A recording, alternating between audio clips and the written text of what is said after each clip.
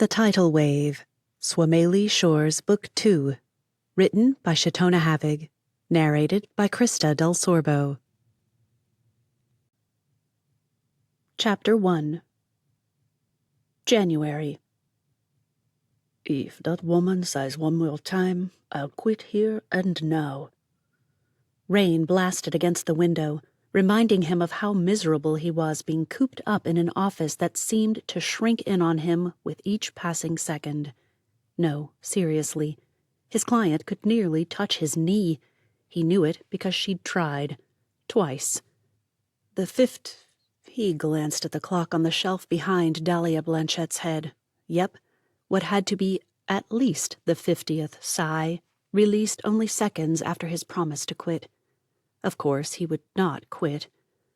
Two things, no, make that three, occurred to him either at the exact same moment or, at least, in rapid succession. First, our sessions must cease. He'd said so a dozen times in as many days. Time to get serious about it.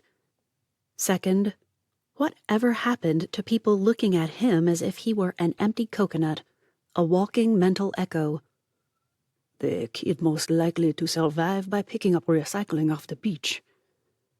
But third, and probably most important of all, since when did he, Henri Tupuola, think in italics? What am I? No, wait. Make that, what am I? A teen girl? He winced. That's probably unreasonably stereotypical. Anyway, since when is this a thing? Henri found he felt far too much satisfaction when he realized he had not, used a single italic in those thoughts. And then I killed it in the end. I don't think I have to be full of myself to know I'm not entirely repugnant or obnoxious. Henri had doubts about the latter, but chose to keep silent about them. I don't even expect men to trample each other in their attempt to get to me first, but no one? This time, Dahlia Blanchette turned to him in a move designed to make her plunging neckline gape and show, well, all the things, or at least a couple of them, that he did not want to see. If I ask her if she brushes her teeth before going out in public, will that offend her enough that she'll refuse to return? What do you think, Dr. Henri? Are my insecurities showing themselves or something? What could I do to make myself more attractive to men? His eyeballs burned at the fresh exposure of the other side of her cleavage as she twisted in her seat. Henri supposed saying something to the effect that she might be driving men away each time she stripped off her allure and tossed it in their faces would not be professional or helpful. The next blast of wind and rain on his window half drowned out Dahlia's next words, but only half. I just had an interesting thought. Maybe we could create a mock date in here. Pretend we're out to dinner. You could observe how I behave and maybe see where I go wrong. Henri might about it, he would, have demurred, but she didn't give him the chance. I know I have a lot to offer the right man, but if I'm sabotaging myself somehow, better shut that down and fast.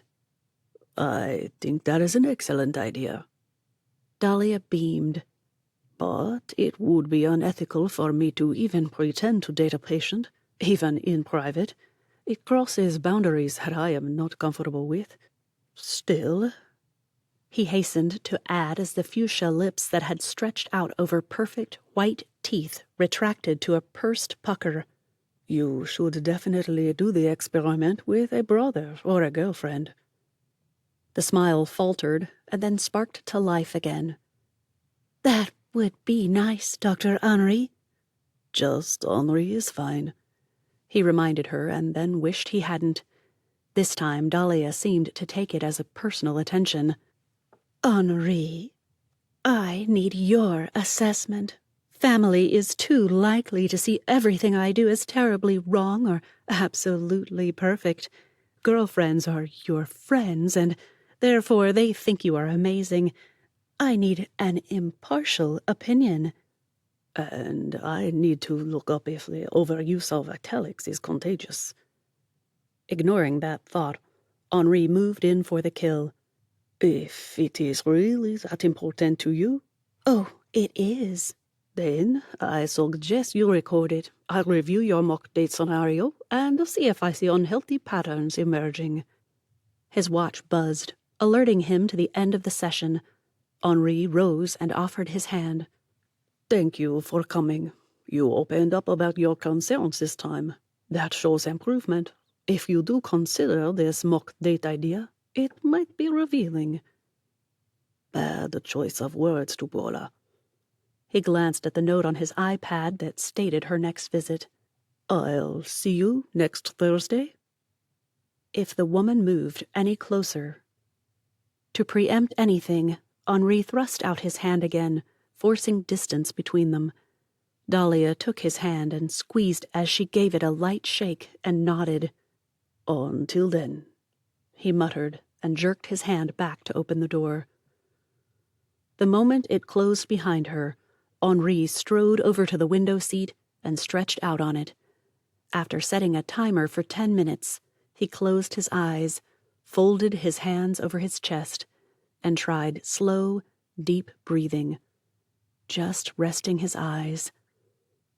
A knock preceded the timer by 3 seconds. Gus, his office manager, stuck his head in. Lena is here early. She wants to know if you can start now. She has a last-minute appointment in Olioli in an hour and a half. Once he'd stood and moved to his chair, Henri nodded. Send her in. At least Lena doesn't flirt. Then again, if you help her learn to work past her debilitating shyness, she could be just another Dahlia. The two women couldn't be more different. Dahlia tall and confident with her flashy makeup and clothes, the way she flaunted a body any man would appreciate, any man who was interested anyway, and did not hide even a bit of her interest. And then there was Lena. The door opened, and Lena crept into the room as if expecting to be scolded for daring to exist, much less enter his presence. At what, 5 feet, maybe? Tiny in stature, frame, and even essence sometimes, Lena Ale had already proven to be his toughest challenge. Considering the mental abuse she'd suffered through her entire life, and likely would for years to come if he couldn't convince her to put up appropriate boundaries, the natural shyness and reserve Henri felt confident she possessed, and since she most certainly exhibited the symptoms of hyperthyroidism, was it any wonder she had as much self-confidence as a battered rag doll? Lena had come to him having diagnosed herself with depression, but all signs pointed to an overactive thyroid, and, as skittish as she still was, he hadn't felt comfortable insisting she have blood work done to prove his theory. This time, however, when Lena sat across from him, her eyes were nearly so completely rimmed in dark circles she almost looked as if she'd been in a fistfight. Time to insist on that blood work. You look a bit tired today, Lena. Have you been sleeping? Hours and hours. Her words came out in a whisper. He grabbed a notepad and wrote a note regarding his suspicions. After folding it, he passed it to her. This isn't a prescription or even an official referral. I'm not a medical doctor, but I would feel much better if we could rule out anything physical. When she would have protested, he added, I don't doubt that you have some things to work through, Lena. I'm not trying to get rid of you, but I can't help you if your body is making it impossible for your mind to heal. Can you understand that? In movements so slow they didn't look natural, Lena pulled her dark hair back into a ponytail and secured it. I do. Her gaze met his. You're probably right. The body works together in these things, doesn't it? So if it works together, why can't it fight itself too? Finally, someone understood the premise of what he was trying to do. Exactly. Now, aside from an obvious need for truly restful sleep, how are you doing? Have you had any success in stopping the negative thought patterns with truth? Except when our negative is the truth, I think I am doing better. Why don't you tell me how that looks? At 50 minutes, Lena rose. I really have to go. My father needs me to get supplies. Thank you. You'll get that blood work done? He asked. I'm concerned for you. The small smile she gave him contrasted with Dahlia's, but he saw an equally disturbing look in her gaze. Instead of making him feel like shark bait, Lena's eyes had turned to puppy dog adoration. This is just too much, Henri groused as he led her to the door. Then again, he continued as he closed it behind her, at least I've dropped the italics. "G'day, Henri. How's it going?" Henri grinned back at his iPad screen. There in the lounge where he'd once watched football games and played endless hours of video games when he should have been studying, his best friend, Tristan Crowe, sat on the beat-up leather sofa, feet stretched out, head slung in his hands. Even after a decade of living in Australia, I still can't believe you guys actually say goodday. It still feels like something out of a movie. A bark of laughter prompted a yap from somewhere in the room, and Tristan's little Yorkie hopped up beside him. A study in incongruity, if there ever was one. Tristan, looking like he belonged on a surfboard in California, saying, "Dude," or something equally stereotypical, and a prissy dog with a pink bow on her collar. Prissy, because even Tristan refused to call his ex-girlfriend's dog Princess, as she'd been named. Still, he kept the dog groomed, fed, walked, and decked out in all her finery. He even carried her around when he had to take her with him somewhere. In a dog purse. Because that made sense, of course. I heard David Rollins say in a podcast once that it's in the Australian Constitution that we may have to or something, but he may have been joking. May have been joking. Only Tristan could make a statement that sounded so rational and normal, but be joking himself. Henri tried to resist a chuckle and failed. Prissy yapped at him. Approval or disdain? Who knew? How's the practice? Tristan's quintessential broad Australian drawl was almost music to Henri's ears. Well... Tristan's laughter boomed out through the speakers and into Henri's main room. Rain pelted the sliding patio door that led to his small garden, making that laughter sound like delighted thunder. That thought stopped him. What a strange way of putting it. But it fit. If I only knew how to put words together to make others see on a page what I hear in my head. While Henri dreamed of something he knew he'd never do, Tristan had begun mocking him. Or so Henri assumed when the words, "falling all over themselves for the local bloke made good." Very funny. Stretching behind him, Tristan managed to snag his water bottle and took a swig. Only you could chuck-a-wobbly because the local women are after you. Chuck-a-wobbly, really? That booming laughter came just as a fresh blast of rain hit the doors. Reckon you missed us and needed a touch of home away from home. Besides, he added after another gulp, I'm not the one throwing a tantrum. It's not that. Still haven't gone to see your Ezzy Maya, have ya? Pathetic as it was, Henri couldn't help but look around him to see if anyone had slipped into his house while he wasn't looking. If Ezra Keel ever found out that he called her that. And why did I ever tell Tristan? I'll take that as a no. Tristan and his phone rose and walked through the old house to the kitchen. The moment Henri saw which cupboard door the guy started to open, he knew what would happen next. Tris. A package of Tim Tams rocked back and forth in front of the screen. Spill it, man, or I'm eating every bite in front of you. I'll disconnect. You will not, and you know it. Tristan made a show of tearing open the package with his teeth. Henri couldn't take it. He'd already gone through every package he'd brought back with him, and considering it had filled his carry-on suitcase, the customs guys had been highly amused, teasing him about bringing enough for a couple of years. A couple of months is more like it. Henri? Fine. No. I haven't gone to see Ezra yet. It's complicated.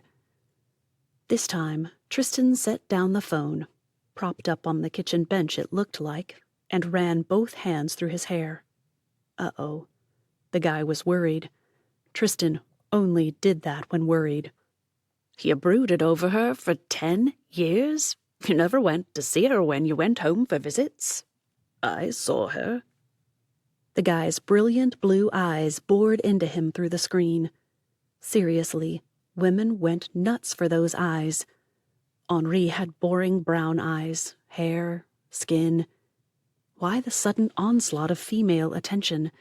It wasn't the first time he'd asked the question, and if the way nothing seemed to change, week after week, meant anything, then he'd be asking it again. Once upon a time, you'd have asked Ezra.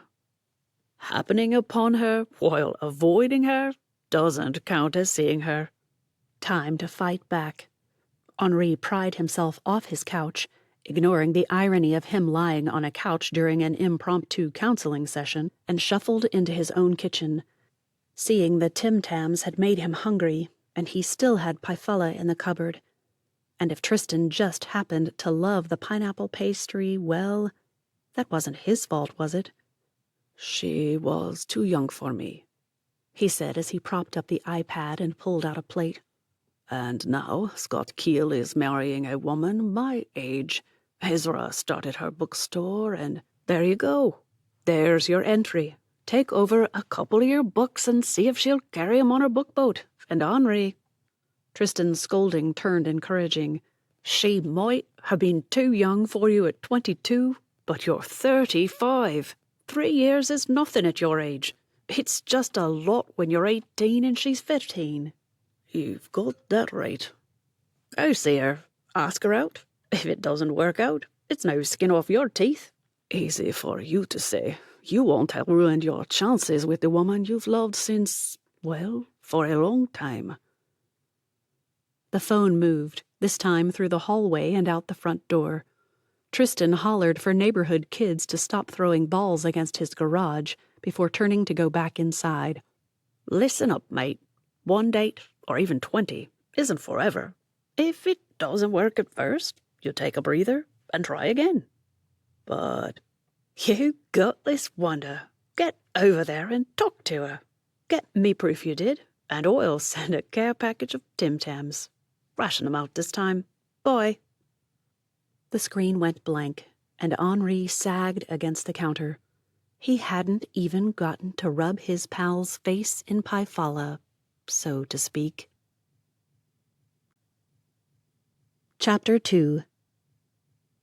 Yes, she should be on her boat, motoring over to Lafoina in plenty of time to grab something to eat before waves of customers swarmed her store looking for their next read. Well, she could dream, right? Ezra sure hoped so, because that's what she was doing instead. Lying in bed, working hard to jumpstart her stalled dream. It had been perfect. She'd had a totally cute new outfit in that dream. In fact, Ezra's eyes popped open as she reached for her phone. Maybe if she could find it online, she'd let herself order it if she hit 300 for the day. And by the time she did, all hope of sleep had vanished. The buzz of her phone and her soon-to-be stepmother's face lighting up the screen shot that hope into outer space, never to return. "Hey, Nat. Save me from my mother." "Okay. She's coming a week early." This wasn't news. Miss Dersham had planned that since she'd gotten the news that her old maid daughter, yes, it was a joke, but it still rankled Ezra's bones, was finally getting married. Ezra tried tact. Just hit you that it's real? Nope, but the news that she's planning on staying for a week after the wedding did. That news pushed her bolt upright in bed. What? Can we convince you to stay through the first week so Mom has to get a hotel room? What else Natalie said, Ezra didn't hear. Instead, she glanced around her at the room she'd occupied for over 30 years, and then really took it in, one bit at a time, starting with the short but wide window that overlooked the garden. At 7, she'd gazed out and dreamed of her birthday party. It had rained, she'd had a fight with a friend, and her dad had made her laugh about it as they built an enormous fort in the living room late that night. At 12, she'd dreamed of going to camp in New Zealand. It never happened. At 15, she imagined it being where she got married, not in the church next door, but right there, under the paper mulberry tree. Didn't look like that would ever happen either. At 16, she'd prayed that God would let Henri Tupuola notice her. He had, too, and thought of her as a cute little sister. How sweet. Gag. By the time she'd returned from college in the States, thanks to Grandma and Grandpa Keel for paying for it, Henri was on his way to Australia to study to be a psychologist, or psychiatrist, or some kind of therapist. He'd looked so sad to say goodbye, but he hadn't said he was. He just stood there, watching as the shuttle she'd take back to the marina took off, leaving him in front of the terminal building. That's when Ezra quit dreaming about life while looking out that window. It clearly hadn't gotten sprinkled with pixie dust or whatever was supposed to happen to make her dreams come true. The thought of Henri jabbed a knife of disappointment between her ribs, so Ezra glanced over at the hammock chair she'd woven when she was 14 and her father had finally anchored to the overhead beams on her 17th birthday. I'll have to leave that. There's no way to hang that on a boat. Her long mirror had once been attached to a stand. A cheval mirror, her dad called it. But the stand had broken, and he'd hung it on the wall for her. It had dark spots around the edges. Locals called it mirror rot, but Dad said his mother had called it desilvering, which sounded much less nasty to Ezra. Would Miss Dersham get grossed out about it? Ezra almost hoped so. Ezra! She tore her gaze away from the bright flowered coverlet on her bed and tried to focus on her door as if that would help her focus on the conversation. It wouldn't. Yeah? Will you stay? Nope. Might be cruel, but there was no way on earth she'd even consider it. She also wouldn't leave her father and his new bride alone on their honeymoon with his new mother-in-law, a woman who was only a year his junior even, in the room next to his. That would be cruel. But I've got you covered. Pack well. Okay. How she'd take care of it would have to remain a surprise, at least until it wasn't one to her anymore. Are you sure? If we could just say... Time to nip this awkward moment in the bud. I don't want to be next door to you guys any more than you want her there. Have a heart. You are the best sister-stepdaughter ever. I owe you. Just name it. Maybe she should have assured Natalie not to worry about it. Maybe. But Ezra knew she might need a favor someday, so keeping her options open wouldn't hurt. And you can examine the appropriateness of that thought process later. After asking why Ezra hadn't left yet, how did Natalie always know? The call disconnected. Natalie thrilled that her honeymoon wouldn't have a third wheel in tow, and Ezra wondering how on earth she'd fix this. Okay, Lord, we need a miracle. A last-minute room reservation for a whole week that doesn't break the bank.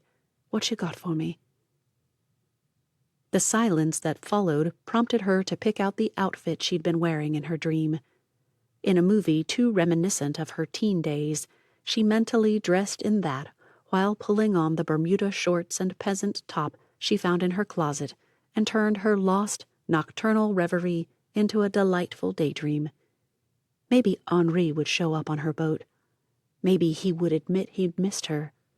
And maybe, just maybe, he'd explain why they'd been friends, shared secrets, bared souls, and even flirted now and then when it obviously hadn't meant as much to him as it had to her.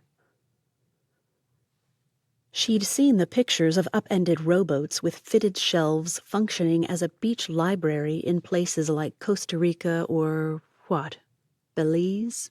Fiji? One place had just normal shelves as if rain wouldn't destroy paper. Thankfully, islanders were a little savvier about the near-daily rain showers on Suamalie and didn't expect her to load up places full of free books abandoned to destruction. They also weren't much for reading. She'd opened her store to cater to locals, give them access to Samoan, French, English, and Spanish titles at the best prices she could manage, definitely cheaper than airport or hotel gift shops. Some islanders loved their local libraries, but variety and the number of titles were both small, and well, she'd caught Mallory Barrow's, Hornigold's, vision for homes with small, or huge, she'd be fine with huge too, libraries full of carefully curated books to feed the literary soul at any moment.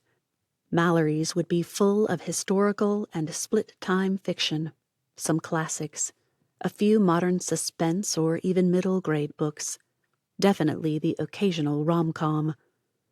Her dad's would be theological books with biographies of missionaries or theologians. Ezra planned to start hers post-haste, with history, memoir, and poetry. A whole stinkin' lot of poetry. But first, she needed to convince folks that they needed books.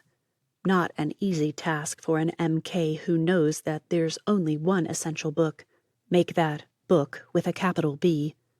Fine, one could say 66 of them, but that's splitting some fine hairs there.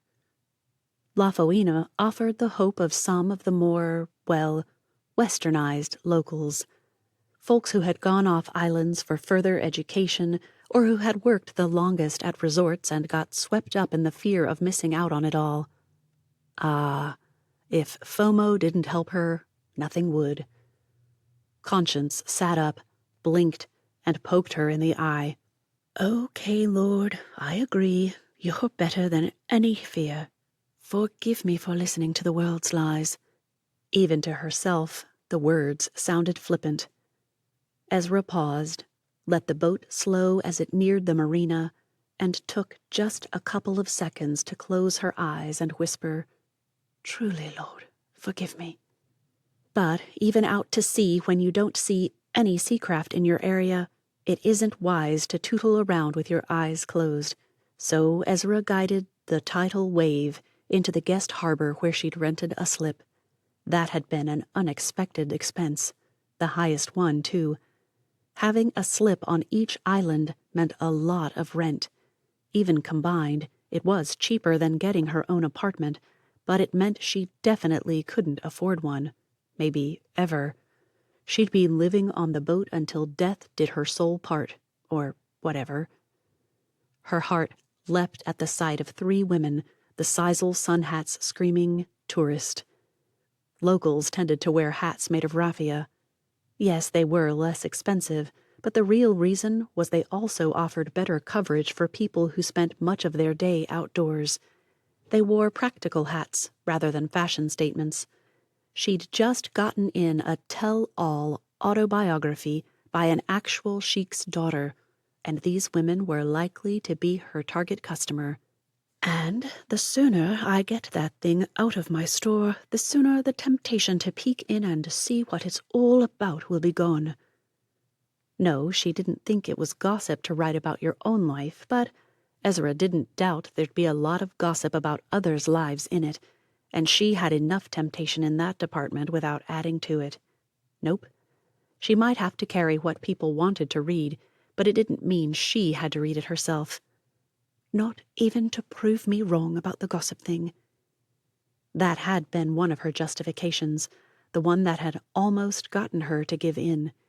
The women scurried toward the boat the moment Ezra settled into the slip and let the boat idle. 30 seconds. They felt like minutes. But once she'd cut the engine, she hurried off to tie it in place and put out the boat steps her father had built her. It was a bit of a job, the latches and locks necessary to assemble them, but he'd built it in pieces to keep it from being too heavy or bulky for her to manage. Gah! Ezra stopped herself and grinned at the first woman as she climbed the steps. Mai let out. The woman turned back to her friends. See, I told you she was a true native. To Ezra she added, We want to support the locals as much as possible. We're into all the fair trade stuff, too. Great. She'd just become a charity case. Ezra battled within herself while the other 2 women boarded. Did she admit her father was a U.S. citizen, that she'd gone to university in Atlanta? Or did she keep her mouth shut so she could eat next week? Honestly, if she didn't have her integrity, she had nothing. Well, I'm only half native. My father is a U.S. citizen, although he's been here for almost 35 years. I was born here, as was my mother, though. The women stared. I just didn't want to be deceptive, she tacked on when no one spoke. After another few miserable seconds, a woman who looked like she could bite through iron leveled her narrowed eyes on her. Ezra swallowed hard. That's it. She pulled out her phone, and all Ezra could think of was that the local police were going to have a field day with this one. I want to know if you have or can get any of these books before the end of the month. At Ezra's inability to respond, she gave a tight smile, which Ezra now wondered might not be her equivalent of a grin. I like to support honest people, whoever and wherever they are.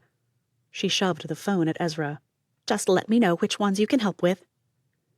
As if God had decided to pour blessings upon rewards, Ezra saw that the list was half poetry. Thank you, Jesus. You're just too good to me. Chapter 3. Henri spent far too long trying to convince himself that he just happened to drive 11 miles to the marina, walked all the way down to the docks, and surprise, there was Ezra's boat. Who knew it would be there? That he stood under an awning and watched the boat for almost an hour to ensure every person had left it meant nothing, right? What a liar he was. Even he couldn't deny it. That, of course, did nothing to prevent him from trying. To deny it, that is. The moment came, though, that delightful, terrifying, hopeful, dreadful moment when he had to choose this day what he would do: walk onto a boat and say hi, or run like a little boy who got his candy stolen by a bully. Except he had gotten his candy stolen by a bully back in year 3, and he'd been so shocked he'd forgotten to run home crying like any sane kid would do. Maybe I should just do that and get it out of my system. I can see her the next time she's here. A cloud burst, and rain sent spattering all around his feet as if to say, Boo-hoo, the man has to say hi to a pretty girl he's been in love with since before he knew what that really meant. So sad. And the mocking drops lost against his pride, proof positive that sometimes pride had its uses. He dashed out from beneath the awning and bolted for the boat. The second time his shoe slipped on the steps, he knew what he'd be doing the next day, if she'd let him and if she told him where she'd be. Those steps needed grips. Water plus steps equaled a lawsuit from suit-hungry Americans waiting to happen. When he pushed into the cabin, Ezra called out from the back, I'll be right there. Did you get soaked? There are towels on a shelf by the door if you need to dry off. She doesn't sound ticked off at me for not coming sooner. That's good. Henri grabbed a turquoise towel and rubbed it all over his head. That came out of nowhere, didn't it? Yeah. He pulled the towel off and grinned. But since when is that new? Ezimaia's naturally wide eyes bugged to unnatural proportions. Her jaw dropped. Henri? Uh-oh. Guess you didn't see me before you greeted me. When he didn't reply, she stepped closer, her eyes narrowing into slits as she scrutinized his face.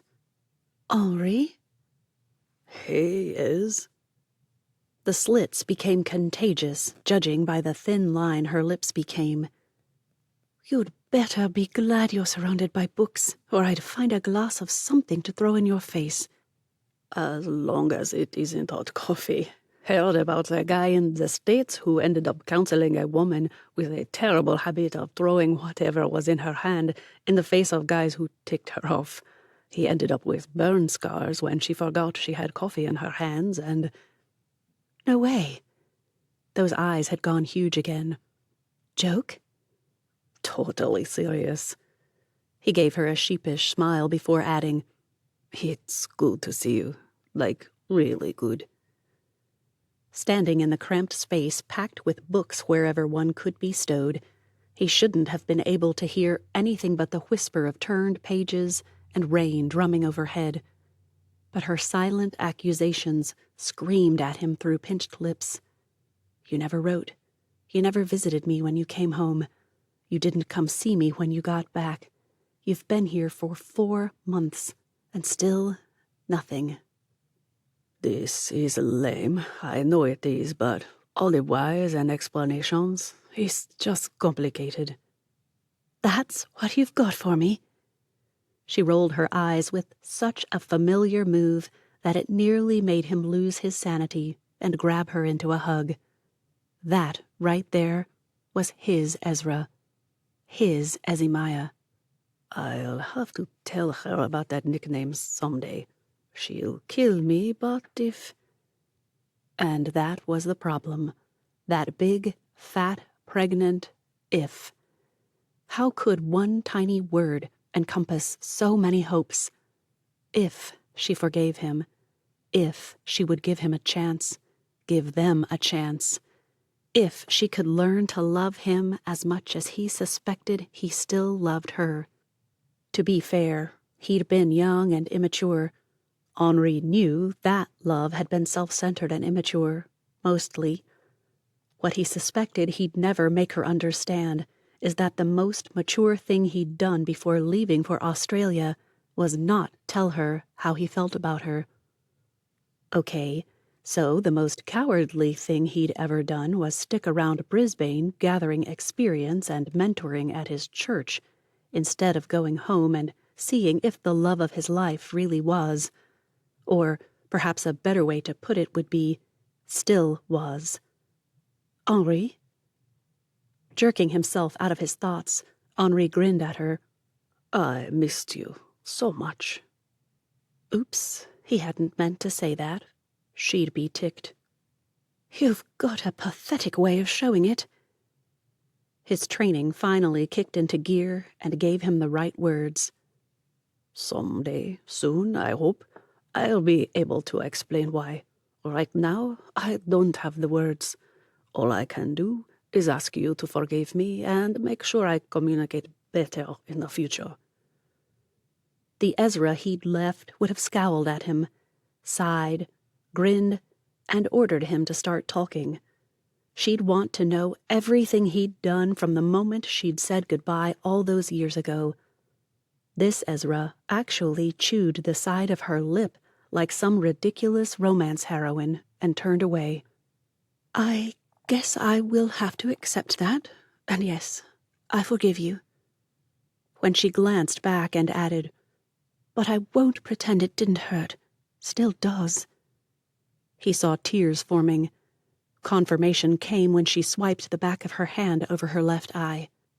Before leaving his condo, Henri had promised himself that he would keep things light and as if they didn't have history to draw on. start over in the romance department. Over, as if there'd ever been a bridge, much less water under it. He shook his head. His metaphors were more mixed up than his emotions. Seeing Ezra hurting, however, that he couldn't stomach, so Henri did the only thing he knew might help. He stepped forward and wrapped his arms around her, nestling his chin on her head. I really missed you. I'm really sorry. I hate that I hurt you. And I really hope I haven't ruined things irrevocably. Why didn't you come see me? The rain nearly drowned out the whispered question. I saw. Wrong response. She whirled to face him, eyes flashing. There was his Ezimaya. You did not come to see me. You ran into me when you were out, but you never even stopped in at church. Even your Tina was confused when she found out I hadn't seen you on visits. She thought I broke off our friendship. Tina thought she... Oh, no. I'm working through all that, but I'll talk to my Tina. She shouldn't blame you for what I did. No, she shouldn't. Then, as if that settled everything, Ezra stepped back and cocked her head. So, glad to be back. Lelhele toloa maue ile auwai, and all that. He grinned at the Samoan proverb. Yes, he'd flown away from home, but like the Taola bird, he'd returned. I am now, he winced. Mostly. There went the eyebrows, drawn to the middle with an arch that almost gave her a heart-shaped face whenever she did it. Why mostly? Despite his best efforts, Henri couldn't meet her gaze. Is your practice not doing well? I bet Dad might know. Oh, it's doing great. Too great. It's awkward. Ezra leaned against a stack of books, propped her arms on them, and rested her head in her hand. The comical expression on her face, the total comfort she exuded in her space. Seriously, someone should get a picture of it for marketing. Yeah, like you. Take the stupid picture. So he did. He pulled out his phone, told her to freeze, and snapped it. When her eyebrows rose, he flipped his phone around. I'll send it to you. It's so you. Oops. Nice reminder that he could have contacted her right there. Henri waited for a rebuke or a rebuff, but she laughed at the picture and said something about sending it to her friend. Now, what's awkward? If he could only brush it off or come up with another reason, but he couldn't. Not an honest one, anyway. Deflection and joking, they'd have to do. Oh, apparently there aren't enough real doctors on the island, so the female population has decided to set their sights on the local therapist. Only Ezra Nehemiah Keel could do a spit take without the water and still spray him. Her face flushed, even as tears streamed down her cheeks as she howled. Literally howled with laughter. Oh, looky at you. All the pretty ladies are after our Henri, are they? You have no idea. This time, she folded her arms over her chest and gave him a serious once-over. He flushed so hot she could probably see it, even through his darker skin. Yeah, I have a pretty good idea. Well, at least you aren't repulsed. You could go into child therapy. Maybe that'd preserve your bashful little heart. Kids have moms. No, thank you. That only made her laugh harder. Oh, it is bad, isn't it? Seriously, awful, mortifying, all the things. As quickly as she'd become amused, Ezra sobered. But, Henri, patience. That can't be good. What are you going to do? He shrugged. I don't know. My only solution is to beg you to order a bunch of my books for me." This time she shook her head as if to clear it. "Wait, what? If I order books, I have to charge retail, so you lose money." "I don't care about making money on them. It's a way to weed out people who aren't serious, I hope. Tristan called with the idea this morning. I called my publisher, and they can't get anything here for at least 2 months, maybe more.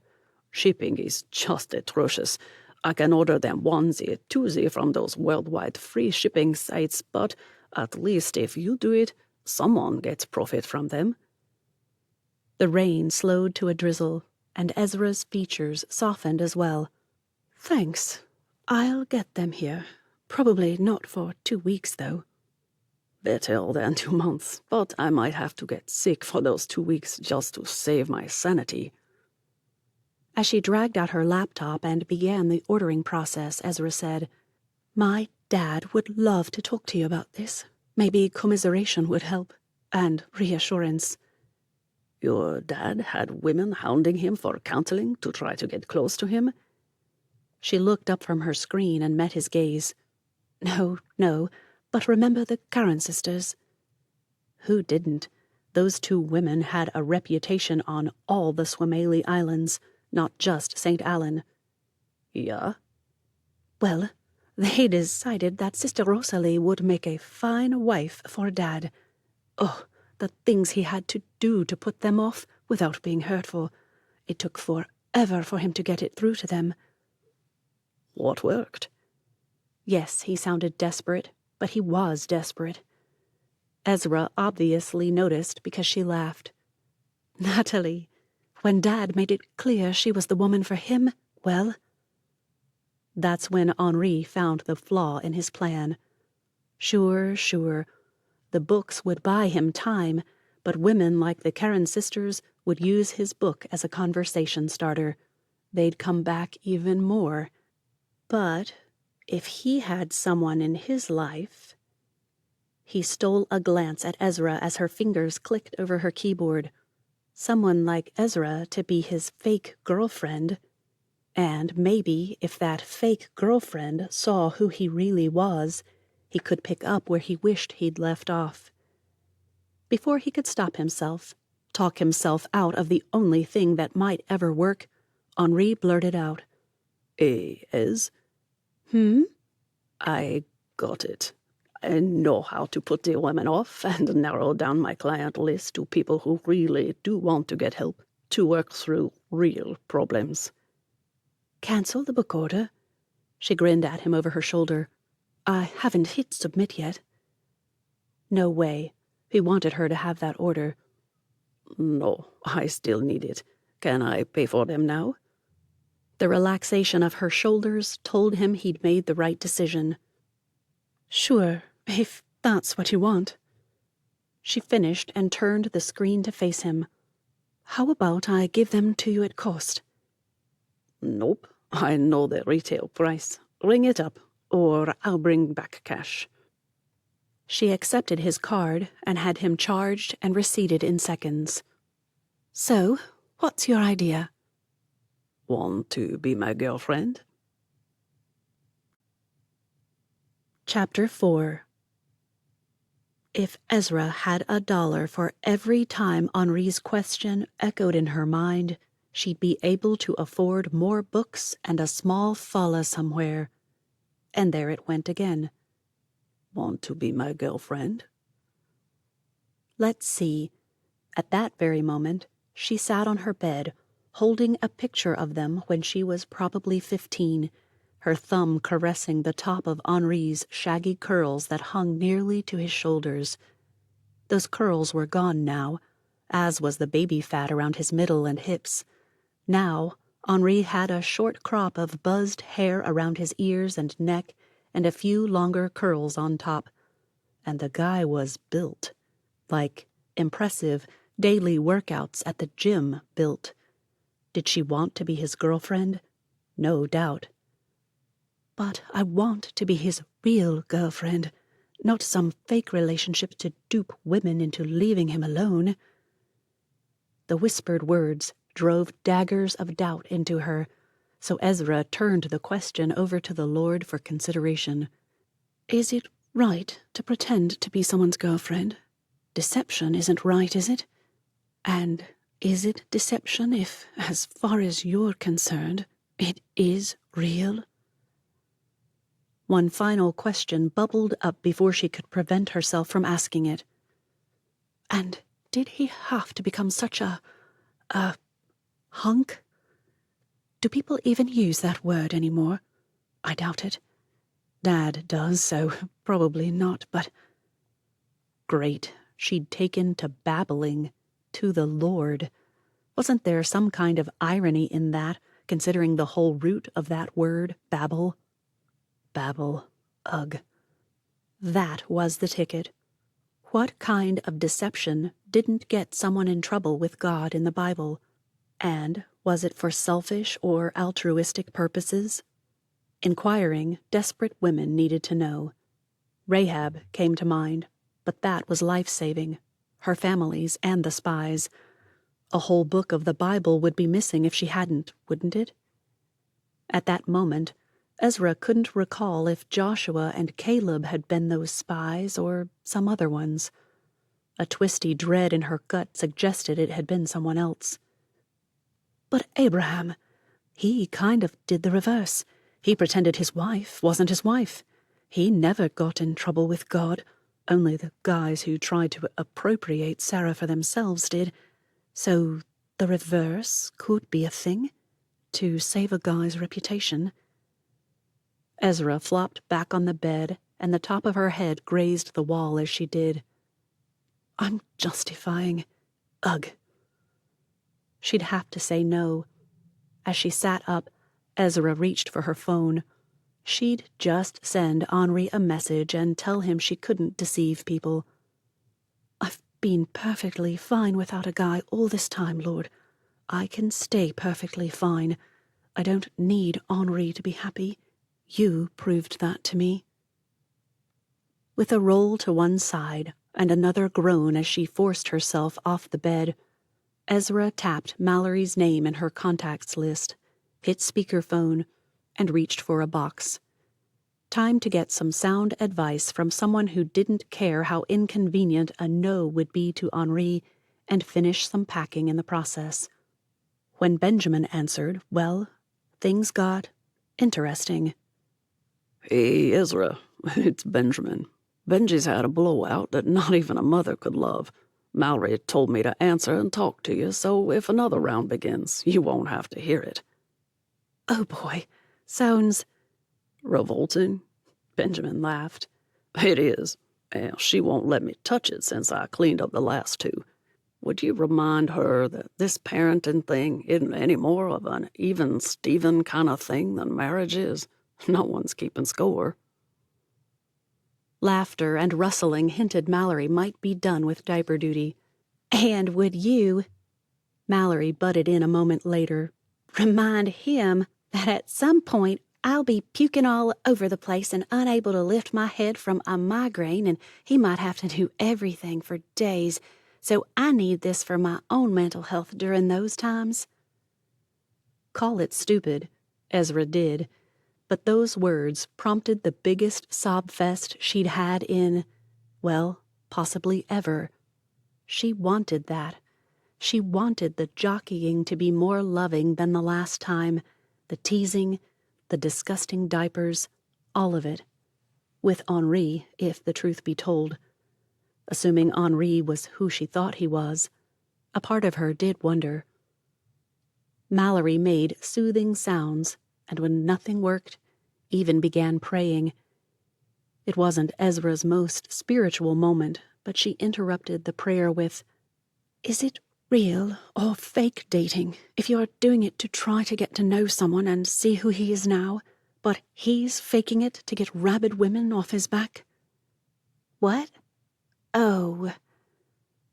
Mallory whispered something to Benjamin, and a moment later, Ezra heard the squeak of a screen door before it snapped shut, and waves began crashing close by. "Henri's back." "Yeah." Oh, why had she sniffled? asked me to be his girlfriend. So he could rebuff other women. Another sniff. Yeah. She reached for a few photo albums and dumped them in the box.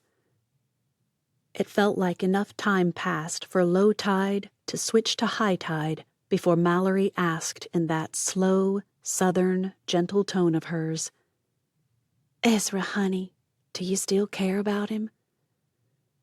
And there was the $1,000,000 question. She still cared about her Henri, but was this Henri the same guy? I don't know. And she explained. Mallory asked a few more questions before sighing and saying, Well, here's the deal. You could tell Henri the truth, that you're not comfortable with a fake relationship, that it would violate your conscience to pretend that way. However, you are willing to date him to get to know this Henri well enough to know if a relationship with him is what you'd both want. And if that helped him get rid of those women, you're happy to help with that, too. Ezra dumped a few pieces of bark cloth into the box on top of the photo albums. That sounds pretty pathetic. I want to see if I want a relationship with you, one that you might not be interested in. So if you're good with that, then tell people what you want. Ezra. Well, isn't that what I'd really be saying? She eyed a shell-covered trash bin and decided to leave it. But the hand-powered flashlight definitely had to come with her. Definitely. You're saying I'm not comfortable being deceptive. So, if I agree to this, what I'm agreeing to is getting to know you all over again, seeing what kind of girlfriend I want to be. It's awkward and uncomfortable for me to say that, but even if I know deep down that we'll always only be friends, I'm willing to date you to confirm that in order to help you with your problem. Well, Ezra had to admit that sounded better. Maybe. Mallory laughed. You are so transparent, even over airwaves. And Ezra, listen, you need to get to know him again anyway. You haven't been around him for more than a couple of hours a year for almost a decade. He's probably a very different person. As a psychologist or therapist or whatever, he should know that friendships need nurturing. Point that out if he gives you grief. Ezra dropped the picture in the box and stood up, one hand on her hip, and resolve cementing itself in her heart. Yeah, I can do that. If he pretends, that's on him. If I'm honest with him and the Lord, then, yeah, I can do that. Totally. Okay, I'm calling before I chicken out. I'm praying. Call me back when you wimp out so I can yell at you. It should only take 3 or 4 times before you get to it. What? No way. You're so wrong about that. Prove it. Mallory laughed at her indignant response. I'm waiting. Mallory was wrong, after all. It didn't take her 4 or even 3 times. It took a perfect 7. But Ezra did it. And that's what counts. Hey, mate, how'd it go? Only Tristan would know why he called, simply because he'd called at all. Henri laid back on the miserable excuse for a couch that he'd been putting up with since arriving back on Lafoina and closed his eyes. I think better than I could have ever hoped for. Maybe. So she's marrying you next week. Only Tristan would say something so ridiculous while also infusing a sprig of hope into the words, and all while joking. We are officially dating.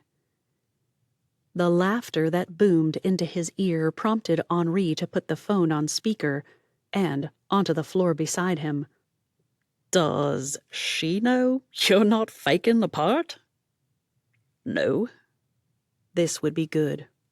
But I know she's not faking it. A chair creaked, and it told Henri that Tristan was outside by the pool. He'd recognize that lounge chair anywhere. The bloke tripped himself up with that. She's Wait, what? Only when he began explaining what had happened did it all come together in Henri's mind. I really thought she'd call back with a not on your life, but then she just called a minute ago and said she'd do it. Except that she wouldn't pretend. Said it wasn't honest, and she wouldn't live a lie like that. So, my fake girlfriend is my real girlfriend. I don't even follow how that works. To be fair, it had taken Henri a minute or two for him to put it all together as well. Basically, in her mind, she's my fake girlfriend. But I'm her real boyfriend because she's using this as a way to see if I'd even be boyfriend material. And in my mind, she's my real girlfriend who is doing a trial run to see if she wants to stay it.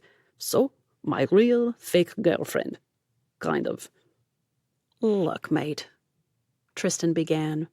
I'd remind you that there are doctors to help sort this kind of dysfunction, but you're one of those doctors. So, in the words of our Lord, physician, heal thyself. I can't. Henri sat up and stared at the phone. Tris, how do I make her see that we would really be good together? How do I take what has to be really public to work and make it really private so that it really works? That booming laughter made him glad he no longer held the phone close.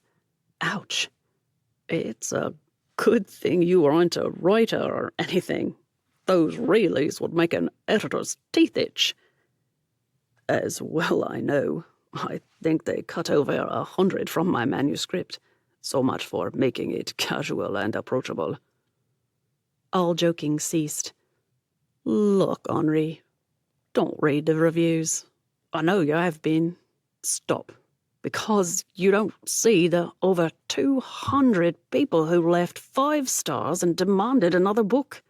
All you see are those handful of 1- and 2-star reviews that make you feel like some kind of stupid imposter. And what do you always say about imposter syndrome? He wouldn't answer, and they both knew it. And yes, it was a general truth. Imposters didn't usually get imposter syndrome. Sure, there were probably exceptions, but really, imposters thrive on their imposter-ness. But his book had been an unexpected success. So far, Tristan still hadn't said the most annoying words a friend can. I told you so. And for the record, the book is casual and approachable. You don't need really in every paragraph to make it so. Before Henri could chew on that, Tristan added, And hey, you don't even know if you'd be really good together or good at all. People change. You've changed since I've known you. Yeah, it's in all the best ways. Probably my influence there.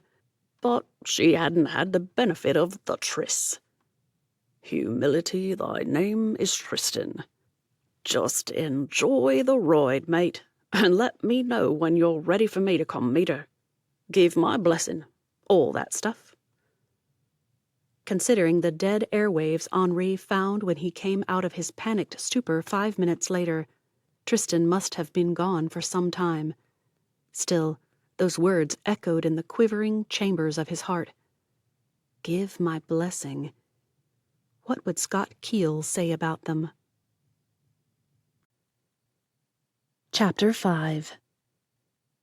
When Ezra dreamed of regular customers who couldn't resist buying a new book or 2 every week, she hadn't really expected to have them. However, if she'd allowed those dreams to materialize into detailed descriptions of those bibliophiles, a buck-toothed little girl missing half her other teeth and with cheeks chubbier than the squirrels in Atlanta wouldn't have made the list. Léonie's father was an indulgent sort, indulgent and busy enough to buy off his guilt with whatever his little girl wanted. 8-year-old Léonie wanted the world she found inside books. She'd already plowed through every one of the boxcar children Ezra had, and the next shipment wouldn't be there for another month. So she'd moved on to the Betsy Tacy books and the shoe books, despite Ezra's best efforts to convince the girl to try Narnia or even the Green Ember series. Ezra had never appreciated Noel Stratfield. A travesty in some minds, but someday she'd meet another girl like she'd been. Or maybe she'd still feel guilty that her grandmother had spent so much money shipping them across the ocean after watching You've Got Mail and learning they were completely wonderful. No maybe about it. I wonder if Mallory liked those books. Leonie bounced into the boat, her twisty braids swinging, and grinned. Did they come yet? Ezra shook her head. Sorry, probably not for a few weeks. It takes a long time for them to ship things to our islands. The grin drooped into a sigh. What else? I don't like the ballet book or the theater book. So maybe it had just been the lure of ice that had made her a fan of skating shoes. Ezra gave the girl's shoulder a squeeze. I never did either. Really? So what book did you tell me to try last time? A light went on. Ice. Got ya, Leonie. She reached up and plucked The Lion, the Witch, and the Wardrobe off the shelf. This one. 4 children sent away from their parents to keep them safe end up in a magical world where it's always winter, but never Christmas. Ooh, snow. Lots of snow. And if you like that one, we can do the Little House books. Those have snow too. Truth be told, Ezra never liked those either, more because they made her feel lazy. I want it, and Papa says I have to get books in French too. The little girl made a face. My school books are in French. Why do I have to read it for fun? Ezra remembered thinking the same thing at her age. Well, I don't know why your papa wants you to read in French, but when I was little, my grandmother in America would send me books in English. Most of my schoolwork was in English too, but Dad made me read books in French from time to time, because I live on islands where many people speak either French or a French-based Creole, so he wanted me familiar with it. She leaned to whisper, Dad still struggles with French. He's better at Samoan. Leonie's disgust shifted a little, as if learning she wasn't the only one forced to read in French. Well, what do you think? Do you have any good French books? She did. Despite her childish distaste for having to work at reading in more than one language, she had enjoyed one book in particular, and it had been the first one she'd put on her order. I read this one when I was your age, or a little older. That had been a good thing to add. Leonie looked quite self-satisfied as she stared at the title. Poil de carotte. She blinked at Ezra. Hair of carrot? The book is just called Red Hair? And that was why the girl's father wanted her reading more in French. The man owned a limousine fleet and spent most of his time switching frequently between languages, but Leonie's grandparents spoke mostly English. He wanted her to be fluent, and understandably so. Ezra grinned. Yes, fun stories. Oh, and... She ran her finger along the spines until she found the book she sought. There it was. Les Chemins de Jada. It's about 2 sisters whose skin are different shades and how they come to appreciate who they are. I think you'll like it. I wish I had a sister. But her father didn't. As much as Raoul Breton loved his daughter, he hadn't wanted children. He certainly wouldn't want another if he could avoid it. Her heart broke a little over that. It wasn't that she thought everyone should have a dozen or 2 kids, but having lived life as an only child without a mother, Ezra Keel knew how lonely it could be. Okay, and the idea that someone might not be happy to hear they had another child didn't sit well with her. She'd have to think about that one. Pray about it, too. Will I want 1 child? 2? 10? Not 10, surely. Léonie flipped open Le Chemin de Jada and read a few words under her breath. She sighed, snapped the cover closed, and handed it over. "All right, but it won't be fun to read it." If heartbreak could be captured in one darling little face, Léonie had mastered it. And Ezra was a sucker. "Is your father coming in soon?" The girl nodded. "Then I have to go sit in his office while he does the schedules." She pointed at the books. "At least I got new books to read." As if on cue, the sound of shoes on her newly treaded steps announced Raoul's arrival. "Léonie, are you ready? I need to go, ma douce." With Raoul, that "my sweet" always sounded tacked on, as if one more thing on the man's checklist. Ezra told Léonie to bag up the books and hurried out for a private word. "Oh, Raoul?" "I am well, you?" She grinned at him. "Always great after seeing Léonie." She stepped closer than she usually would and whispered, "I wondered if she could stay and help me today. We'd read a French book I found for her, together. Take turns. She'll be more eager if she doesn't have to do all the work." The man's eyes narrowed for a moment. He watched her, suspicion slipping away into appreciation.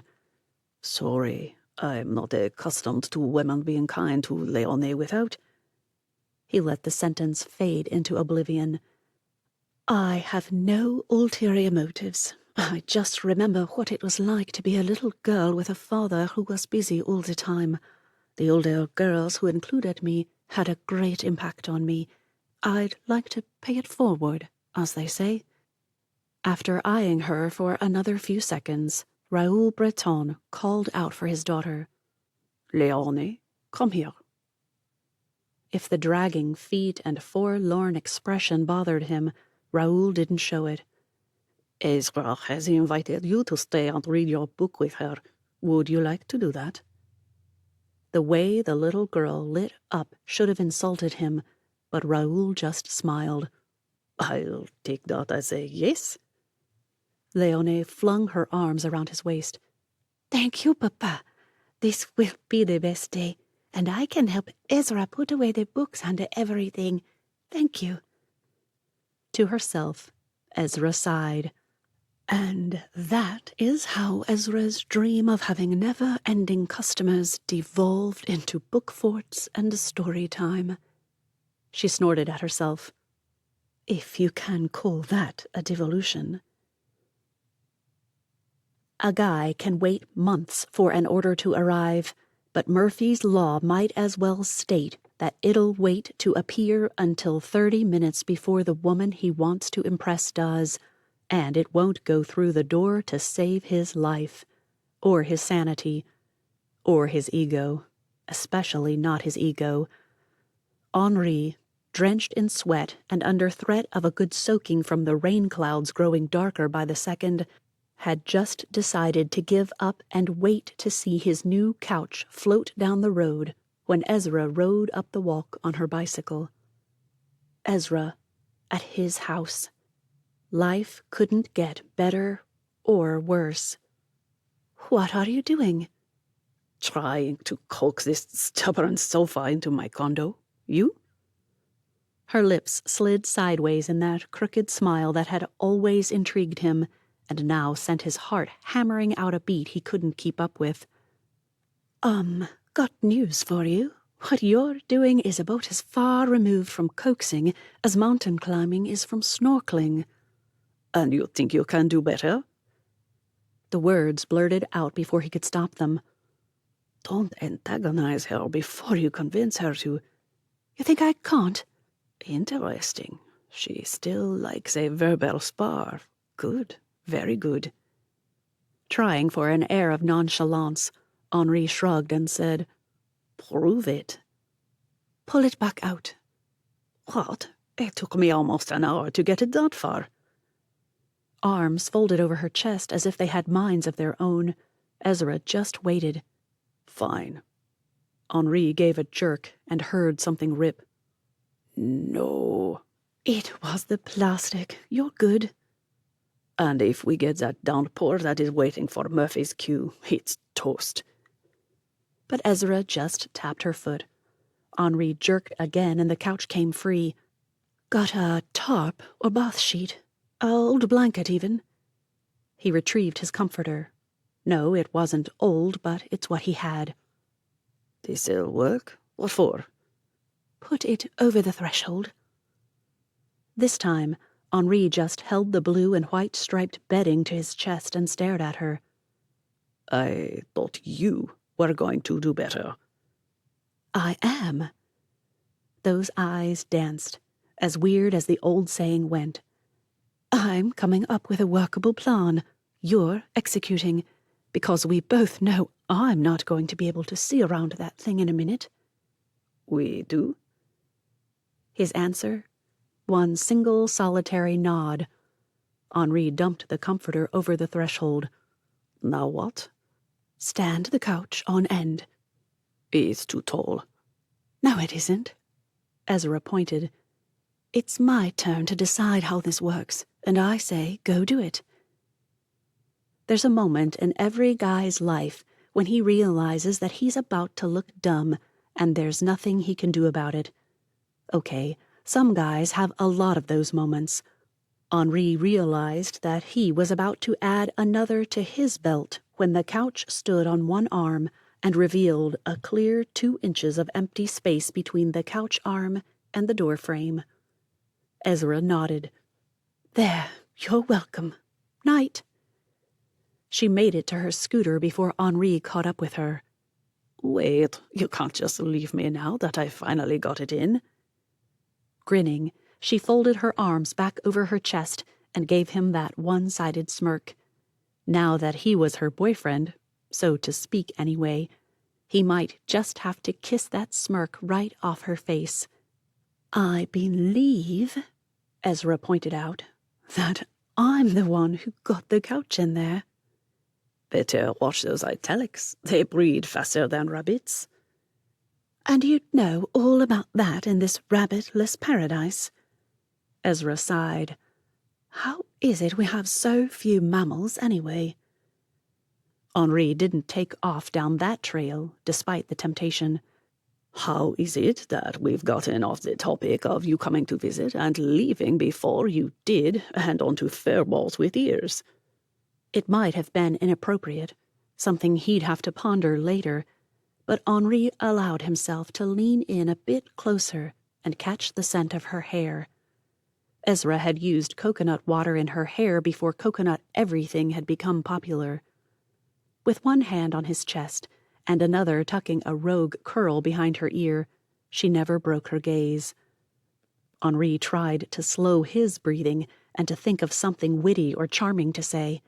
He couldn't do both at the same time, which left him holding his breath and his thoughts hostage until his lungs expelled air in a whoosh. Take your breath away, do I? You've got no idea, Ezra. The words hit his own ears at approximately the same moment they registered in hers. Did you seriously just call me Ezra? Henri swallowed hard and managed to keep his mouth shut. I should smack you for that, but instead, you're feeding me. As if to emphasize his lack of choice in the matter, she cocked her head to the other side. Deal. I can throw some fish on the barbie. Had he been thinking about it, he'd have stopped himself in time, but 10 years with his Aussie mates had corrupted him. Ezra pounced. Barbie? And I thought that was a doll my dad didn't let me play with because they were immodest and hypersexualized. He was probably right, but yeah, Triss has corrupted me. When am I going to meet this guy, anyway? Not until you've chosen me first. Henri winced and rephrased that thought. I mean, not until you've chosen me. There, no italics. Who am I, anyway? They'd just huffed and puffed the sofa into its new home when Henri realized he had an excuse to take her out, to make it a real, no italics, Date, no less. Hey, Ez, how about we forget the Barbie and go somewhere? Maybe, He eyed her, trying to figure out what she'd want most. Well, we could either do pizza or surf and turf. These are the closest. Her gaze dropped to a rumpled top and Bermuda shorts. I'm not dressed for anything nice. Pizza is probably best. Despite every instinct to tell her she looked great as she was, Henri stopped himself just in time. Phew. Well, then we'll have a pizza tonight, and maybe you'll go to the Edge with me on Friday. I'll put on my best clothes and try to wow you. That eyebrow quirked up just as he'd known it would. And my line is to say I'll do my best to wow you too, right? In a move ripped from a Cary Grant movie, and one that would probably never happen again, unfortunately, Henri shook his head and gave her his best and most charming smile. You always do, Ez. Always. Her cheeks pinked, and her grin grew before she could stop it. She tried, oh yes, she tried, and she failed. Yes, with all the italics, yes. Chapter 6. Music beat a steady thrum through the pizzeria. A local artist's ballad wound down and gave way to the Beach Boys' Kokomo. A better study in contrasts Ezra couldn't have asked for, unless you wanted to put Gregorian chants up next to, say, Metallica. Or maybe... The touch of Henri's hand at her back sent the very zings of electricity through her that Ezra mocked in cheesy romances. Score one for the sap spinners. Over there, the table in the corner. She shook her head just in time. The corner had everything going for it. Privacy, dimmer lighting, even a candle lit on the table. Perfection. Unless he was trying to convince people he had a girlfriend. He needed to be seen, right? How about that one? She pointed to the row of two-top tables that filled the center of the room. Was it her imagination, or did he just mask disappointment? Interesting. Are you sure? Yep, no doubt about it. He wanted her off in the corner. But why? To have her to himself? Because he was still shy? Because he thought she wanted privacy? Ezra decided to do a little fishing. Ashamed of being here with your not-so-girlfriend? It worked. He moved closer, gave her a look, whatever that meant, and murmured, You asked for it, Ezimaya. We're going to have to talk about that. Henri shook his head. You can talk all you want. I've thought of and referred to you as Ezimaya for a decade or so, and it's time you knew it. She might have protested, but he added in an undertone, Besides, guys like to have pet names for their girls. What he said didn't shake her as much as how he said it. Ezra heard a challenge in those words, in the inflections, in his eyes. Oh yeah, there was something in those eyes, and Ezra wanted to know what it was. It took all her self-control not to call him Henny dear. That would not inspire him to think sweetly of her. A record scratch squealed in her head. Sweetly? This was the guy who just called her Ezimaya. She turned to him, laid a hand on his arm, and leaned close enough to kiss him. Henri's eyes widened, and, oh yes, they did. His lips actually parted. Ezra stuffed down a snicker and whispered, Of course, Henny dear. His growl would have been terrifying if she hadn't seen him fighting back his own laugh. I'll get you for that one. By the time she'd settled into her chair, Ezra realized that their little moment had been observed, and as a result, people were talking. Good. If nothing else came of this, at least she wouldn't have to watch women throwing themselves at him. Much. Their server came over, wearing an oversized shirt tied high enough to show a good amount of belly and unbuttoned to the ties. Only a retro bikini top kept her from being completely exposed. The rest of that retro bikini covered some of the rest of her. It reminded her of why her father avoided certain restaurants. Henri just sat, looking miserable, with his gaze locked on her face. Can you deal with this? She grinned. Sure. The moment the girl sashayed away, he dropped his head into his hands. I forgot that this place had changed. Do you want to go? Let's just eat a slice or two and then get the rest to go. Everyone will assume we just can't bear not to be alone. He raised his head and gave her a weak smile. Totally true, too, for more reasons than one. I'm just so sorry. I'm not tempted in the least, so keep your eyes on me and we'll get through this. The minute the words tumbled out, Ezra grimaced. Okay, that came out wrong.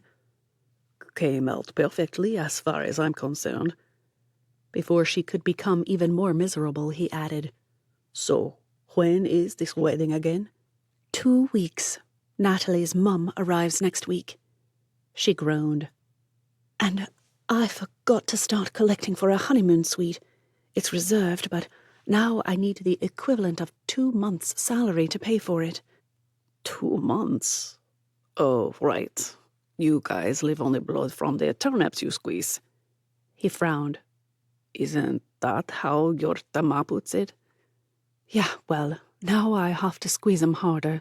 Until my store starts turning a profit, I can't even begin to start paying off the boat.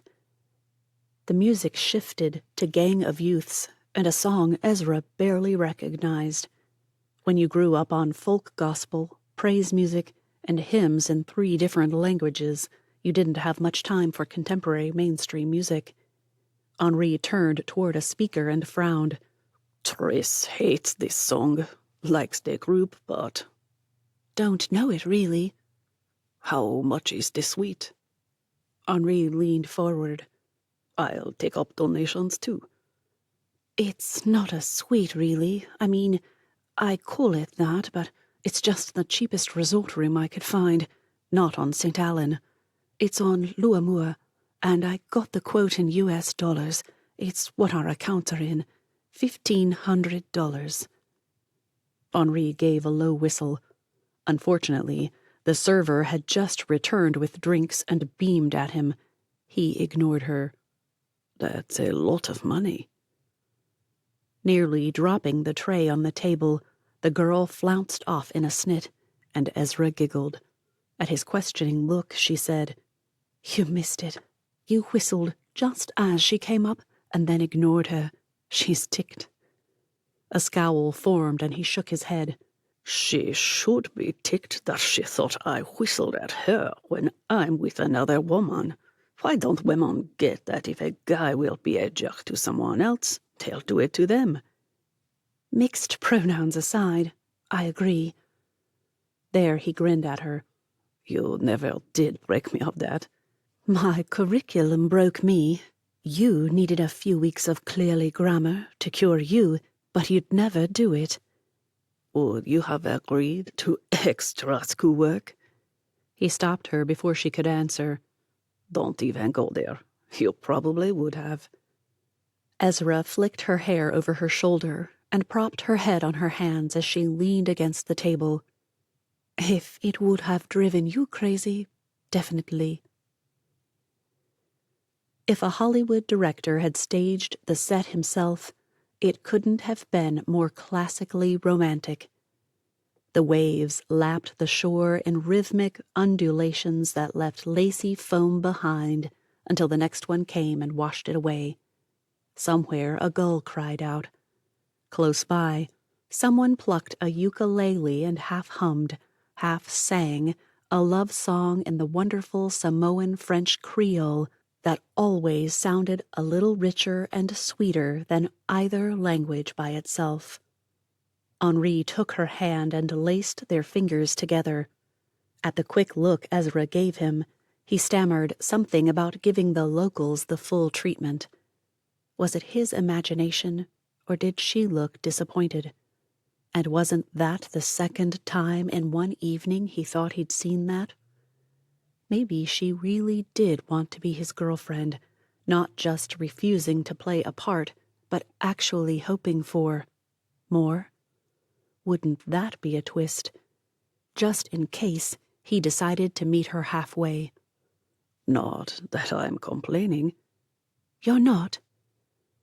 If she'd looked at him, the question wouldn't have unsettled him so much. Nope. It might have been his imagination, but Henri thought she might have relaxed a little. After a few more yards, Ezra kicked off her shoes and scooped them up in her other hand, even clasping his a bit tighter to steady herself. Definitely relaxed. Nice. I think I'll sleep here, Ezra murmured as they neared the marina. I told Dad I was going to start a few trial runs, so I'll call and let him know. She gazed up at him before continuing on as if she hadn't broken her thoughts. Mallory goes from island to island every day, but I wonder if I should stay a few days at a time, maybe even a week. Might save on slip rental, too. It made sense. If you did a week one place, it might mean people would have time to see something, regret not buying, and return. Or they might see that you're there and know that they can go tomorrow if today doesn't work.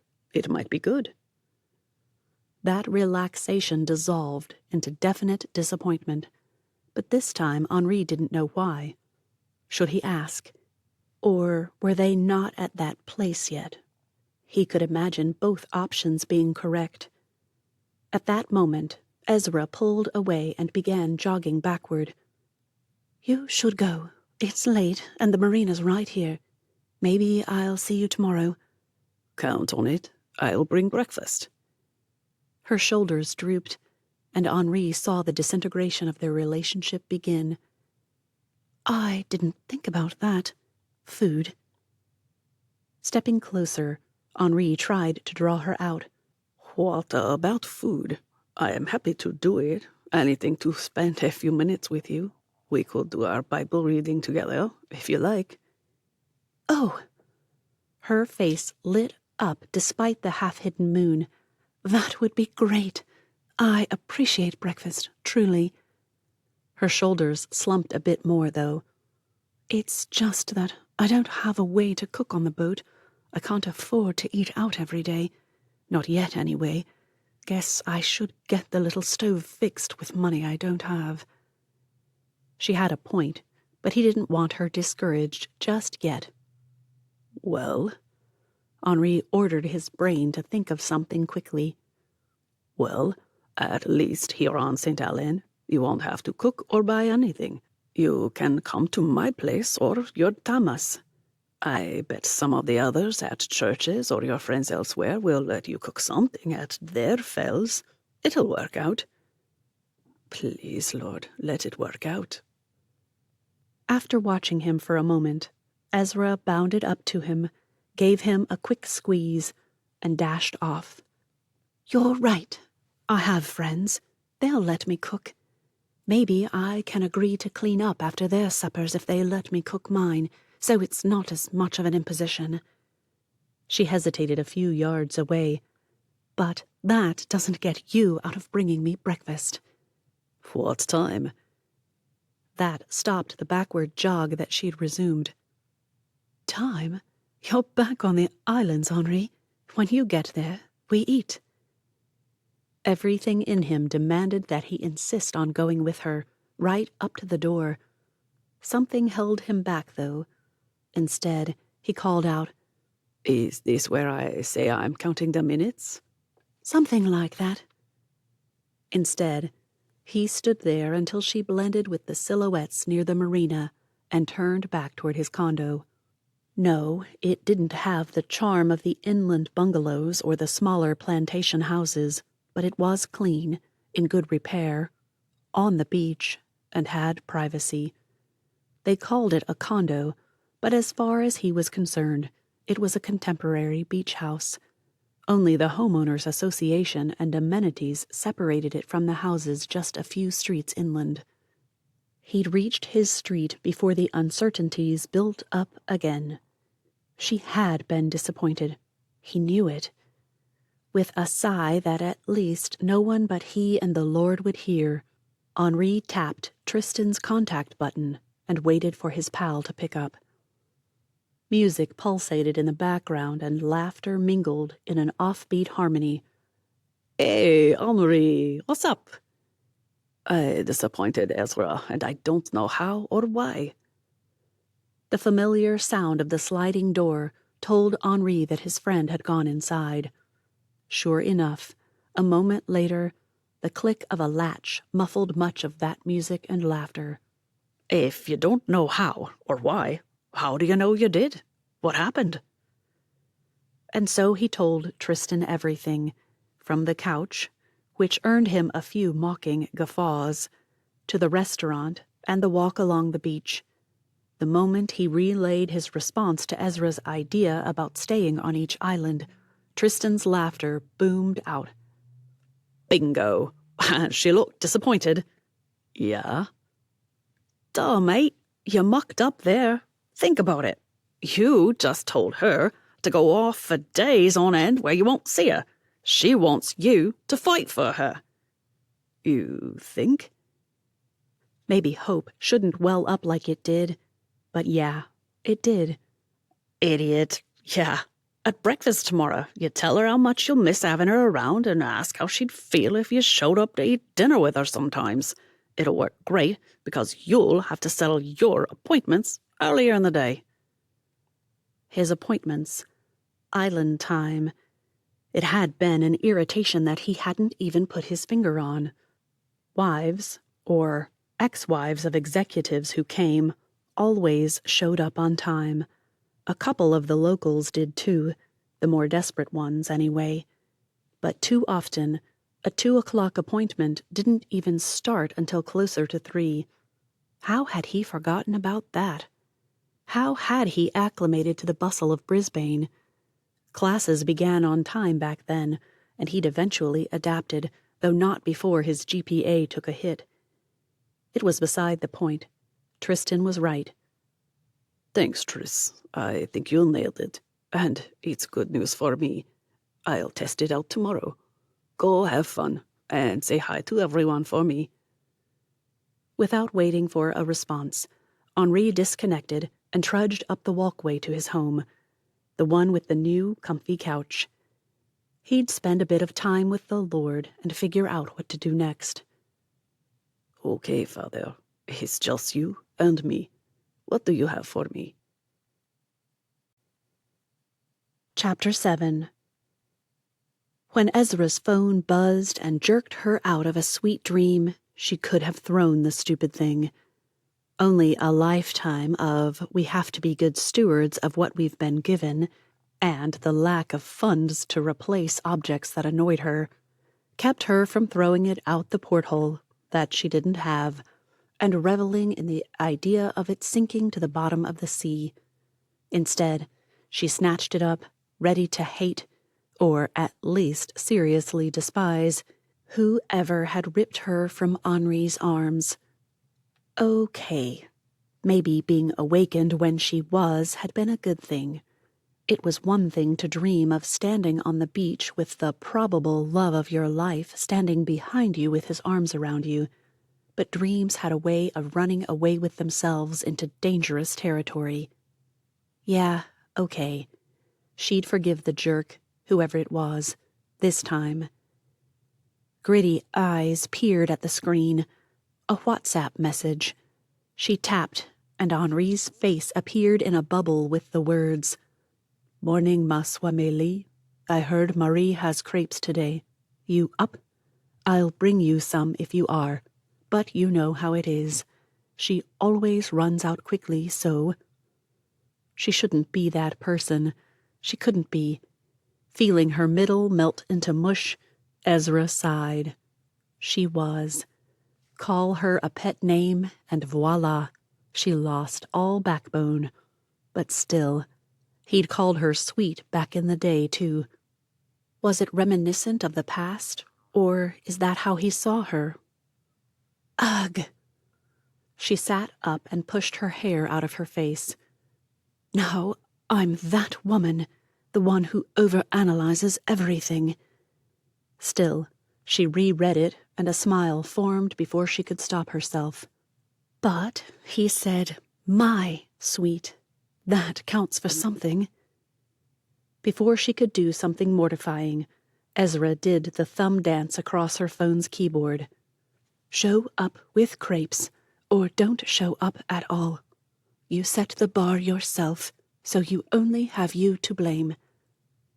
There. The message came back in seconds. Good. Paying now. I gambled, and it paid off. Ezra couldn't resist. Don't you mean you paid off? Or is it up?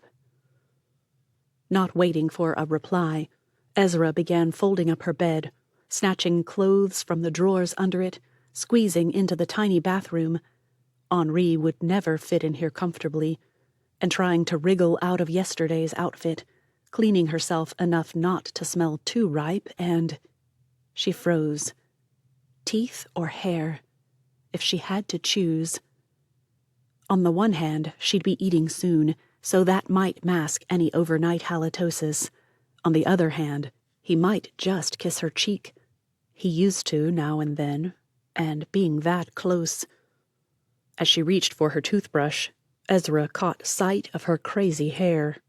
It looked like Mallory's right now. A mouthwash morning if she'd ever had one. Mouthwash was a luxury she got once a year, a small bottle in her Christmas stocking. She saved it for emergencies, and though this shouldn't count, it did. While her cheeks did the mouth dance, she separated her tangled hair as best she could and began braiding it. Maybe it wasn't glamorous or alluring, but it would keep from scaring Henri anyway. For now.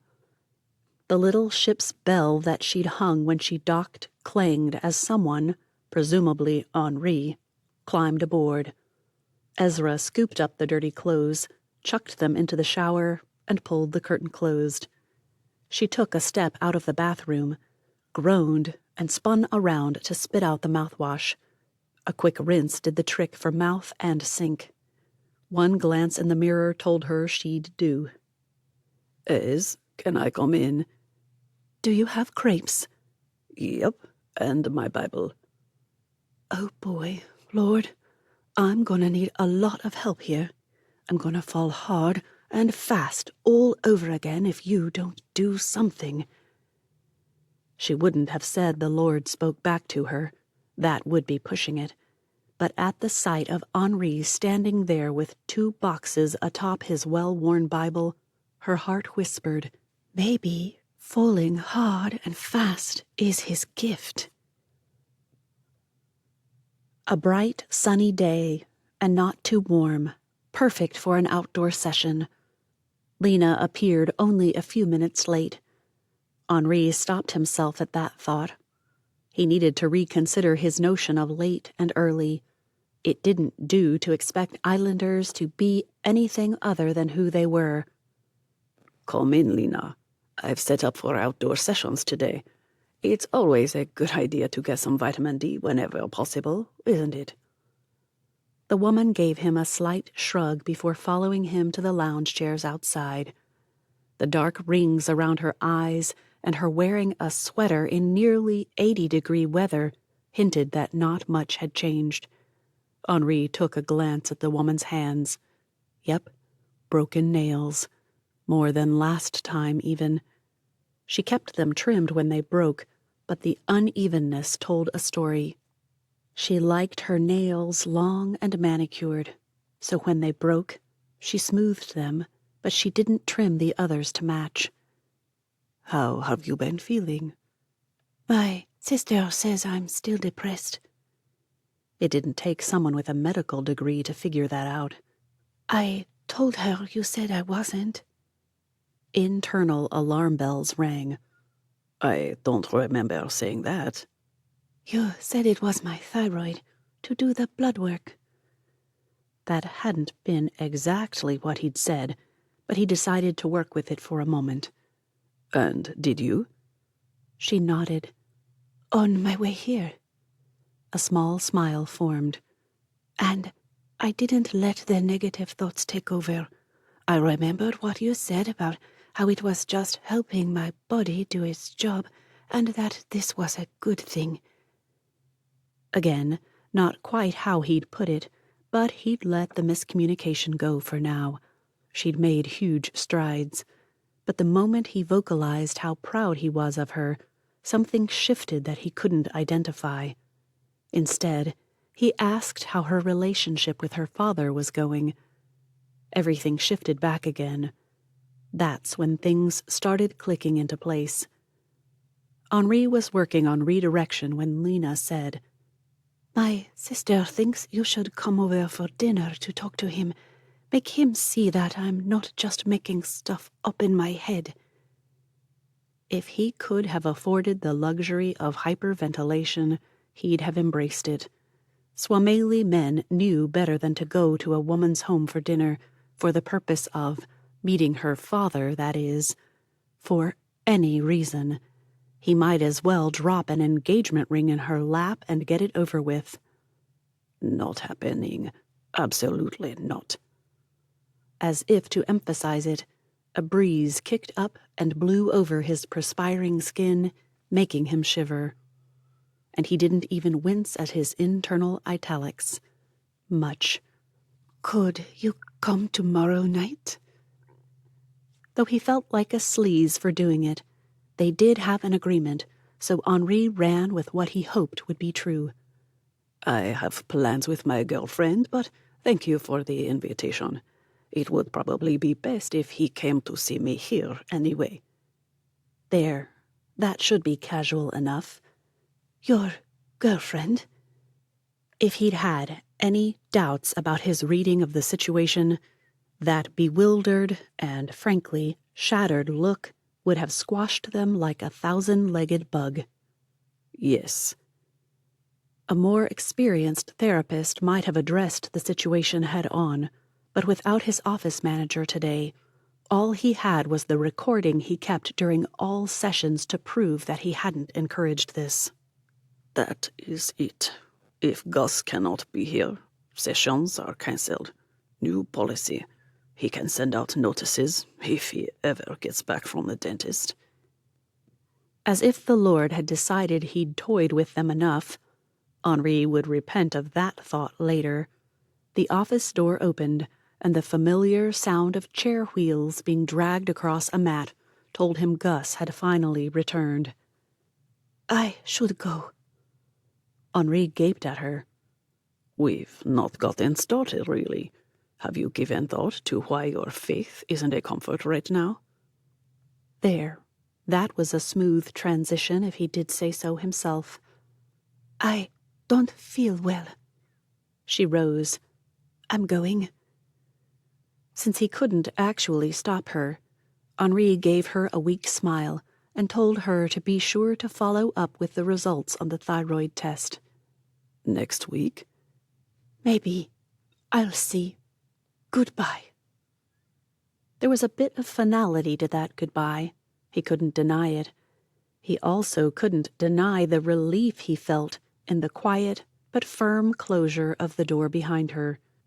Yes, Lena had things to work through, but if she could get her hormones regulated, she'd probably find that much of it she could manage with the support of a godly woman from church and a good friend to be able to just listen. She was the kind of person who, if you could get her talking, would talk herself into good thought patterns. Gus knocked and entered. She left without making an appointment, without even saying hi. What did you do to her? Declined an invitation to meet her father. The guy's jaw dropped, an overly exaggerated, totally unconscious drop. Then, as if in a goofball movie from the 60s, he actually gave himself a little shake of the head. Are you serious? Yep. After a few seconds of staring, Gus asked, How did you get out of that? Told her I had plans with my girlfriend. You lied? Henri shrugged and pulled out his phone. I don't think so, but... The moment Ezra picked up, he said, What are we doing tomorrow night? Her laughter broke through the awkward coolness that tried to fill his office. Are we doing anything? Unless you want to make a liar out of me. Yeah, we kind of need to. Can't have locals calling our hunky therapist a liar, I suppose. She hesitated. You know there's church tomorrow night, right? He'd forgotten. So, after church? Only if you come sit with me during service. Deal. Gus's wariness turned into a scowl. Hey, Ez, can you talk to Gus for a moment? Maybe tell him who my girlfriend is and all that? Who's Gus? Oh, your assistant, right. Let me at him. Henri handed over the phone, and if he did a mental fist pump at the repeated slack-jaw affair, who could blame him? As the last client of the day sank into a chair and rubbed a hand over his face, Henri made a decision. He'd promised himself that he wouldn't show up at Ezra's and be that guy who couldn't give her a night's peace. Like New Year's resolutions on Epiphany, that idea died a swift, relatively painless death by 6 o'clock. After all, what was painful about seeing her? Nothing, that's what. So, while Henri listened to a man weep because he couldn't convince his wife to stick around and wait for him to decide how to become someone he had never and could never be, plans began churning. Between questions like, what would happen if you told her that is, Michael looked as if the question were on par with, what would happen if you performed a DIY lobotomy? What? You just told me that it had taken you all these years to perfect being the husband she wanted in the first place, and that you didn't think she'd stick around while you tried to become someone else again. What would happen if you said that to her? She'd leave. He hated this part of his job, but he asked the question the guy needed to hear. And what happens if you don't change into that guy and fast? She'll leave. And? Henri continued, wishing therapists could anesthetize the pain of their words a little. How successful do you think you will be as a...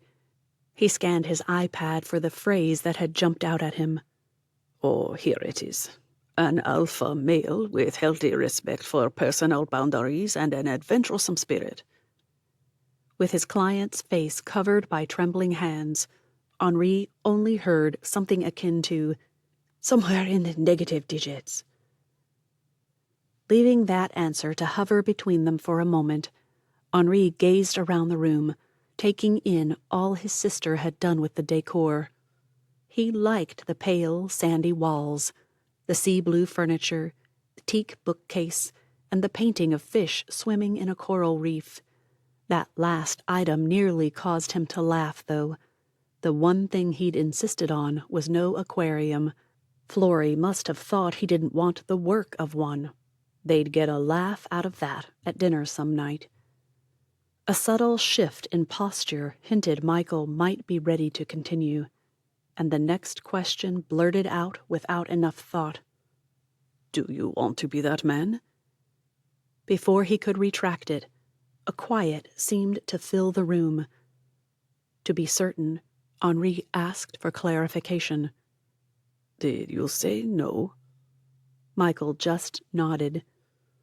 Do you mind telling me why you're panicked about not being able to become someone you don't want to be quickly enough? This time, Michael's head snapped up, eyes flashing frustration radiating from him, he practically barked the reply, "I'll lose her if I don't." Training told him not to say it. Instinct insisted this was an exception. He chose the exception. "Didn't you already tell me you've already lost her?"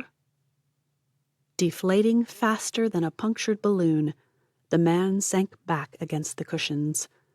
Henri had to think fast.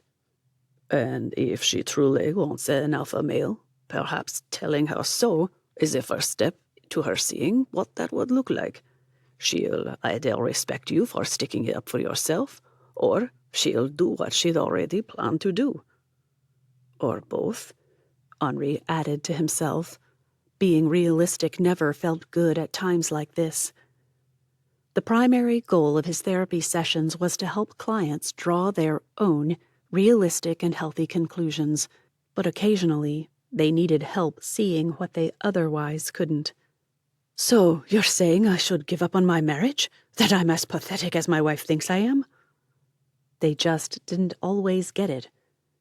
"I'm saying that you cannot make someone else behave in a reasonable manner by acquiescing to unreasonable demands. People often think they want something because it is different from what they have, but when they get it, they don't like it. Did you talk to her about coming in?" "She said I was the one who needed help, not her." This time, Michael wept again. "She's probably right. I knew she was out of my league when I married her." And he'd changed to suit her back then. Look where that had gotten him. Again, Henri couldn't exactly say that. If sighing would have helped, he'd have let out a long, miserable one. "So, where do you think you should go from here?" The guy gave him a wry smile. "Isn't that your job? Tell me what to do?" Henri laughed. "Sorry, my job is to give you a safe place to talk about things and try to ask the right questions to help you come to a decision." Tears flowed down the guy's face again. "The guy loves her, but why?" It took a minute for Michael to gather himself together. Then, without even looking at Henri, he asked, "You're a Christian, right?" "Yes." "When is it okay for me to stop fighting for a marriage that has made me miserable from day one?" "Oh boy, called that one wrong." A glance at the clock told him it was nearly 6. Too late to start on that side of a coin, for which Henri was grateful. And yes, that's about the time his goal of not being the clingy boyfriend who isn't but who is died. "That's a complicated question that will take more time than we have today. Why don't we stop here and plan for an extra half hour next time?" Michael rose. "But wait, in the meantime, I think there's a passage of scripture you should really look over. I'm not trying to point you in any direction with this. Just want to give you something to think about, okay?" "Sure."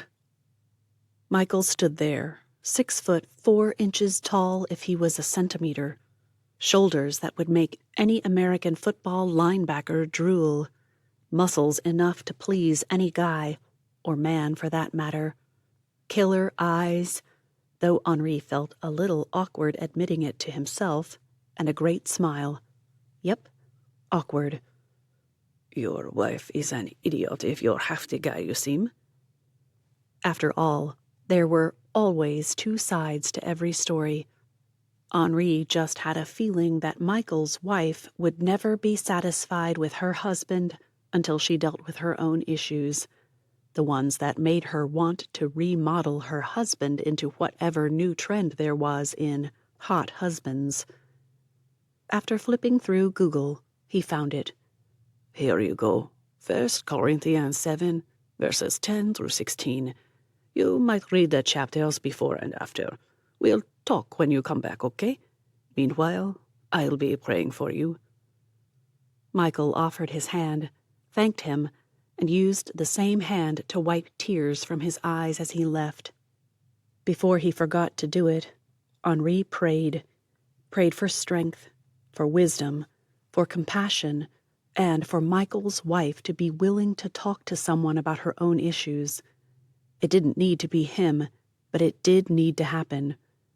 By the time he finished, the minute hand clicked over to the 12, and his office hours officially ended.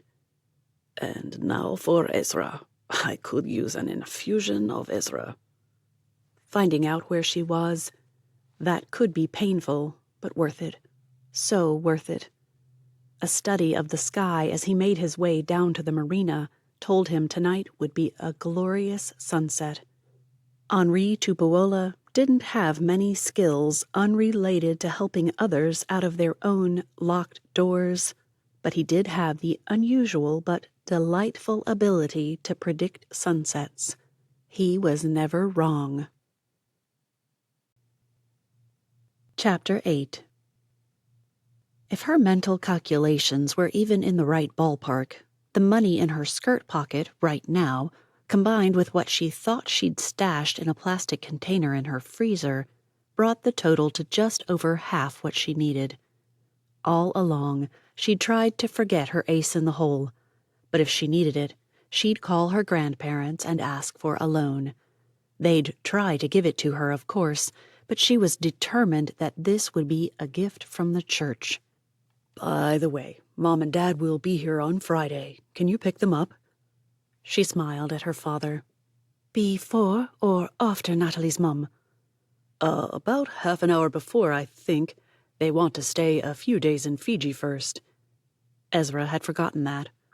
I'll grab everyone. That way Natalie isn't stuck with a long ride of questions from her mum.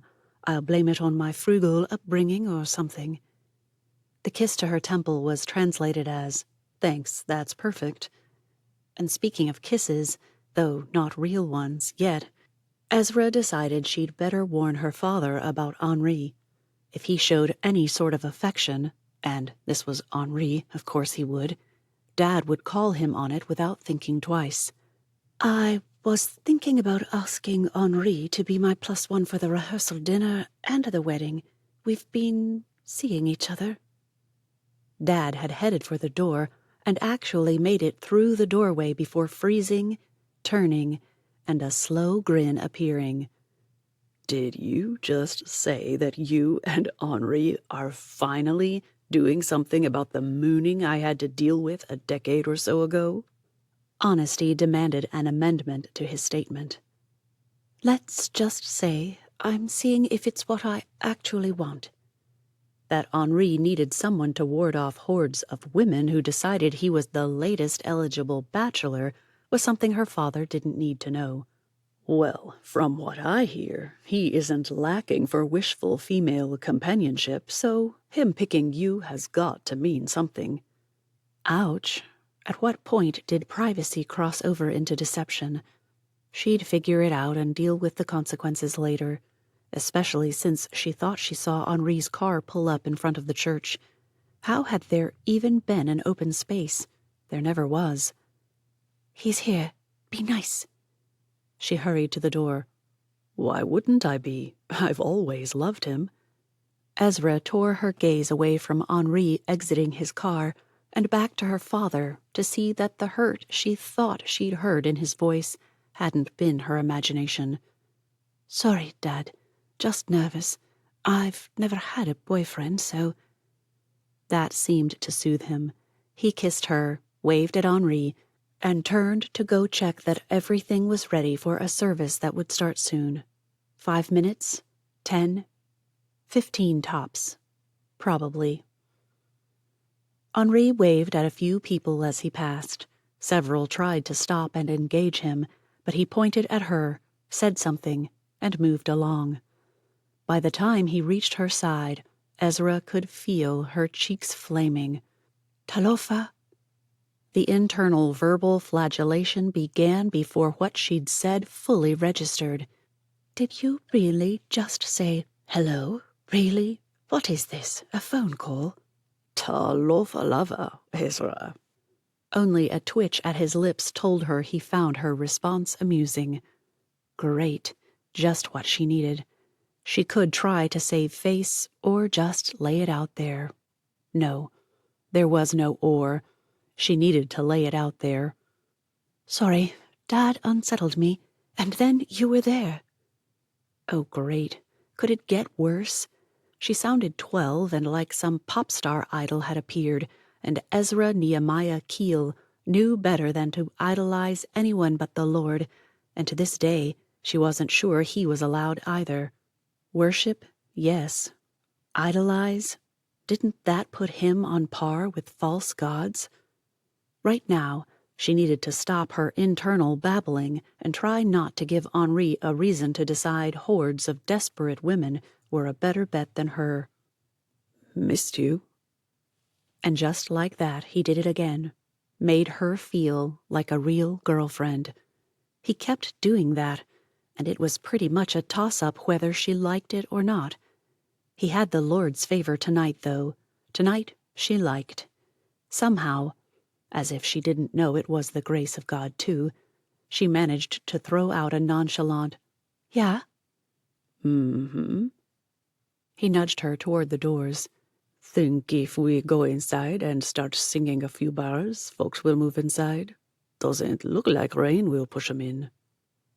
It would. It was the one thing that usually worked, but Dad was off in the corner, mooning over Natalie. That's what she'd taken to calling it. She read it in a vintage book and found it hilarious when her father turned beet red as she'd tried it out on him. He'd retorted back, "I've got 3 weeks to keep my thoughts under good regulation and my lips firmly locked away from my fiancé. It's all I can do to focus on those without you insulting me." Now he had just 1 week. Just one. "And then I'll finally have a mother." That her mother was only 4.5 years older than she was. Not a problem. Not anymore, anyway. Before she could chew that idea for a bit, Henri began humming. Ezra picked up the tune. "If my people, who are called by my name, if my people will pray." With cups of pisua in hand, Henri and Ezra walked along the path leading from the market to the beach. This side of St. Allen didn't have any large resorts. Not yet, anyway. So the tourist presence was usually minimized. Ezra scooped up her first bite of chilled tapioca and savored the caramelized sugar and coconut milk. "I don't know why I don't get this more often. It's cheap, and since mine is never as good."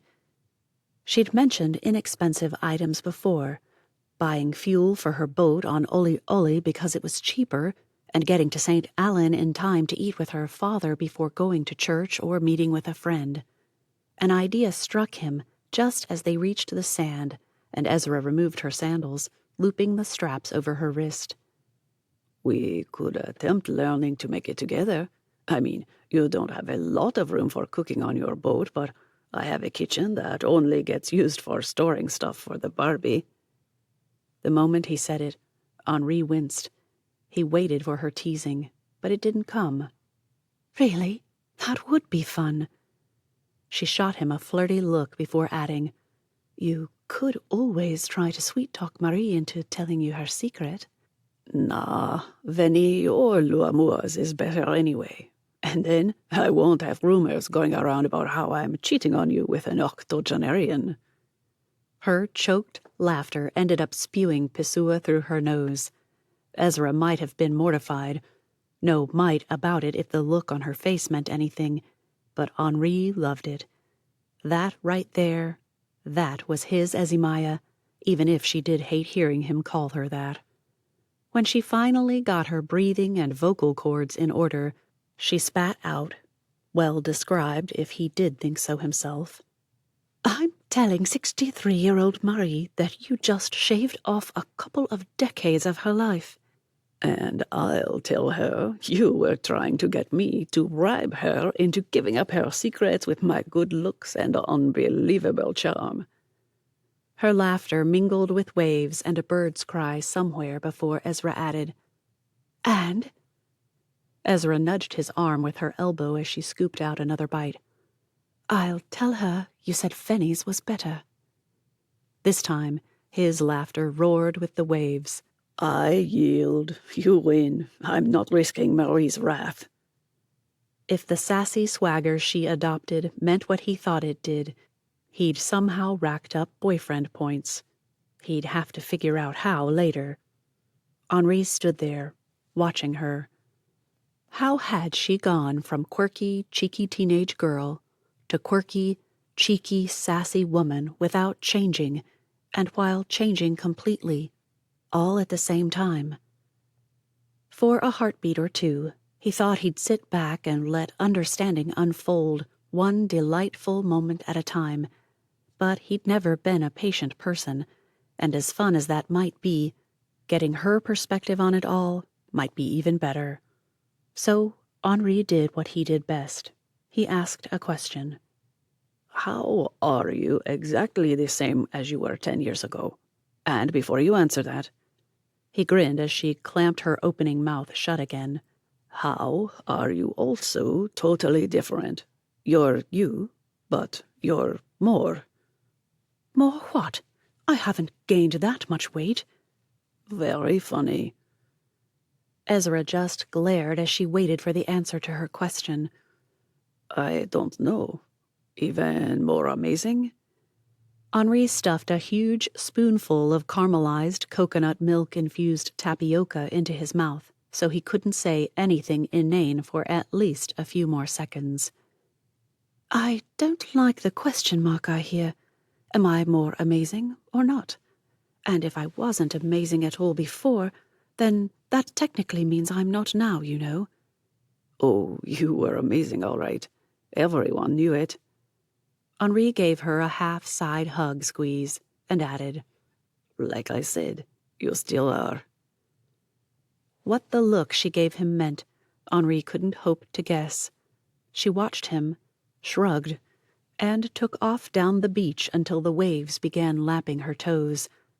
After swallowing her last spoonful of pasua, Ezra stacked his bowl on top of hers and rinsed her spoon in the water before pocketing it. Everyone knew what exactly? And don't tell me I'm fishing. I want to know, because I don't know what you're talking about. That she wouldn't meet his gaze told him he'd struck one nerve or another. How amazing you were. That is, are. There he went with the italics again. It seemed like he'd read a book once where someone spoke in italics. A fairy tale? That felt right. Whatever it had been, Henri had the feeling that he'd been infected. It had lain dormant in his psyche, and now he'd come down with a virulent strain of italics. After all, hadn't Ezra emphasized a couple of words a bit emphatically? Yes, it was redundant, but the situation warranted it, didn't it? Insufficient, Tupuola. Try again. I mean it. Oh boy, she did too. Well, it's just that everyone knew if something needed to be done, Ezra could make it happen. Oops. From the look on her face, that wouldn't cut it either. If someone were hurting, Ezra would know how to make him or her feel better. If a party started to fizzle, all someone needed to do was find out where Ezra had gone, and the moment she came back from the kitchen or the lavatory or wherever she'd gone off to, it all got better. She just gaped at him. Incredulity was too weak a word for the look she wore. Henri blathered on. Half the guys were in love with you, and all the girls wanted to hate you for it, but they couldn't, because you're so wonderfully and thoroughly you. Maybe he should quit fighting the italics virus and just let it run its course. You're such a liar. After a weak smile, Ezra turned to walk down the beach. Sweet of you, but not hardly. Dead serious. I can name more guys who fell for you than who didn't, and I'd guess half of those who didn't were too practical to let it happen. And yet... Ezra whirled to face him, and a sliver of moonlight finally broke free from its cloudy prison and shone across one side of her face. She held up one finger and flicked it with her other index finger. I can name a dozen girls who are drop-dead gorgeous which I'm not. Hey, My turn, and we both know it. I'm not hideous or what Mallory calls homely, but I'm nothing amazing. So stuff it. There are a couple dozen that I can think of who were sweet and didn't have a mouth on them. I wasn't even the smartest. With each new so-called defect, she flicked another finger. I don't need to go on, so don't try to cheer me up with lies. I hate lies. She hadn't hated the so-called lie at first. What had changed? Henri transferred their bowls to his other hand, pulled his flips off, and shoved one into each of his back pockets before lacing her fingers through his. I am not lying, Ez. I promise. Do you know that no one, and I do mean no one, from our group has ever asked me out? Not once. I don't believe you. She glanced his way before sighing and adding, But I believe that you believe you. Maybe he shouldn't do it. No, he should. Maybe she'd figure out one of the many, many reasons he'd never asked her out himself. And maybe she'd forgive him for that if, definitely, needed to say something. You know why, don't you? To his disgust, the question came out in a whisper that she probably hadn't heard. No? Ezra froze for a moment before turning to stare at him. Why? The sight of a tear streaking down the side of her face nearly broke him. Help, Lord. As he traced its path and wiped it away before it reached her jaw, Henri said, We were terrified of your father. Waves splashed against their calves, hinting at a rising tide. Ezra giggled. Of all the responses she could have given him, she giggled. You're joking, right? Nope, he was scary. Dad was a total pushover. He was so busy he'd probably not have noticed if I had a boyfriend. It was his turn to gape. After staring for the better part of half a minute, Henri shook his head and tugged her hand. The sweet girl actually believed it. Whether you believe it or not, it's true. So we all focused on you as our sister, and, well, you know how it is. Ole io ai mata, ole tama, ole tiene.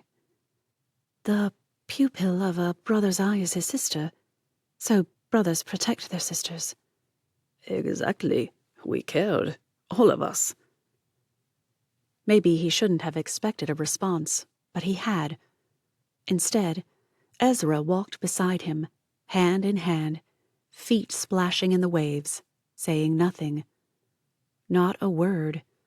Not even when he turned them back toward the marina. Not even when he hugged her goodbye. Over 2 hours later, he finally received a message. Thanks, Henri. I had a nice time.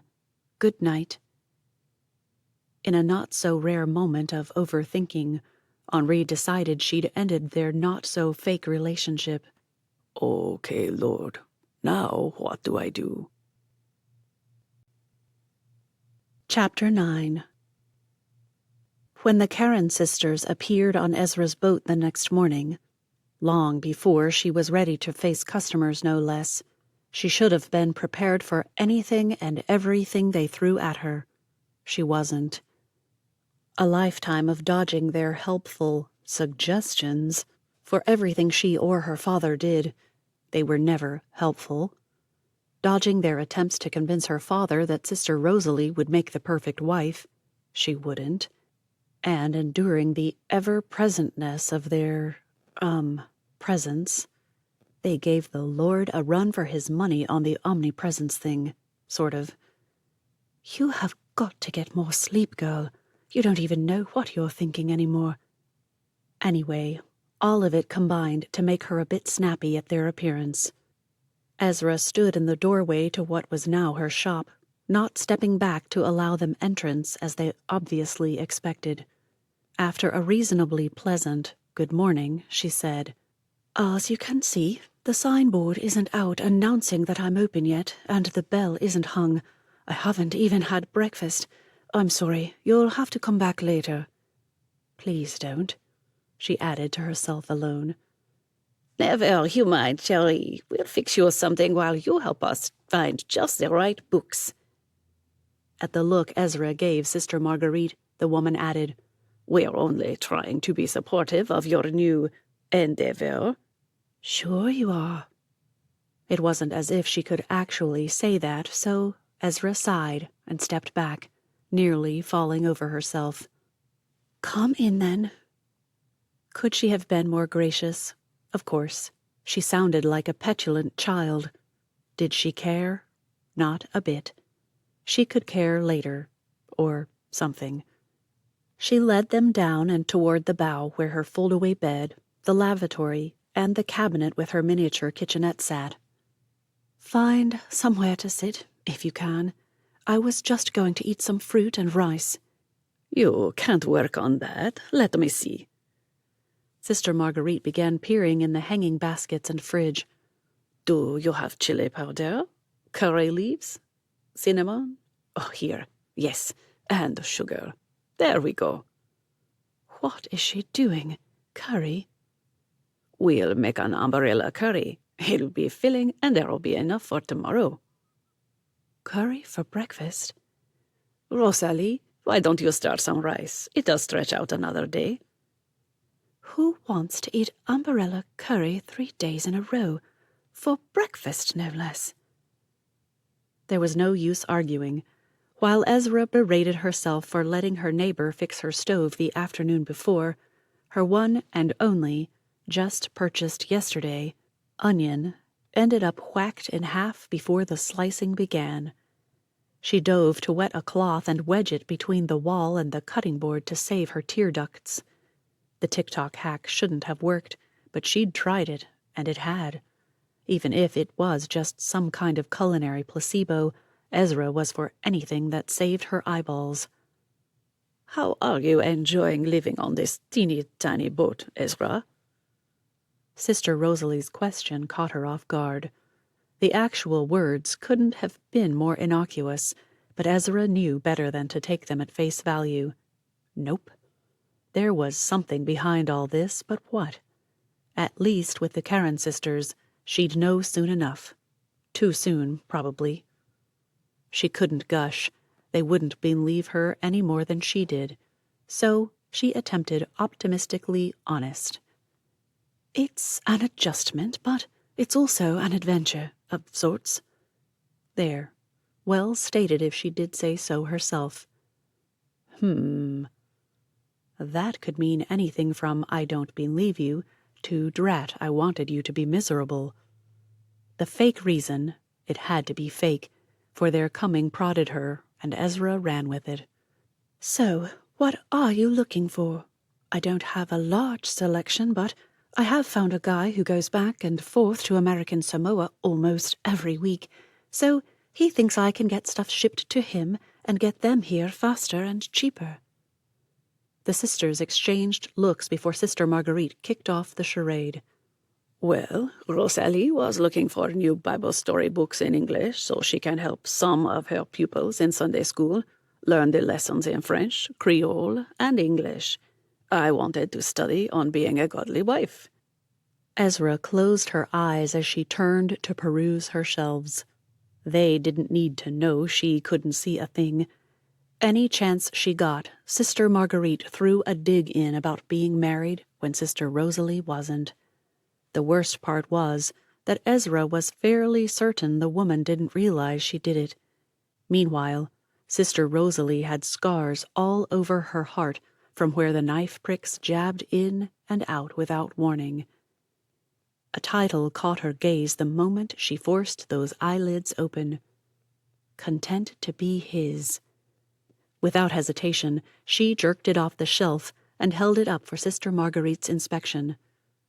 It's touted as a book for singles, but Natalie is the one who recommended it to me. She's been rereading it in preparation for marriage.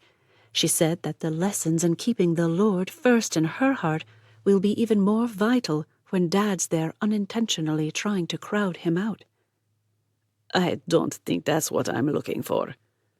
Sister Marguerite sniffed as she added, But it would probably bless Rosalie. We'll take it. Ezra shot Sister Rosalie an unapologetic look and turned back to get the book she'd resisted even letting herself think about. Perhaps this one? She passed, Lord, help me keep from killing him, to Sister Rosalie, since that sister's hands were clean. The woman's lips twitched, and she shot Ezra a smirk before showing it to her sister. I think it's perfect, Marguerite. You're always saying if Luca... That's enough, Rosalie. As sharp as the woman's words were, however, Ezra couldn't help but notice that she didn't tell her sister to hand it back. Ezra reached for her favorite Bible story book. I spent forever trying to find the best ones. Mallory even went through several Christian bookstores to peruse what was available and everything. This one has Jonah in a fish instead of a whale.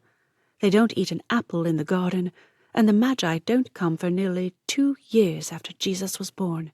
Oh, and it doesn't ignore Revelation like so many do. Perfect, Sister Rosalie whispered. Then she locked gazes with Ezra as if trying to say, no, warn her of something. Speaking of contentedness, Sister Rosalie winced and actually shot Ezra an apologetic look. Ezra decided to keep her mouth shut. It was often safest. We wondered how you felt about your singleness. A lovely girl like you who loves the Lord and serves Him as faithfully as you always have should be fighting off the men, don't you think? Her tongue decided to ignore sense and speak its mind. If that were true, you sisters wouldn't have hit 19 before you were snapped up. Oops. Every mental attempt to backtrack sounded worse than the deafening silence of sautéing onion and sizzling offense. Now what, Lord? Need a little help here. The Lord kept me in preparation to be Luca's wife, just as He is keeping Rosalie for the perfect man for her, and me for the man He either will or won't choose for me. So you see, we're all in the same boat. Married or not, we're trusting the Lord's will for our lives. Isn't He marvelous? It was a good thing the Karen sisters had never been to the American South, or they might have heard sarcasm that sounded an awful lot like, "And isn't that sweet?" or, "And bless our hearts." Suamalies are too blunt for that. But we are under the impression, Sister Rosalie began, that you were seeing someone, Henri Tupuola. Why had she thought she could help out Henri and discover if he were still the man she'd been sweet on, as Mallory put it, for over a decade without the world, her world anyway, finding out? She had to do something fast before Henri found out the Karen sisters were on their heels. Nothing would send a guy running faster. Then again, if he'd run because of them, is he the guy for me? Her heart squeezed as she made herself admit that no, difficult or not, if busybodies could scare him off, he wasn't the kind of man she could trust with her heart. As she worked through her dilemma, the sisters must have been chatting about things because she returned to the conversation in time to hear. Decided to invite both of you to our home for dinner. Would Sunday afternoon suit you? Scrambling for an excuse became unnecessary when Ezra remembered that they'd have family visiting. I'm sorry, sisters. Lord, forgive that lie, but I can't take it back. But we'll have company from Friday night through the week after the wedding.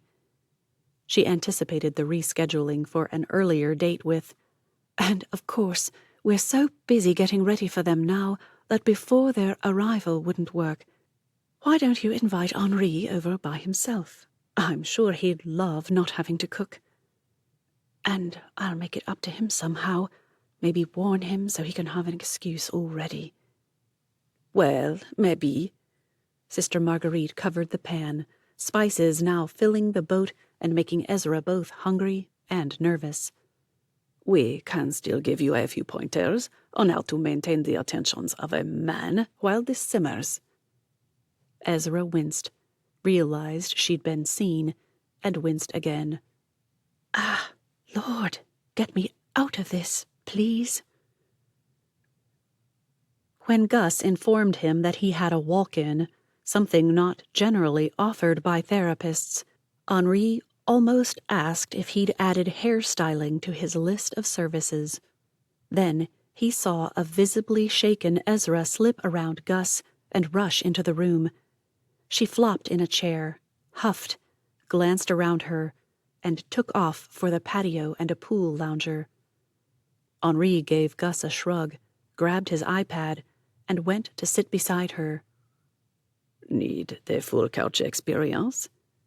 Something like that. Want to tell me about it? And meanwhile, I'll just sit here and revel in the fact that you came to me with a problem.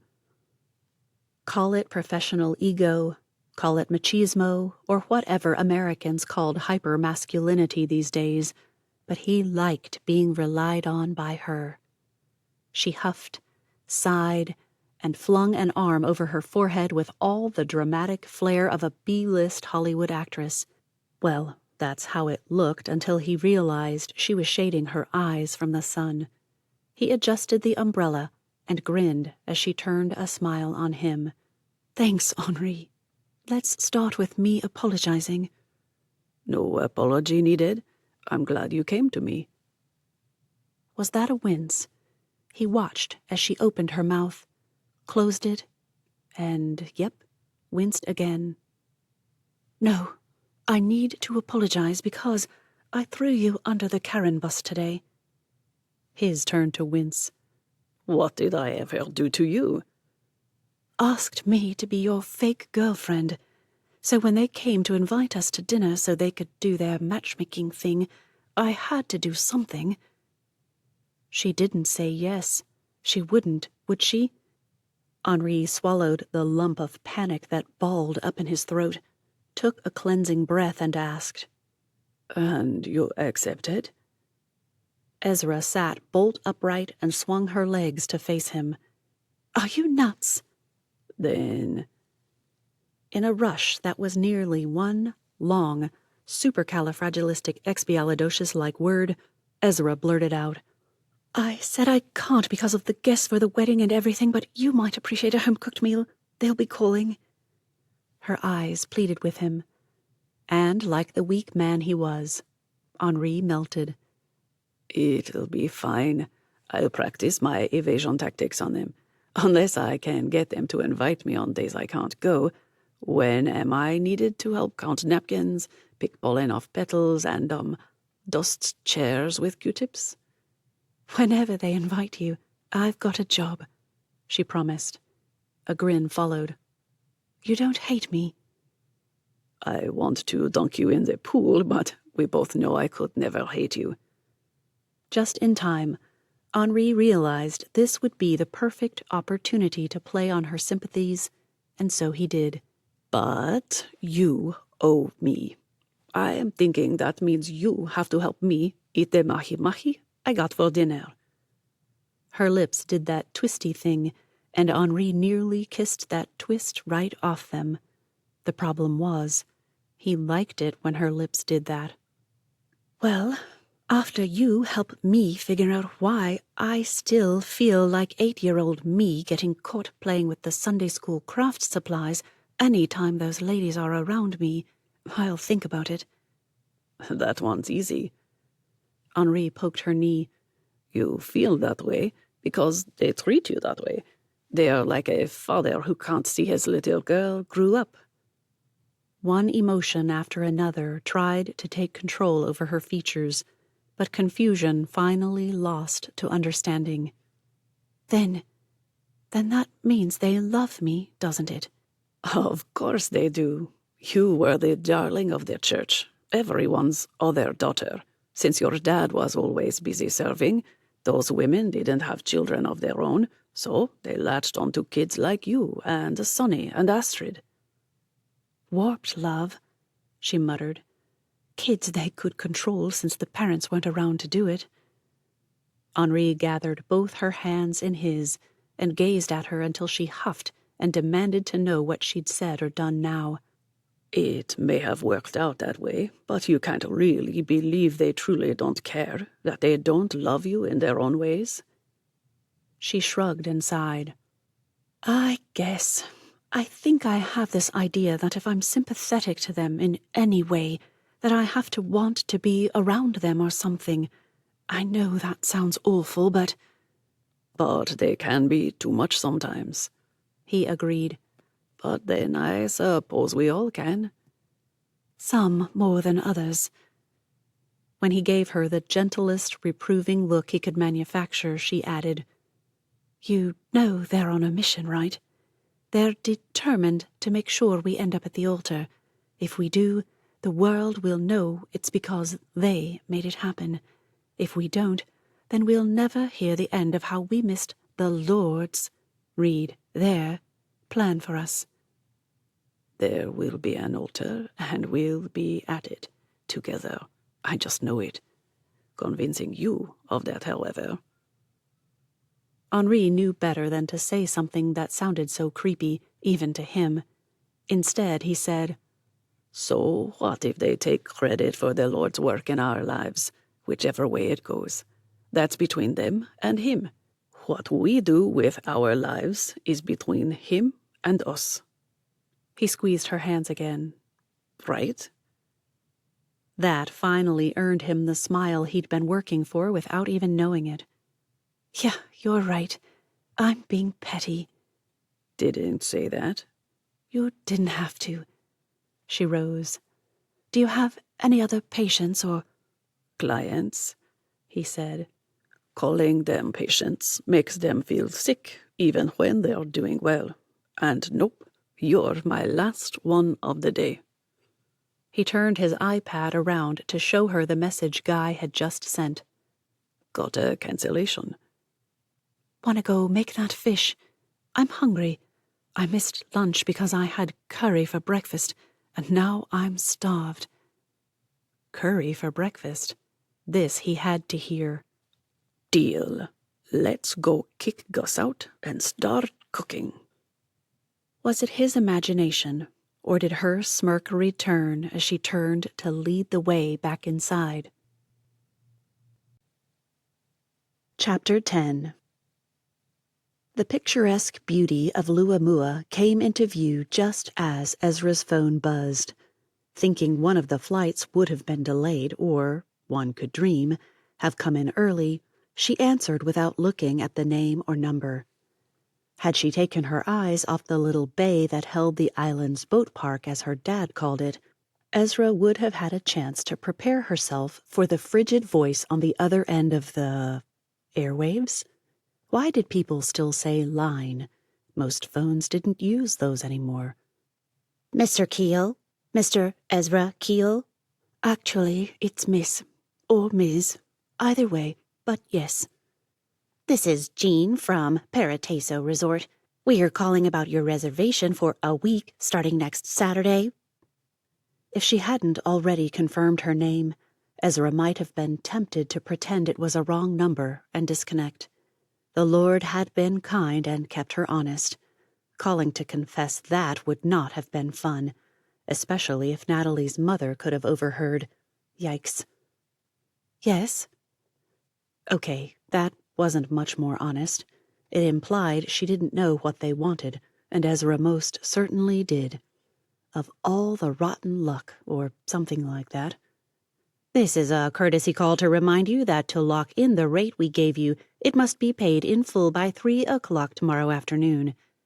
Thank you. I appreciate that. More dishonesty. She didn't appreciate it at all.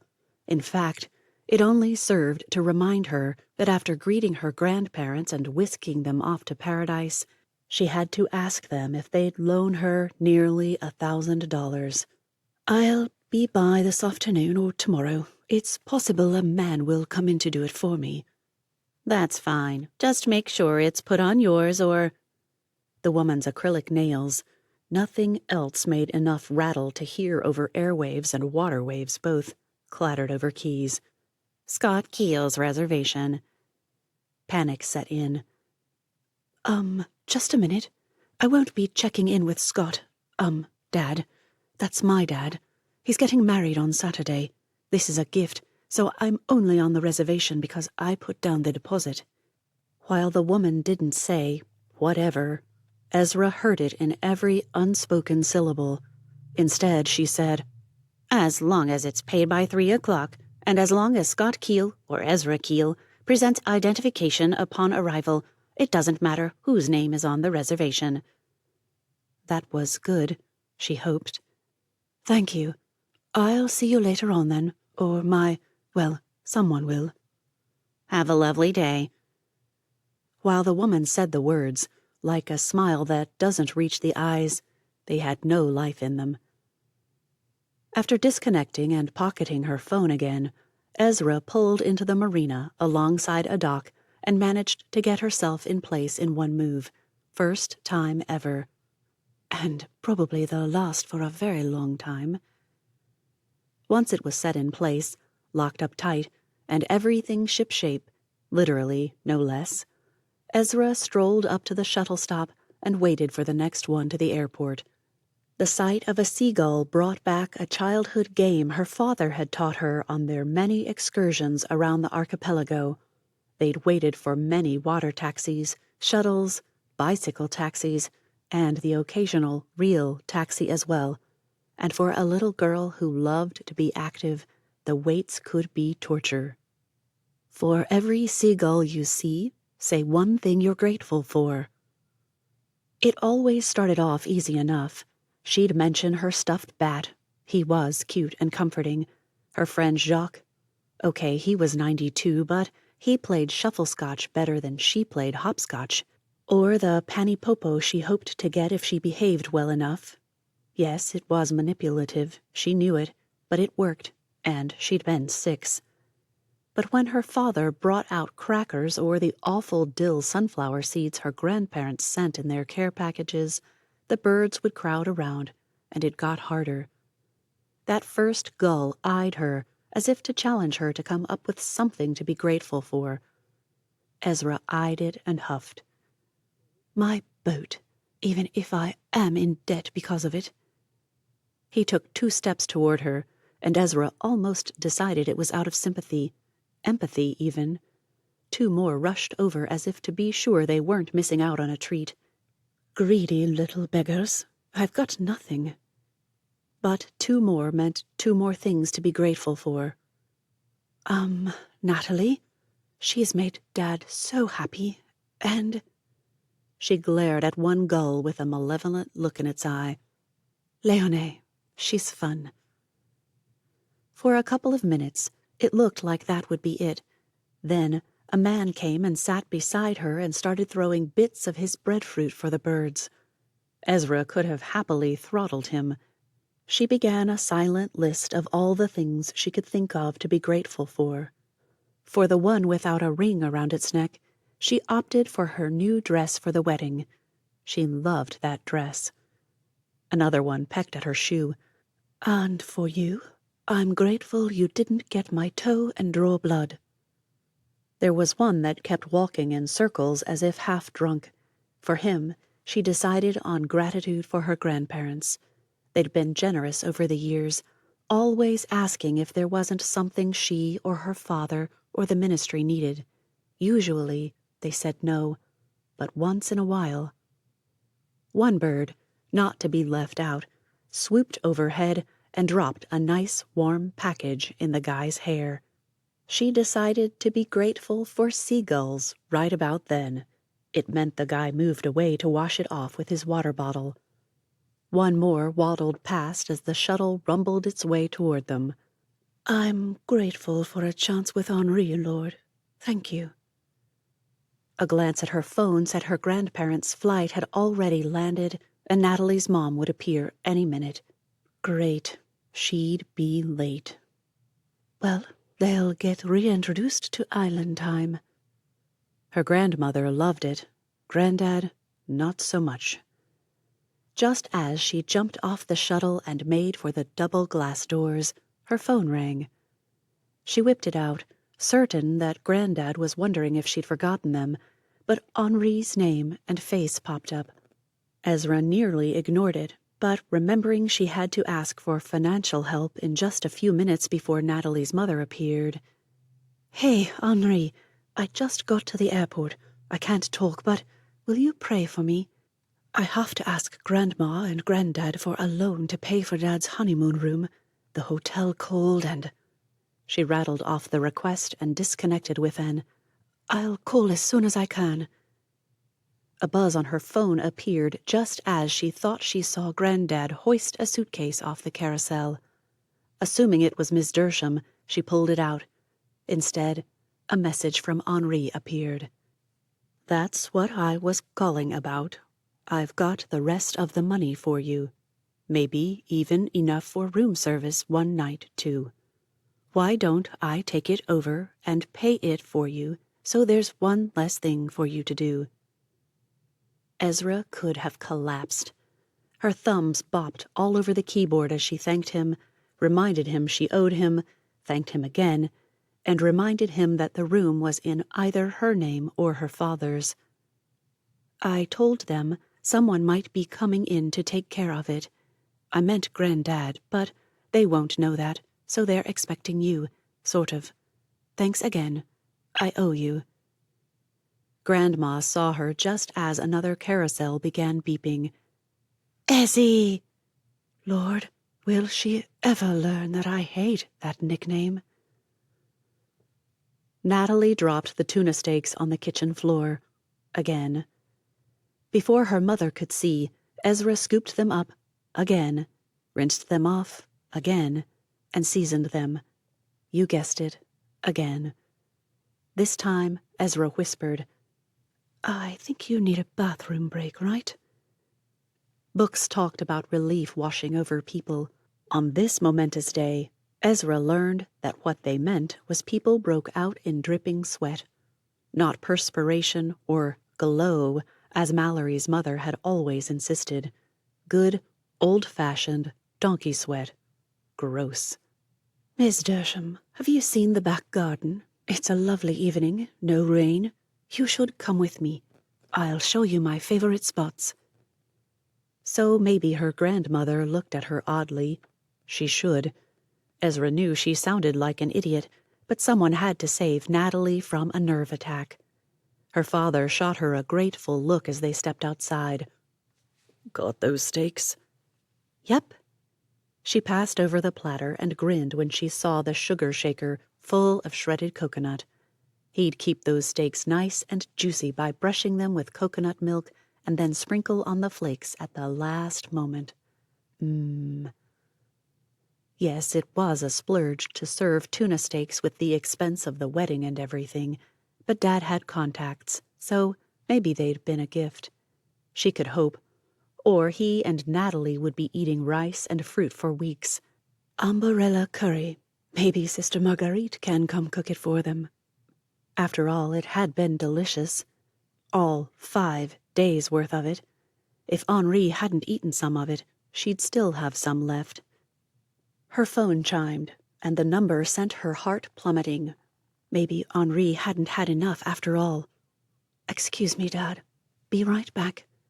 To Miss Dersham she whispered, Wedding surprises.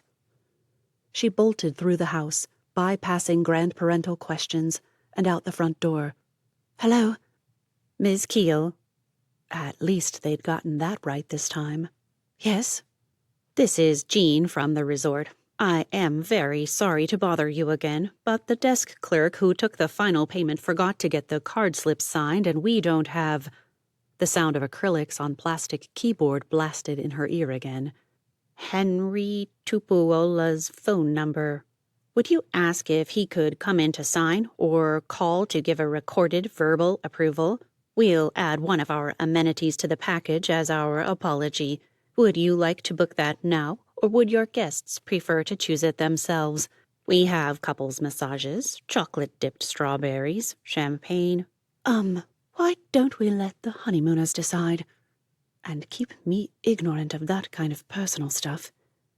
After silence blasted back at her, Ezra remembered that they'd called for a purpose. I'll let Henri know he needs to stop in or call. Thank you. It can be any time this week since we do have the number on hand and it has been approved. We just prefer to keep the paperwork in order. Again, we apologize for the inconvenience. The call ended. It didn't make sense to her. After all, people reserved rooms without a signature all the time, and her father would have to present a card when he appeared for incidentals.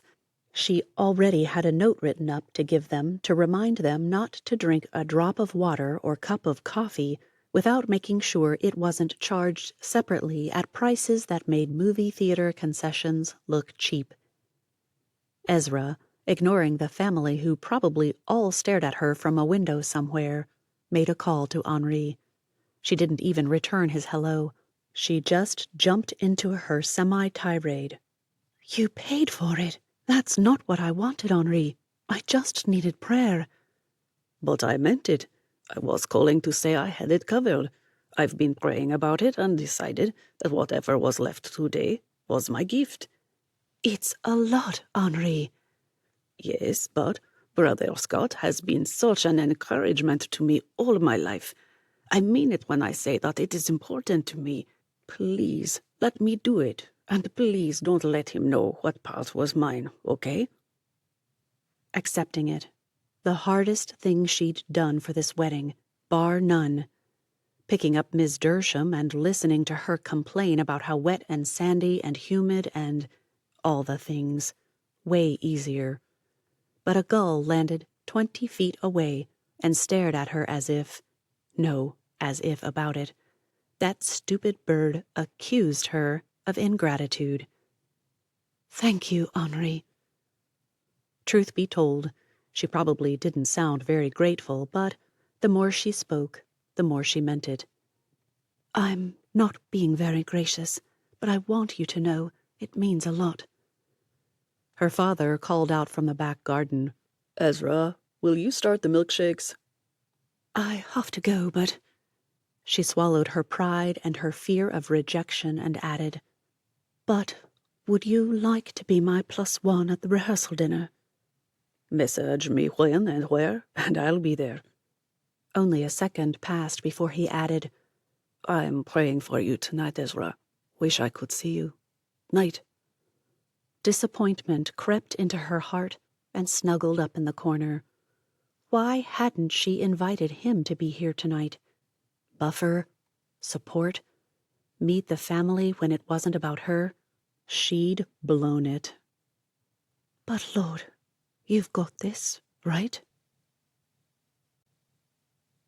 Chapter 11. When the second call and third message went unanswered, Henri began pacing. 2 calls to Tristan did nothing to settle his nerves. "But if she's upset at me, shouldn't I do something to make it right?" "You can't make right something you don't know exists. She has a responsibility to tell you," Tristan argued. "So, talk to me about this. What could you have said or done that made her go from flirty messages 3 hours ago to dead silence?"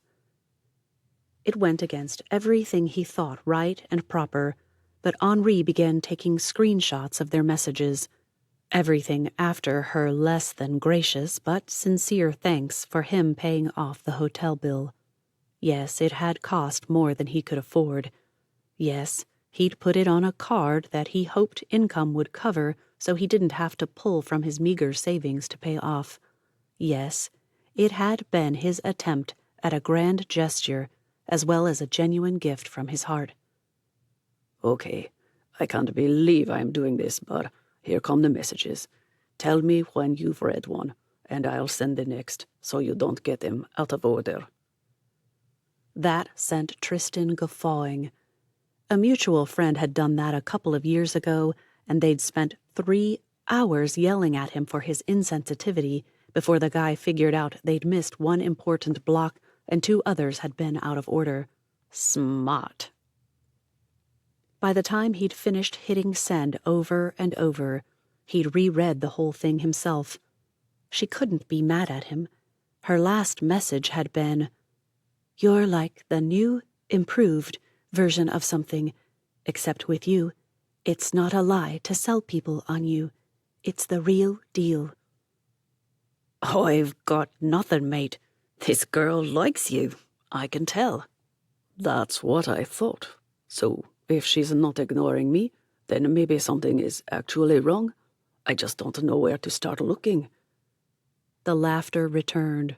Step back there. You've gone from mad as a cut snake to half dead. Isn't this wedding week? Yeah.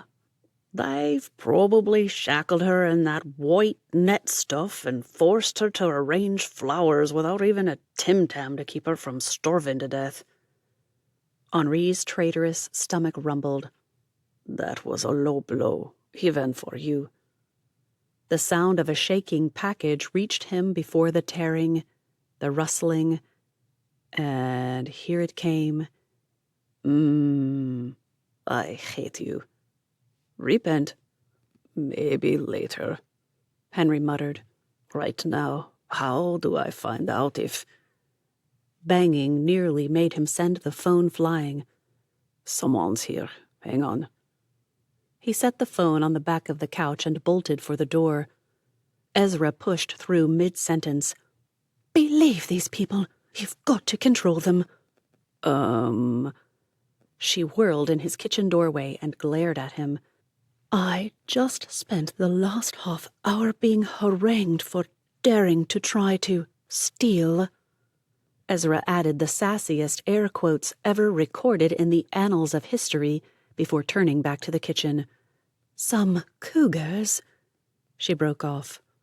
That's what the Americans call it, right? An older woman goes after a younger guy. She's a cougar. I swear it has to be. Focus, Ezra. She opened 3 cabinets before finding what she wanted. Taking a glass from it, she filled it as she continued her tirade. Where was I?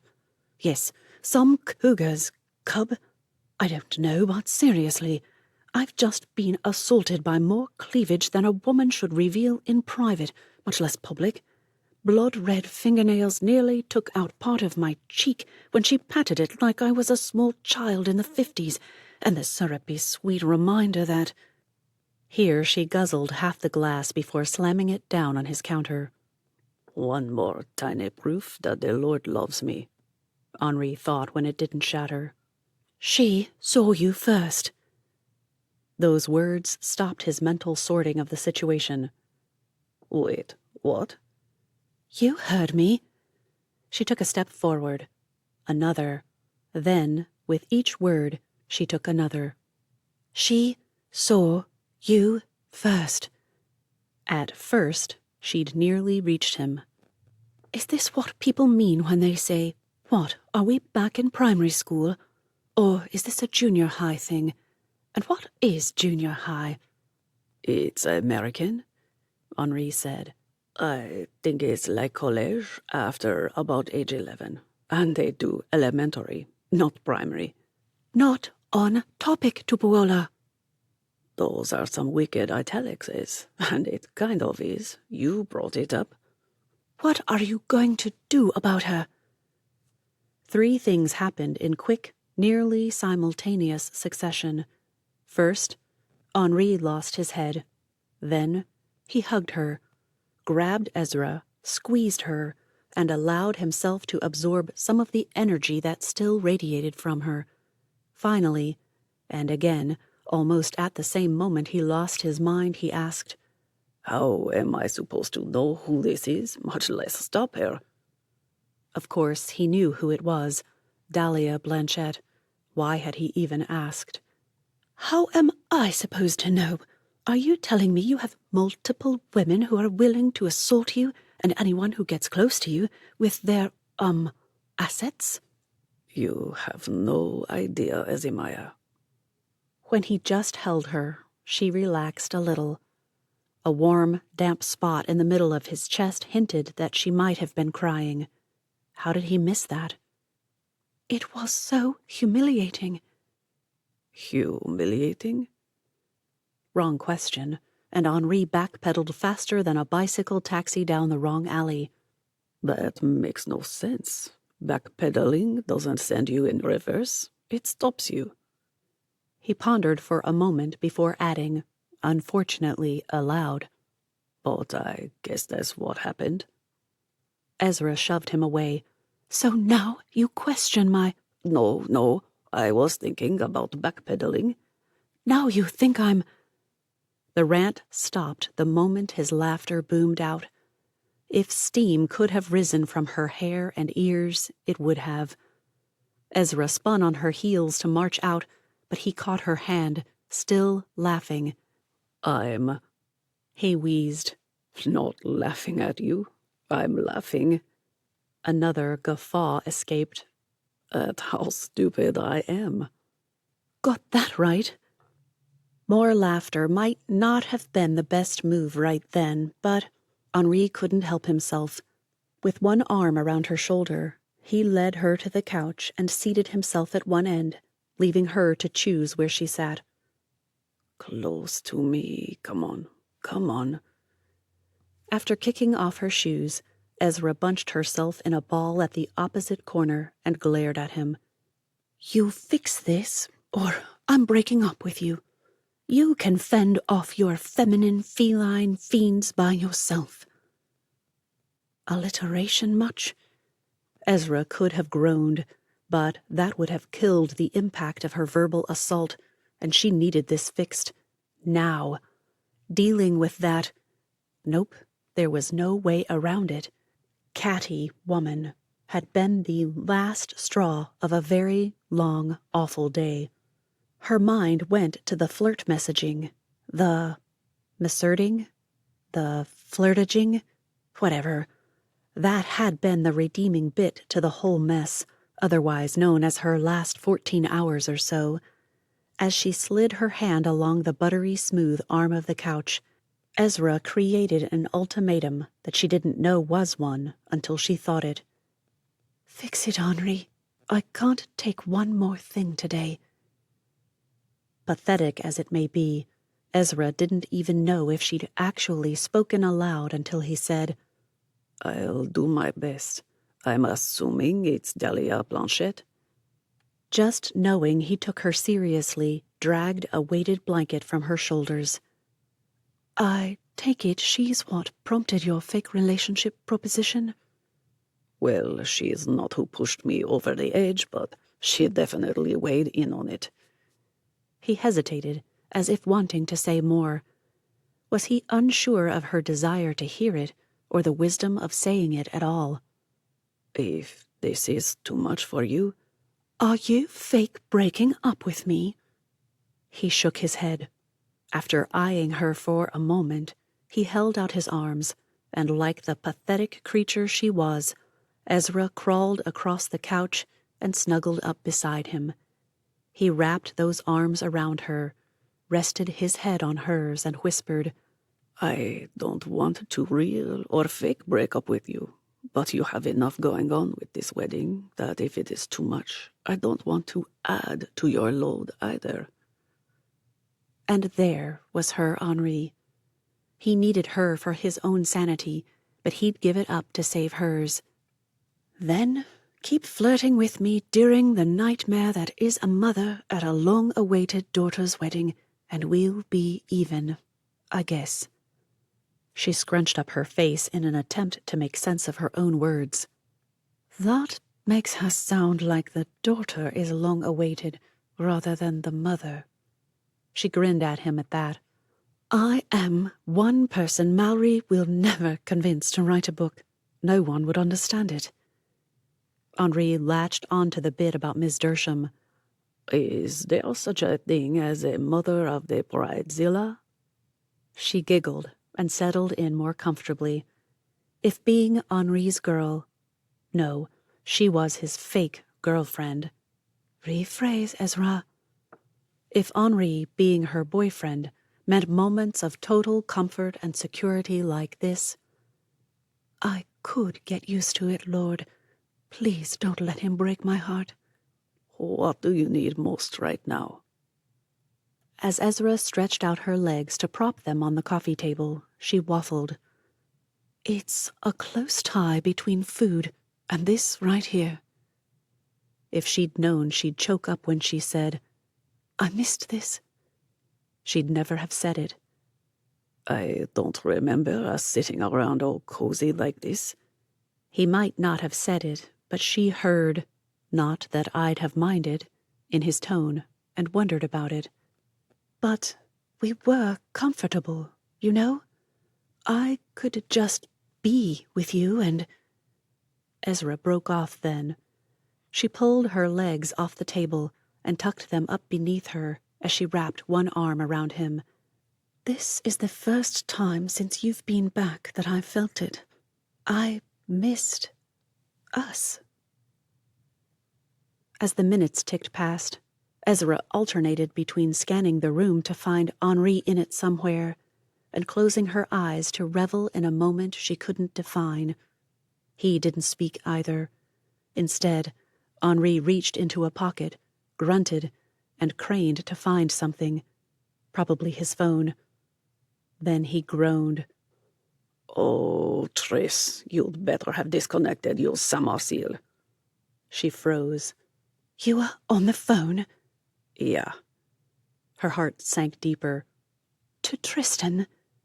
Yup. He shifted, reached, and failed. Can you reach the phone? It's on the back of the couch over. Laughter rang out in the room, loud and clear. You had it on speaker. Don't I always? This time, Ezra groaned. That's it. You owe me beef. I want a burger. And the laughter continued to boom out until she retrieved the phone and hit the end call button. Chapter 12. Seeing Scott Keel's name flash on his phone screen sent a stampede of jitters through him that Henri thought he'd never corral.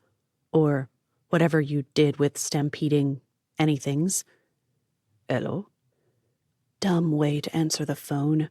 Brother Scott knew that he knew who called. Now he looked like an even bigger fool. Afternoon, Henri. I only have a minute, but I need you to do something for Ezra. Anything. The man's laughter used to be uplifting and even soothing. Now Henri just shivered in his topsiders and waited for the boom to lower or drop, or whatever booms did. I really need to work on not using analogies and metaphors that I don't understand when I'm nervous. It just makes things worse. Need you to take Ezra out. Preferably tonight, but tomorrow night will do if necessary. Happy to, but... Brother Scott's laughter sounded as hollow as Henri's stomach after a hard day's work. That one worked better, he mused. It's this wedding. She's doing her best to try to be the buffer for everyone, and... The guy trailed off as if he didn't know how to end that thought. And is getting buffeted instead? Yes, Brother Scott sighed. It's funny. I like Natalie's mom. She's actually a lovely woman, but she doesn't know how to respond to this whole thing. I mean, how do you interact with a future son-in-law when he could be your Irish twin? It took a minute, but even then Henri didn't have a clue. What do the Irish have to do with this? Are the Dershams Irish? It's just I don't know. Is it an idiom? Whatever. People who have babies under a year, or maybe barely over a year apart, well, they call them Irish twins. Why? Even as he asked, Henri decided maybe he didn't want to know, but it was too late. Well, because... Brother Scott faltered. Maybe the Irish have a lot of kids close together, or something. I don't actually know. I'll ask my mom. Weird. I never thought about why. That could be. It didn't matter, though. He'd just been given the green light for a date, and Henri would take it. So take Ezra away for the evening? I can manage that. She says you're her +1 at the rehearsal? Yes. Usually when people sighed, it hinted at disappointment or frustration, Brother Scott's sigh sounded more like relief to Henri. Good. Try to get her to sneak away early, will you? It'll be another high-stress evening, and we don't need her after she gives out the marching orders. We'll eat, and the second she looks full, can you kidnap her? Consider it done. Thanks. Well, I've got to go before she comes in and hears me. Before Henri could return the thanks, Brother Scott moved into father mode. And, Henri, don't hurt my daughter. I may be a missionary, but I can throw a good punch, and I'll do it if I have to. Until that moment, Henri would have argued that, of course, Brother Scott could knock a guy out if he wanted to. He just wouldn't do it. Ever. Now he wasn't quite as certain. That was a lie from the proverbial pit. The way he stammered and fumbled proved he knew it to be a terrifying promise rather than an empty threat. Laughter followed as the man Henri hoped to call Beau-Père someday said goodbye and disconnected. Now he was just confused and almost certain that, sure, Brother Scott could knock him into next Sunday, but he probably wouldn't. Probably. In brighter news, he had a date to schedule. Henri glanced at his calendar and frowned. He stuck his head out the door and told Gus to hold the next client back until he pinged. I have to make an important call. No worries. That was Gus speak for, you aren't fooling me, but I've got your back. The guy clearly thought he was lying, but was he? Henri didn't think so. Any call to Ezra would be important in his mind, but calling to help her out? To take her out? Of utmost importance. The call went to voicemail, of course. If spitting nails or snails or anything else that ails you would have made a difference, Henri would have done it. Instead, he pinged Gus and put his phone on Do Not Disturb. His next client was a new one. The woman had to be 90 or more. Despite the frail, wizened look, she marched right in, shook his hand with a surprisingly firm grip. How did that paper-thin-like skin not rip with the motion? And lowered herself into the sea-blue chair with less trouble than some clients half her age. Flicking the potted palm out of her way, she said, I hear you're a good doctor, that you work with the mind and the body. I am not a licensed medical doctor, though I have many of the classes required under my belt. I wanted a holistic approach to mental health that... A wave of that ancient-looking hand stopped him. Excellent. And I also hear you're a good man. Was he? How was he to know? He deflected just a little.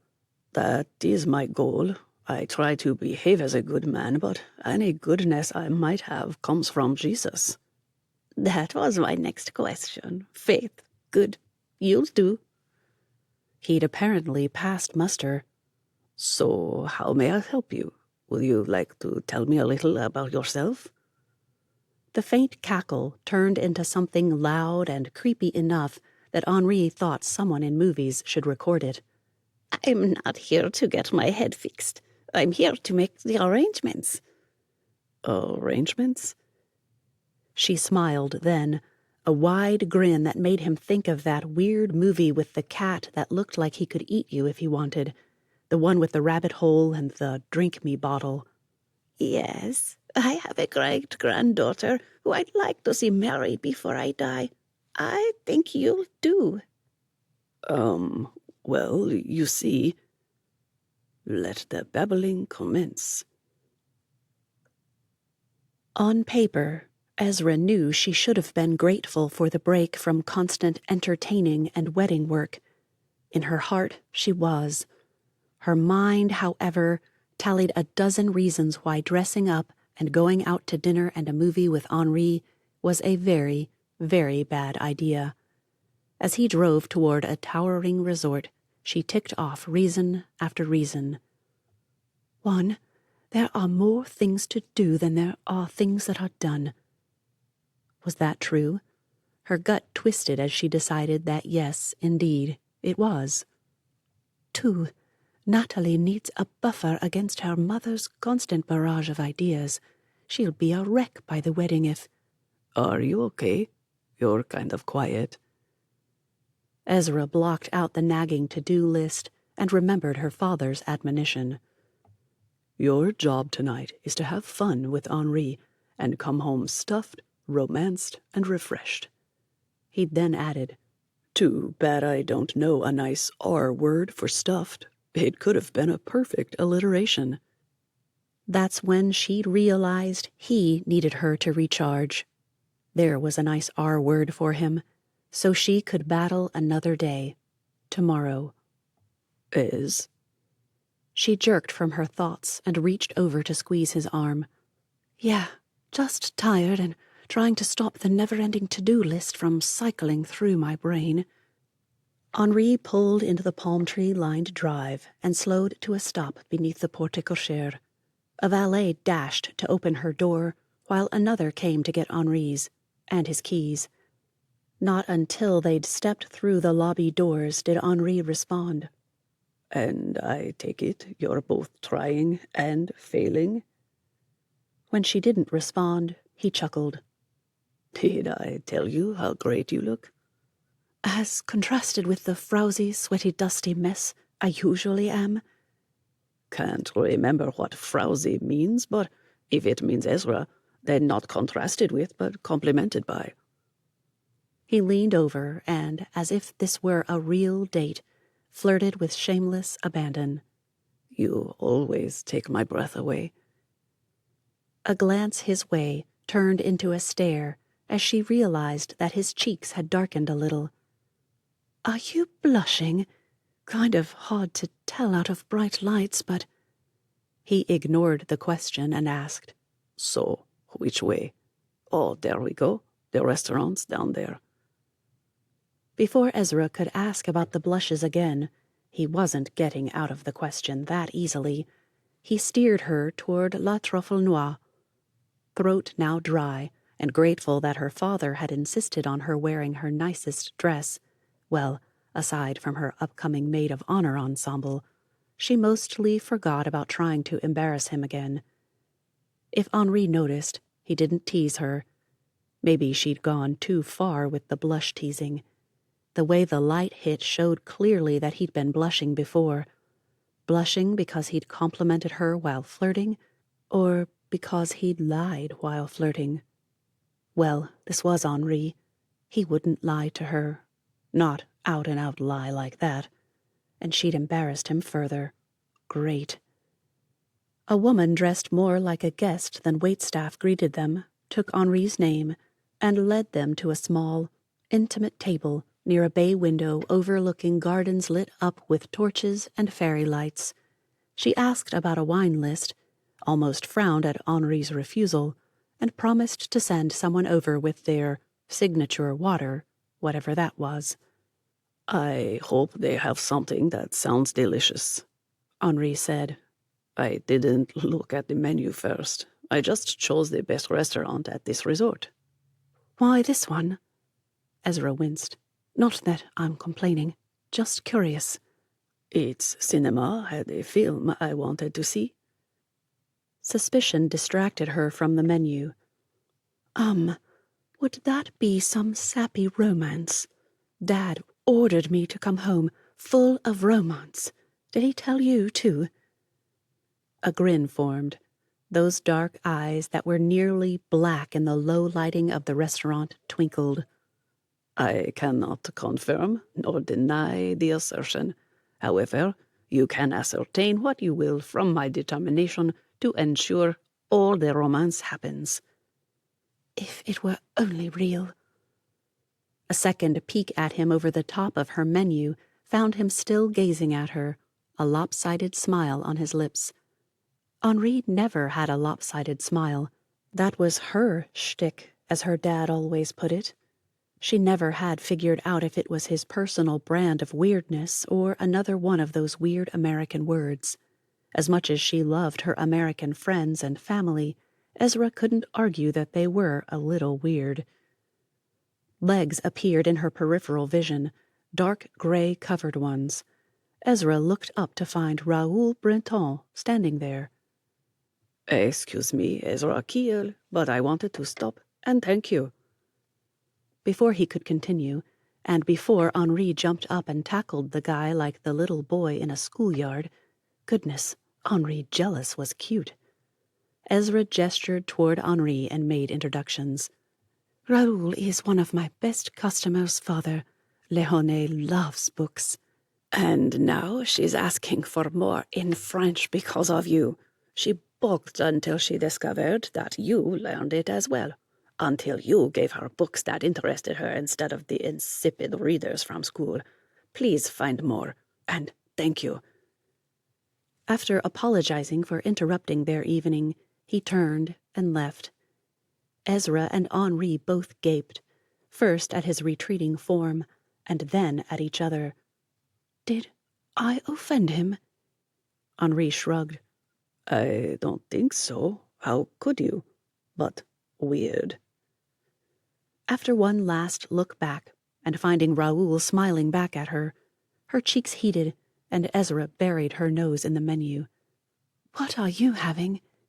Dinner with an embarrassed woman. At her glare over that menu, Henri added, And palpitations, wondering why she's so affected by a guy she acts like she doesn't know. The grin on his face belied the growl that entered his tone as Henri spoke. Ezra huffed. I was embarrassed because he caught me looking back at him. He probably thinks I'm flirting. Mortification. When the two men at the table next to theirs looked over, Ezra could have let the earth swallow her, just like Dathan and Abiram. The server appeared and asked if they needed help with their selections. It was a nice way to say hurry up, except no one would ever. Then she realized that, yes, she did need help. Never had she come to a meal decision so quickly. The man asked if she wanted seafood or something else. She chose something else. He asked if she liked beef. Of course she did. I just rarely get it. I recommend the la carbonade flamande with the boiled new potatoes. Delicious, unless you do not like ginger. That's perfect.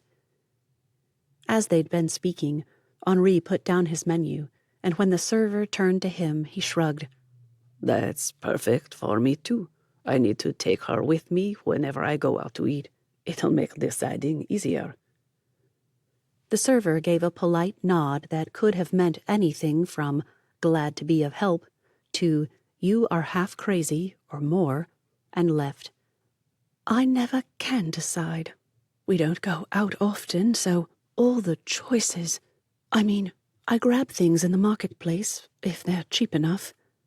Well, you decided quickly this time, and that got rid of another man trying to monopolize you. Before she could reply, the hostess arrived with a folded piece of paper. From Raoul Breton?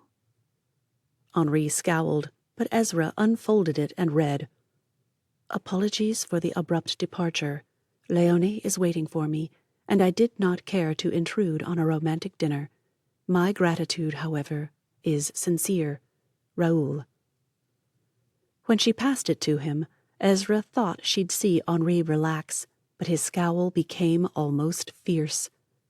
What is with this guy? It took a second, and then a third look, before Ezra realized he wasn't joking. You're actually jealous. She dropped her voice to a near whisper when the two men looked their way again. This is hilarious. I'm your fake girlfriend, and you're actually jealous. I think you missed your calling. You should have been a method actor. They stared at each other over the low floral arrangement and gentle candlelight. Fake candlelight, but still. Unease wormed its way from her gut to her heart and tapped on the door. Did she really want a relationship with someone so easily stirred to jealousy? Or was this something new he'd never had to deal with and needed grace while he learned how? Was it real? And if it were, what did that even mean? Before she could come to any conclusion, Henri rose and offered his hand. Ezra blinked. Are you asking me to dance? There's no band. Come with me. You'll see. But we just ordered. Those eyes darkened again until she couldn't differentiate pupil from iris. Was he angry? About what? Trust me, Ezimaya. I'll smack you if you say that again. Still, she rose and slipped her hand into his and followed as he led them through the room. That's when she noticed another couple ahead of them strolling toward a large glass wall. The doors slid apart at their approach, and the sounds of birds and waterfalls just reached her. Botanical gardens. They have ponds and waterfalls, rare species, and even a few trees. He pulled her arm through his. Very peaceful and beautiful, unlike my attitude. Sorry, I was rude. Well, that meant something. You did promise me a romantic evening, and this could help. Wait till you see the water lilies from the Amazon. I heard they started opening last night. And he was right. About a lot of things, actually. The beautiful lilies with pads that the placard stated could become large enough to hold a 65-pound child, and soccer ball-sized flowers that offered a whiff of pineapple. Beautiful. And standing there among the fairy lights, the sounds of moving water, the occasional recorded bird call, with Henri's arm around her waist. Yep, totally romantic. A+ so far on this one. Chapter 13. That dinner and the subsequent action movie, Henri knew her favorites, helped Ezra get through 4 half-days on the tidal wave and 3 weeks of preparations and entertaining squeezed into the other halves of those days. Well, that and the daily flirtatious messages.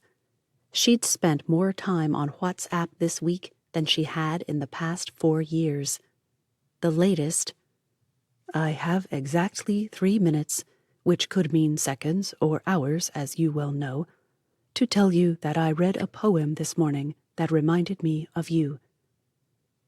A link followed, and though she knew better than to be distracted, Ezra clicked and read.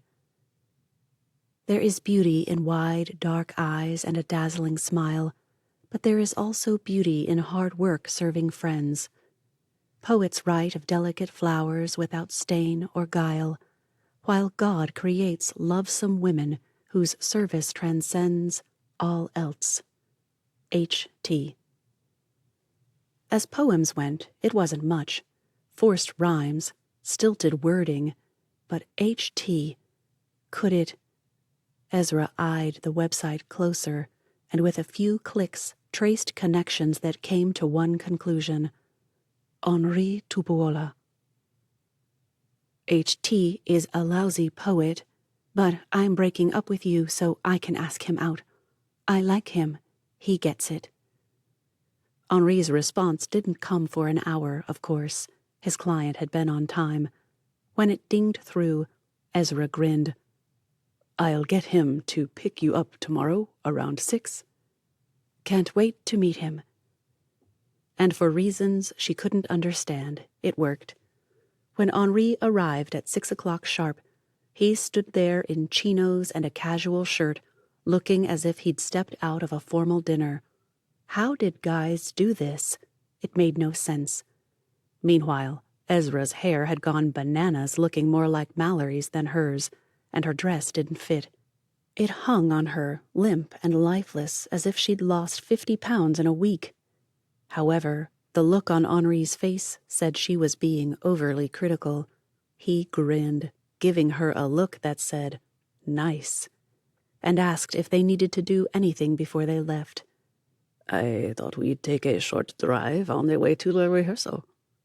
Dad had asked that they pick up flowers for Natalie, but other than that, she couldn't think of anything they needed to do. There was just one problem. She'd spent the day on flirty banter about this poet, and now she didn't know where to take it. Henri, on the other hand, didn't seem to have that problem. He helped her into the car as if some guy from a 50s movie, got behind the wheel, turned to her, and grinned. After a wink, he started the engine, put the car in gear, and as he pulled away from their fell, he said, "It's nice to meet you, Ezimaya." "Don't start with me, Henri. You'll regret it. I've had the worst week of my life. Furthermore, I've decided that if I ever make this stupid decision to get married, I will definitely elope." As petulant as she knew she sounded, Ezra added, "Weddings are a nightmare, even simple ones." She had expected sympathy. Instead, she got Henri's booming laughter. Between chortles, Henri pointed out that she had both eschewed marriage and planned her own wedding in one sentence. He wasn't wrong. Still, until that moment, Ezra hadn't realized how much she'd learned to dislike the idea of weddings in the past couple of months. All that attention focused on you, all those people, all the expectations, all the expense for just a few hours. Something deep within her told her that there was nothing wrong with a wedding. Something else, just as deep, told her that weddings were wrong for her. "So, you think I'm crazy?" Henri shook his head as he turned onto the road leading toward the market. "Nope. I just think now isn't the time to make a decision about something that I hope isn't even in your sights." "Are you telling me not to get any ideas?" A quarter-mile passed, each second of it ticking louder, but then Henri grinned. "Yeah, I am. You deserve better than pathetic poetry and posers who write it." "Maybe I think HT has potential." Only when he'd pulled over across from the fresh air market did Henri turn to her. "Then marry him once he's written a decent poem, but never settle. As God's beloved daughter, you deserve better." With a quick squeeze of her arm, he added, "Hang tight." And as if he did it every day, Henri skirted the back of his car and came to open her door, offered his hand, kept it wrapped around hers while crossing the road and waving at a truck anxious to pass. As if they did it every day, he took 3 steps down to the market at a jog, asking, "What kind of flowers does Natalie like?" How was she supposed to know? "I think she's mentioned liking the scent of gardenias, maybe? Oh!" She pointed to a bucket of tall, slightly spiky blooms. "Torch ginger, the national flower of Samoa. It will be a conversation piece for her mother. We want something with those for sure." As they threaded their way through the shoppers, most on their way home after a long day, Henri laced their fingers together in a more relaxed manner than the near-death grip he'd used so far. "I know just this doll. Mark is probably still..." He pointed. "Yep, look." While Henri greeted someone who was obviously a friend, Ezra picked over the smallest bouquets, looking for the perfect one that wouldn't bust a budget that had been busted weeks ago. She lifted it, but Henri broke off his joking and shook his head. "No, look, at the back. The one with the red..." She pointed to a more medium-sized bundle, knowing she'd never be able to buy it. He broke away and reached past that for, not the largest one, but a considerably fuller bundle. "This one. Look at those beauties." Mark nodded his approval. "Henri, always good for a deal. I stuffed a few leftovers in that one last minute." Good deal or not, she couldn't afford it, and neither could her father.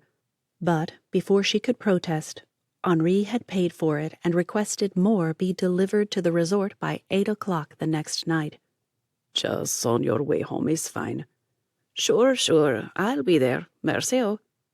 She couldn't argue with his generosity, so Ezra waited until they'd settled back in his car and echoed Mark's thanks. "Merci, Henri. It's beautiful." He pulled out onto the road, causing a car behind them to blare their horn at him, and sighed. "I wanted one for you, but I thought it might take away from Natalie's moment. How many men would even think of that? I'll enjoy them until we get there. Ezra, He broke off.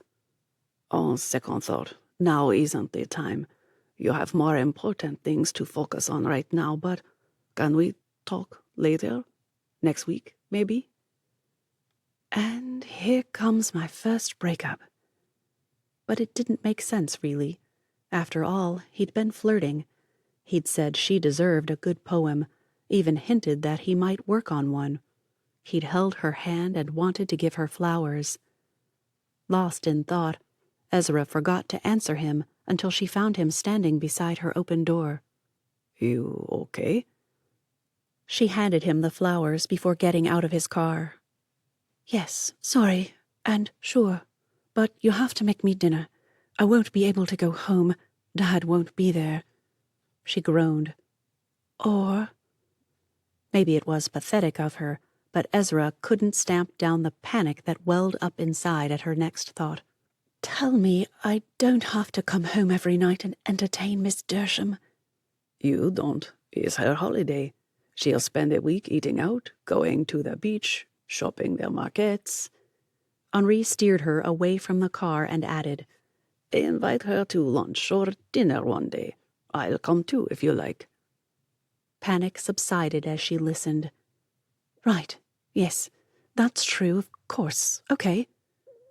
As they went down the palm-covered walk to the garden restaurant where knife dancers were already assembling on the ground near a fire pit, she fought back jitters. Why am I so nervous? The rehearsal took 3 minutes. It's a simple wedding. The dinner is just a formality for my grandparents and Miss Dersham. They don't get that it's not how things are done here. Henri slipped an arm around her waist and pulled her close just before they came into view of the table. You're not nervous. You're exhausted, that's all. He handed back the flowers. Here you go. I'll go grab us a seat. Dad met her at the edge of their party's fale'eo and took the flowers. Ouch. What do I owe you? Thank Henri. His gift. When he balked, Ezra added, He wants so much to be a part of this. Take it. The gift is for you. You give it to Natalie. Then it's from you. It's fine. Dad would have argued, but they both knew he couldn't afford to. Pride warred with sense. Sense, or perhaps sense, won. You're right. I'll thank him later. Natalie's delight with the bouquet, combined with her mother's and Ezra's grandmother's exclamations over the frangipani blooms that Natalie offered them, added to Dad's joy, and he relaxed. Ezra's tension eased, and she smiled up at Henri as she took the chair he held for her. The music began. Grandpa Keel stood and said he wanted to make a toast. I didn't know if this day would ever come. We never got to know Isa, only met her at the wedding, and then she was gone before we came back. We've prayed for years that the Lord would bring just the right woman for our son. He gave Natalie an exaggerated wink before adding, We just didn't know that the Lord had to create someone new just for him. We had to wait for her to grow up, but we can see she's been worth it. Each word struck her heart. Her throat tried to close. Tears stung the back of her eyes. Ezra laughed with the rest of them, lifted her glass of Tallulah, and downed the carbonated soft drink in just a couple of gulps. It worked. Her eyes smarted, the tears fell, and everyone laughed at her for gulping carbonation when she wasn't accustomed to it. Everyone but Henri. He watched her when he thought she wasn't looking. Chapter 14. With each toast, Ezra grew stiffer, though her laughter grew louder. She downed 2 more flutes of Tallulah, and Henri couldn't help but surreptitiously double-check each time the bottle came to ensure it really wasn't alcoholic. She dropped her napkin and took far too long to bring it up again. A hint of dark smudge near her eye.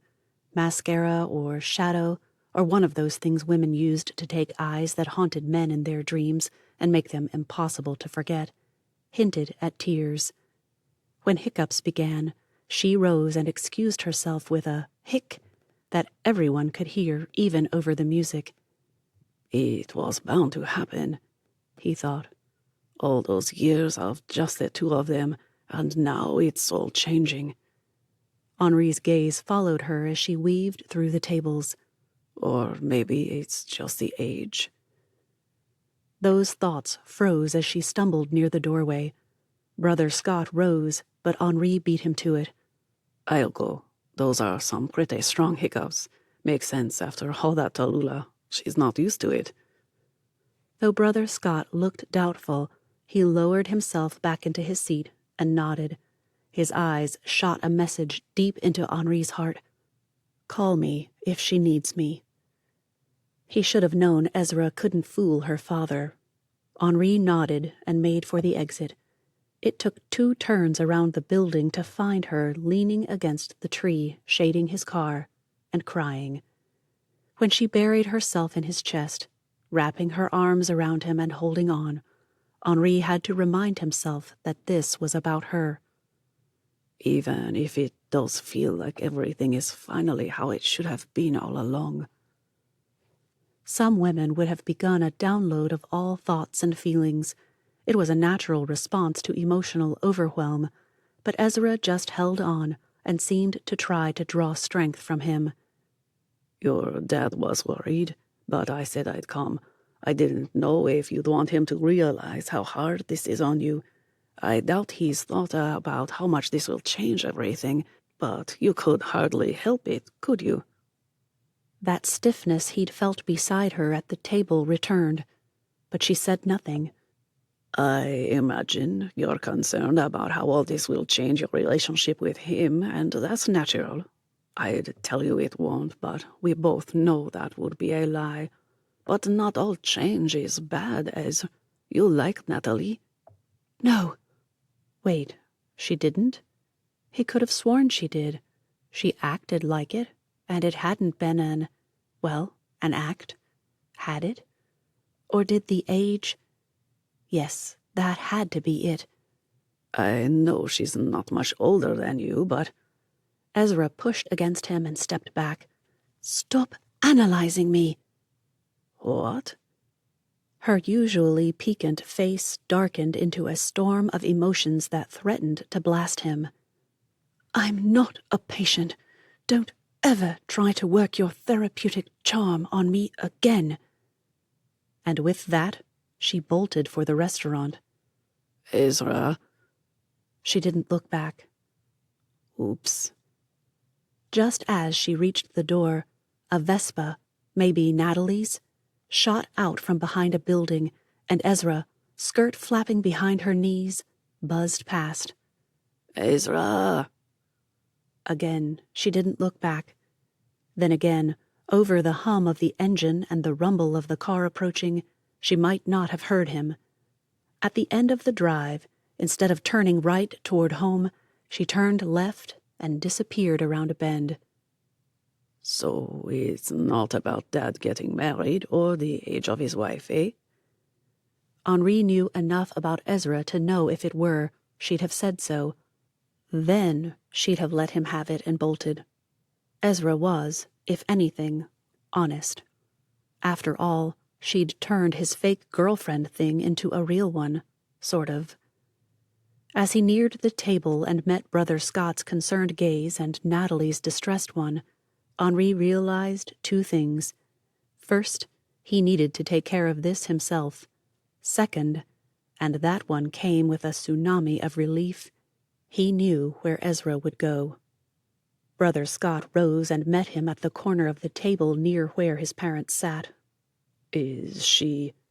She's upset, yes, but it's not about you getting married. That much I know. I think I know where she's gone, and I'll go make sure she's all right. Get her to talk. That usually does it for Ez. She talks out whatever's bugging her, and the Lord sets the pieces in the right order again. Brother Scott asked the server to box up a couple of meals and urged Henri to wait. Tell her I love her. Natalie does too, if you think she wants to hear that. I'm sure she does. Like I said, it's not cold feet for you. I just have to wait for her to tell me what it is. He left minutes later with 2 boxes of food and a heavy heart. Everyone at the table had become concerned, speculating about all kinds of things that would have set Ezra's blood boiling had she heard them. But with the scent of split roasted pork and all the trimmings in boxes on the seat beside him, and making his stomach rumble, Henri prayed all the way to where he felt sure he'd find her.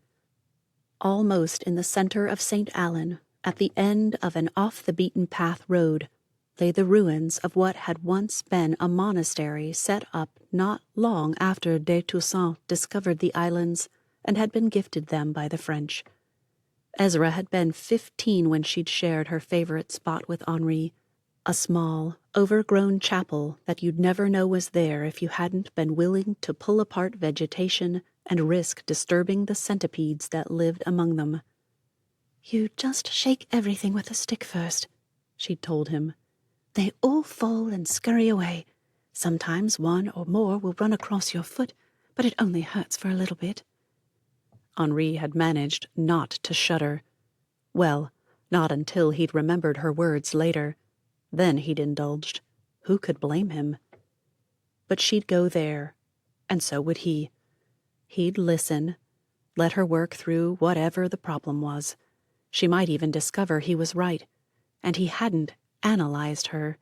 He'd just noted a change, considered likely reasons. Yeah, he'd analyzed. Ugh. The road to the monastery loomed just minutes later. If anything, and there was no doubt about it, the road had gotten even worse over the past 10 years. It never had been a good one. Few people came out there. In fact, now that he thought about it, who kept it from getting overgrown in the first place? Henri had no idea, and as his car cried and protested every rut, rock, root, and gorge masquerading as a pothole, it occurred to him that he might want to know, for future reference. Crumbling, tumbled-down walls announced the perimeter of the grounds. Only the posts that held up the stones and a few connected stones remained standing. The rest spilled along the ground as if wreckage from a battle. A battle with time, maybe. Just inside those, a long, low building with caved-in roof that had been mostly grown over down the centuries signaled what had likely been storage and workrooms. Everyone agreed that the larger building closer to the chapel had been the monks' cells and common rooms. To the left of that, the incongruous 18th century French chapel ruins. It had pointed arched windows, one stained glass, a bell tower that had never held a bell, and a cupola. Well, it once had. It now lay broken on the ground after being ripped off by a cyclone nearly 200 years ago. The whole thing had been canopied by trees and vines that, had they been growing closer to the beaches, would have strangled out most vegetation. It grew slower inland, though Henri had never learned why. Botany and he were not good friends. Ezra's Vespa, he felt certain it was actually Natalie's now that he had a good look at it, had been leaned up against part of a crumbling wall as if she hadn't had time to pull down the kickstand. Henri climbed from his car, knowing she'd have heard it as it rattled and thumped along the road. Ez, just me, coming in. Tell me you got your leggy beasts to scurry already. She didn't respond, but he thought he heard a snort. That might be good. He found her on a slab of something, her dress likely sporting a few new stains. A closer look verified the something as the end of a stone pew. Ouch. Talk about cold hard truth in church. The stains he couldn't verify without asking her to stand, turn around, and then getting slugged for the investigation. The thought made his throat go dry. Lord, save me from myself, please. Should have guessed you'd know where I'd go. He brushed the pew end and lowered himself beside her. Instinct said to take her hand, put an arm around her, thread his arm through hers, or vice versa, even drop to one knee and propose. Okay, not that. Not yet. He'd get a no. And while he wasn't certain he was ready for a yes, Henri knew he didn't want a no. Not yet. Probably not ever. That still left the question of what to do with his hands. It wasn't like he could just tuck them between his knees without looking like a pathetic excuse for a man. And even if you are one at the moment, you should never give in and look like it, and vice versa. Save face somewhere, that's my motto. Or at least, he added as an afterthought, it is now. In some romance book or movie, Ezra would have had the decency to lean against him or something. In a rom-com, she'd lean in at the moment he did, and one of them would topple over while the other laughed. Those weird American Hallmark movies would have one landing on top of the other, their eyes would lock, and while the audience rolled their eyes, the couple would know.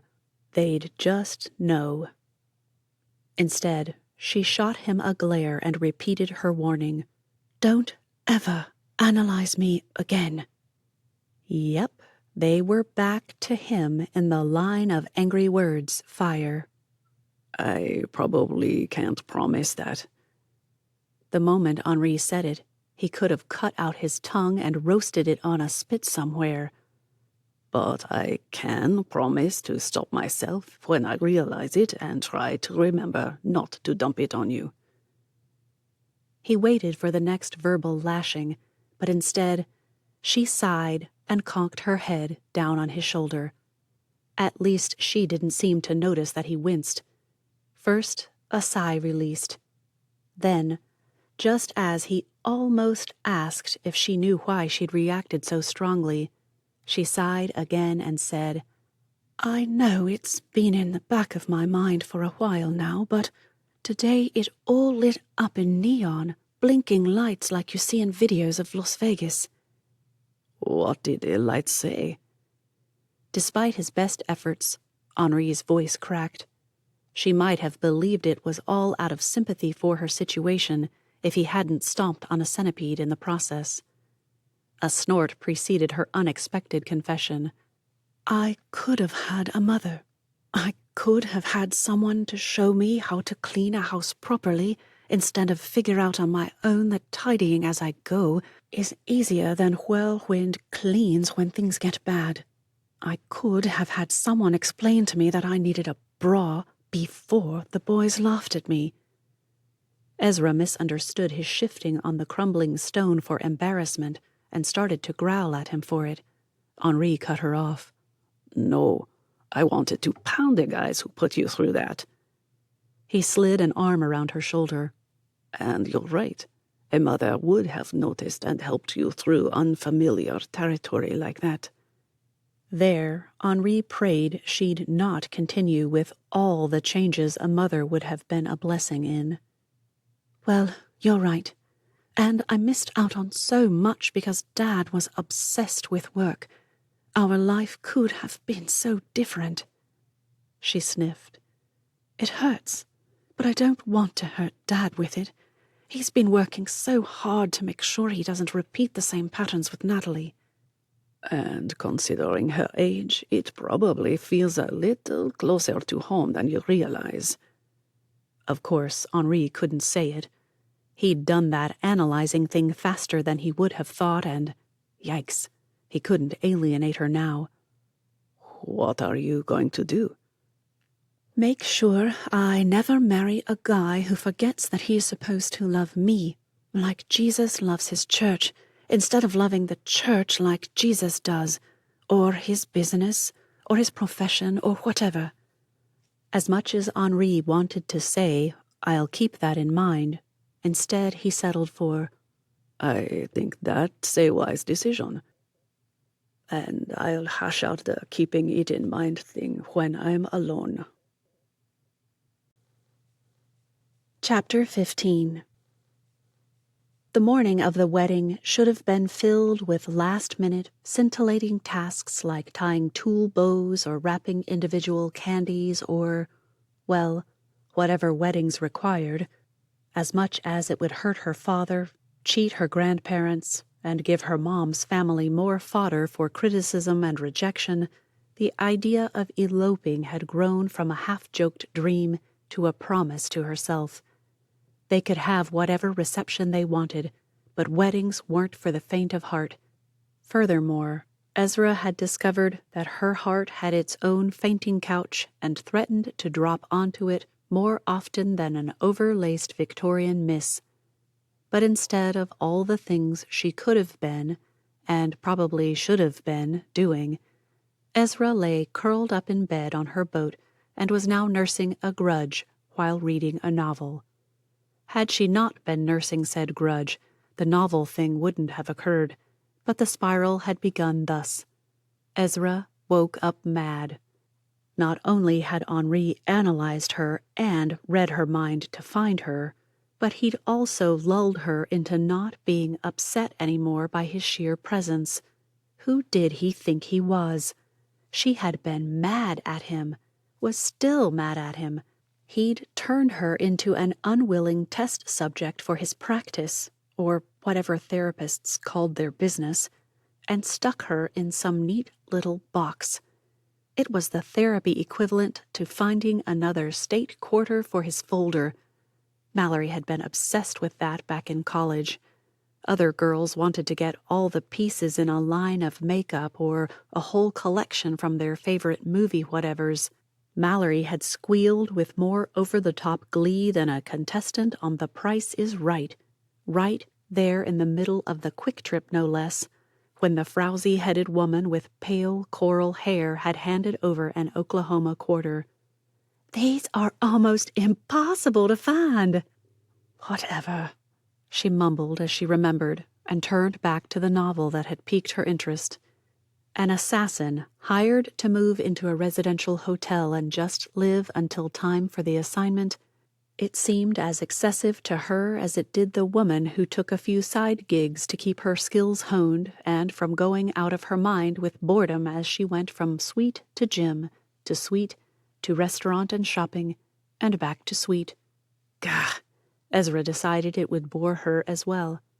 She turned the page and kept reading. Tiffany pulled her bullet journal to her and crossed off another day. All joy in the process had died 2 months ago, but, once started, her routine-loving self couldn't stop. A sigh that was more of a growl than anything escaped. Quit. She could just do it. Quit. That growl returned. No, she'd never not fulfilled a contract before, but seriously, she'd become an assassin for travel and adventure. It wasn't as if she liked killing people. That was the price she paid for living her dream life. Everyone had one. The guy who knew his wife cheated on him while he traveled for a job that gave him the respect he craved. He couldn't have one without paying the price of the other. The homeschool mom who had really loved her career but loved being with her kids all day more. Everyone made sacrifices to do what they loved most. I just never thought mine would be to become a useless socialite while my boss figured out who he wanted me to kill. Nope. She thought hers would be to live with the fact that she'd killed 49 people. Granted, she'd proven that 43 would have faced the death penalty in their respective states or countries if anyone could have gotten a conviction on them. 3 more she suspected. The last 3, however, still unsettled her on nights like this. "Check the cost of this suite," Tiffany ordered herself. "Maybe you can buy your way out of the contract." Clearly the guy is having second thoughts. Such a cold approach to life. Ezra couldn't imagine it. Though tempted to call Henri to ask his opinion on it, her ire flared again and prompted her to turn the page instead. 3 pages later, Ezra snorted at the next plot twist. A meet-cute? She flipped the book over and stared at the back. Suspense, not rom-com. What on earth? Page after page showed a slow romance building. The the meet when she decided to take the stairs instead of the elevator to keep her skills up. She'd jumped over the railing and nearly landed on the dude. He'd grinned and sent her insides tumbling the rest of the way down the stairs, or however authors put those romantic feelings. Butterflies? Tiffany would crush them in her palms, or maybe use them for target practice. Yes, she would be that sort. Then the meeting in the elevator when he joked about her avoiding practicing her Spidey moves. The locked gazes before she bolted out on the wrong floor. The day they both entered their suites at the same moment and discovered they lived directly across from each other. It began. Workout sessions first, swimming at the pool. The guy was a gentleman, it seemed, but Tiffany made a few observations that caused Ezra's cheeks to heat. Down, girl. When the end of the 3rd month came and she checked off the last day again, the assassin sat cross-legged on her bed, torn. Her employer had promised $100K for this job, but he had to have spent nearly that much on it already, and now here she was falling for a guy who would dump her guilty soul the moment he found out who she was and what she did. This could be the last one. I could go back to being a dental hygienist. I could pretend each tooth was a target and assassinate the plaque and tartar. I'd go home at night, too. Ugh. Nope. We could be travel writers, or maybe I could teach him the trade. Yeah, I could do that. Tiffany considered her options, realizing with each one that her heart had become ridiculously entangled. A knock jerked her from plans that might mean the end of the relationship or the beginning of a whole new life. She scowled and stormed to the door. Just as she got there, her demeanor changed. It'll be Gerald, of course, duh. But it wasn't. A hotel employee stood there holding a creamy envelope. This arrived for you just a few minutes ago with a request to bring it up right away. She grabbed a few bills from the bag she kept hanging by the door and shoved them in his hands. Thank you. Yes, we're in business. I'll take out the target and focus on my new life, with Gerald, I hope. Just as the door closed, she heard a knock across the way. Instinct prompted her to rip open the envelope and read the name within, even as she eased open her door just enough to hear the same mousy girl say the exact same words to the name written on the card she held in her hand. Gerald Redenbacher. Tiffany listened as she heard him rip open his envelope. She peered through the crack. His eyes widened as she pulled the door open further. Their gazes met, and she knew. The name on his card would read Tiffany Scarelli. Ezra's phone buzzed and jerked her out of the story. Oh boy, 2 assassins? She tapped open WhatsApp and read Henri's message. Am I picking you up on your boat or at your dad's fell? She should say dad's house. She should. But if he found out she hadn't gotten ready there, he'd want to know why. They'd argue again, and they couldn't do it today. Not today. She'd let him have it after the wedding. Oh, yes, she would. Most definitely. Maybe it was childish. No, maybe about it. But Ezra just zipped back. Boat. He didn't need anything else. Henri's first hint that all was not well should have slapped him upside the head when he found Ezra waiting for him at the entrance to the marina. She threw a bag in the back seat and climbed in, thanking him for being early, and that was it. Not a word all the way to the church. Once there, she said she'd see him after the ceremony, told him he could sit with her grandparents, and took off. All thoughts of making a beeline for his seat and waiting for the whole thing to be over so he could get Ezra alone and find out what had happened died a slow, unnatural death as he fought his way through the chatting guests. People had aged in the past decade. A lot. The woman he'd gotten tricked into babysitting for once stopped him and reminded him her daughters, her teenaged daughters, about that fact. The girl flirted, and Henri did his best not to show the abject horror that ran creepy fingernails up his arm and down his spine. Lord, get me out of this, please. When the third older woman pulled a daughter, niece, granddaughter, neighbor, total stranger, who knew what these women actually were, Henri almost wondered if babysitter mom hadn't been matchmaking too. Surely not. Only Brother Scott's parents' arrival provided an escape. He excused himself and hurried to escort them inside. Didn't have a chance to get to know you. How are you enjoying your visit? If his voice sounded over loud, well, maybe it would scare off a few of the rabid revelers. Really, Tupuola? Rabid revelers? Give me a break. Ridiculous or not, however, it's how he felt. Mrs. Keel beamed up at him, remarking that she was the only woman escorted by the two handsomest men at the wedding. I suppose I had to let Natalie have the third. A slight twist of her lips and a widening of the eyes. The woman was an elderly, she'd probably kill him for that, version of Ezra. Well, Brother Scott can have Natalie, nice as she is, but if you'll dump this guy... Henri jerked his head toward Mr. Keel. I could escort the two loveliest women to their reception. What do you say? She stared. He frowned. Henri began to think he understood what Jesus went through when he sweat blood. Then both of the Keels burst out laughing. "We had him going there," Mrs. Keel said as she elbowed her husband. "Gullible, this one, but he'll do." Do for what? Please don't make me give a toast or...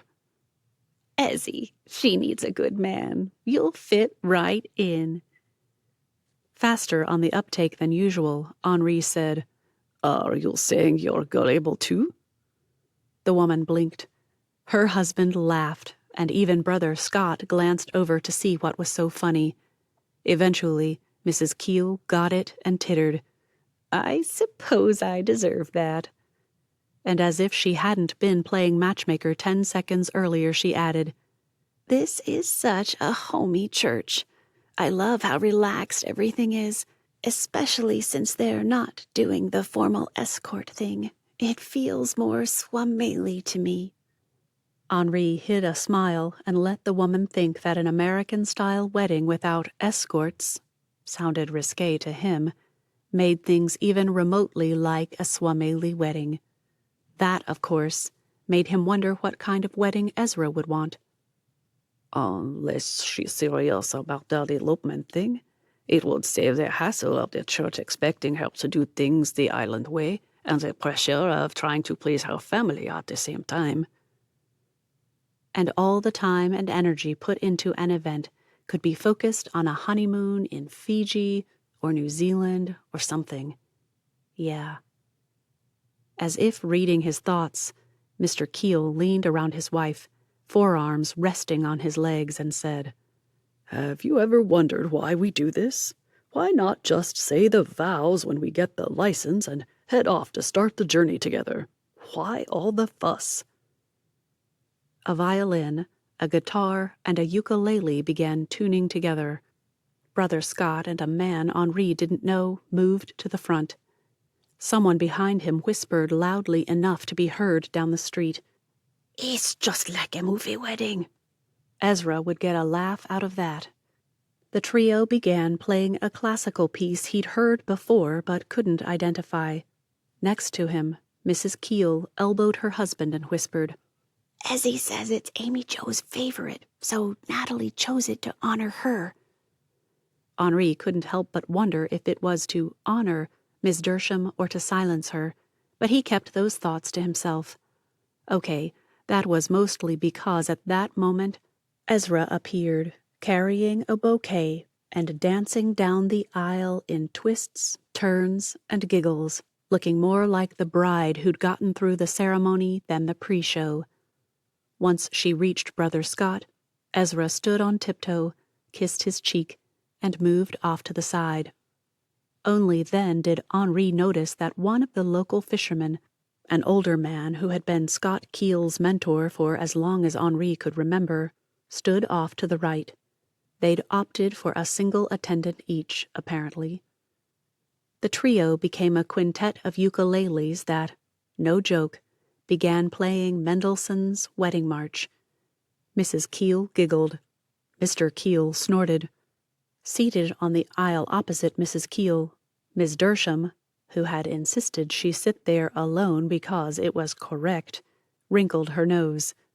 Well, she probably expected harps or cellos and canon in D, or whatever people played in the States this week. American wedding trends seemed to change faster than fashion ones. The congregation rose as the minister gestured, and a gasp from across the aisle gave away Miss Dersham's opinion on her daughter's wedding dress. A glance her way confirmed it. Henri couldn't have described it for a fashion magazine, but it wasn't made of satin and lace. It didn't reach the floor, or at least most of it didn't. A tiny train trailed behind her jagged hem. Jagged wasn't fair either, Henri decided. It just wasn't straight or smooth. More diamond-like, he decided. And a closer look hinted at narrow lace along the edges, so there was lace. But the dress definitely wasn't satin or silk. Cotton, maybe linen if sheer linen existed, a few layers of it, fluttery sleeves with those same pointy hems, a drawstring neckline. Ezra had a dress like it with a straight hem, and in a warm yellow. Not as fancy, and yet this wasn't fancy. A second glance at Miss Dersham confirmed it. She did not approve of the dress. Henri shot a look at Ezra and found her struggling to maintain composure. Anger? Hurt for her friend and soon-to-be stepmother? Something else? None of it mattered after Brother Scott clasped her hands and she beamed up at him. Only their proper responses at the right times proved that they actually paid attention to anything but each other.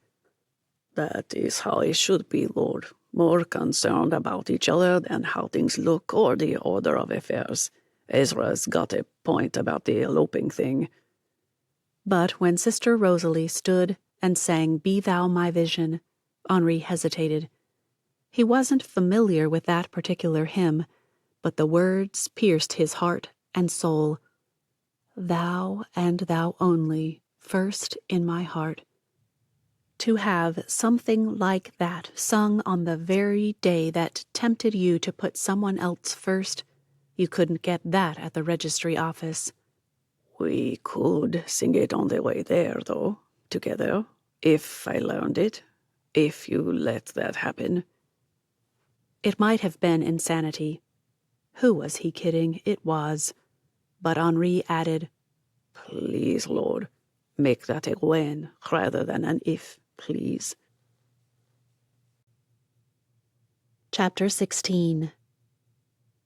Those wide brown eyes, the impish smile, her laughter when her father said something in an undertone, it all combined into one beautiful picture of Ezra Nehemiah Keel, warm, welcoming, joy-filled. Until she'd looked at him. Everything shifted as if a freak blizzard had dumped ice and snow all over the space between them. He could practically feel the icicles forming in his nostrils, which was as disturbing an idea as any he'd ever had. And 3 days later, he hadn't heard a peep from her and hadn't gotten the nerve to go talk to her. Instead, he opted to FaceTime with Tristan to pour out his woes. Henri stood in his kitchen, phone lying on the countertop, and staring out the window for answers that would never fly in. Seriously, Tris, when she sat down to eat her poliki, that Natalie's mother sniffed at it as if it weren't the most amazing cake ever. Is that the steamed spice thing? Yep. She's an idiot. Anyway, as you were saying... At least Henri managed to laugh. Well, It gets weird here.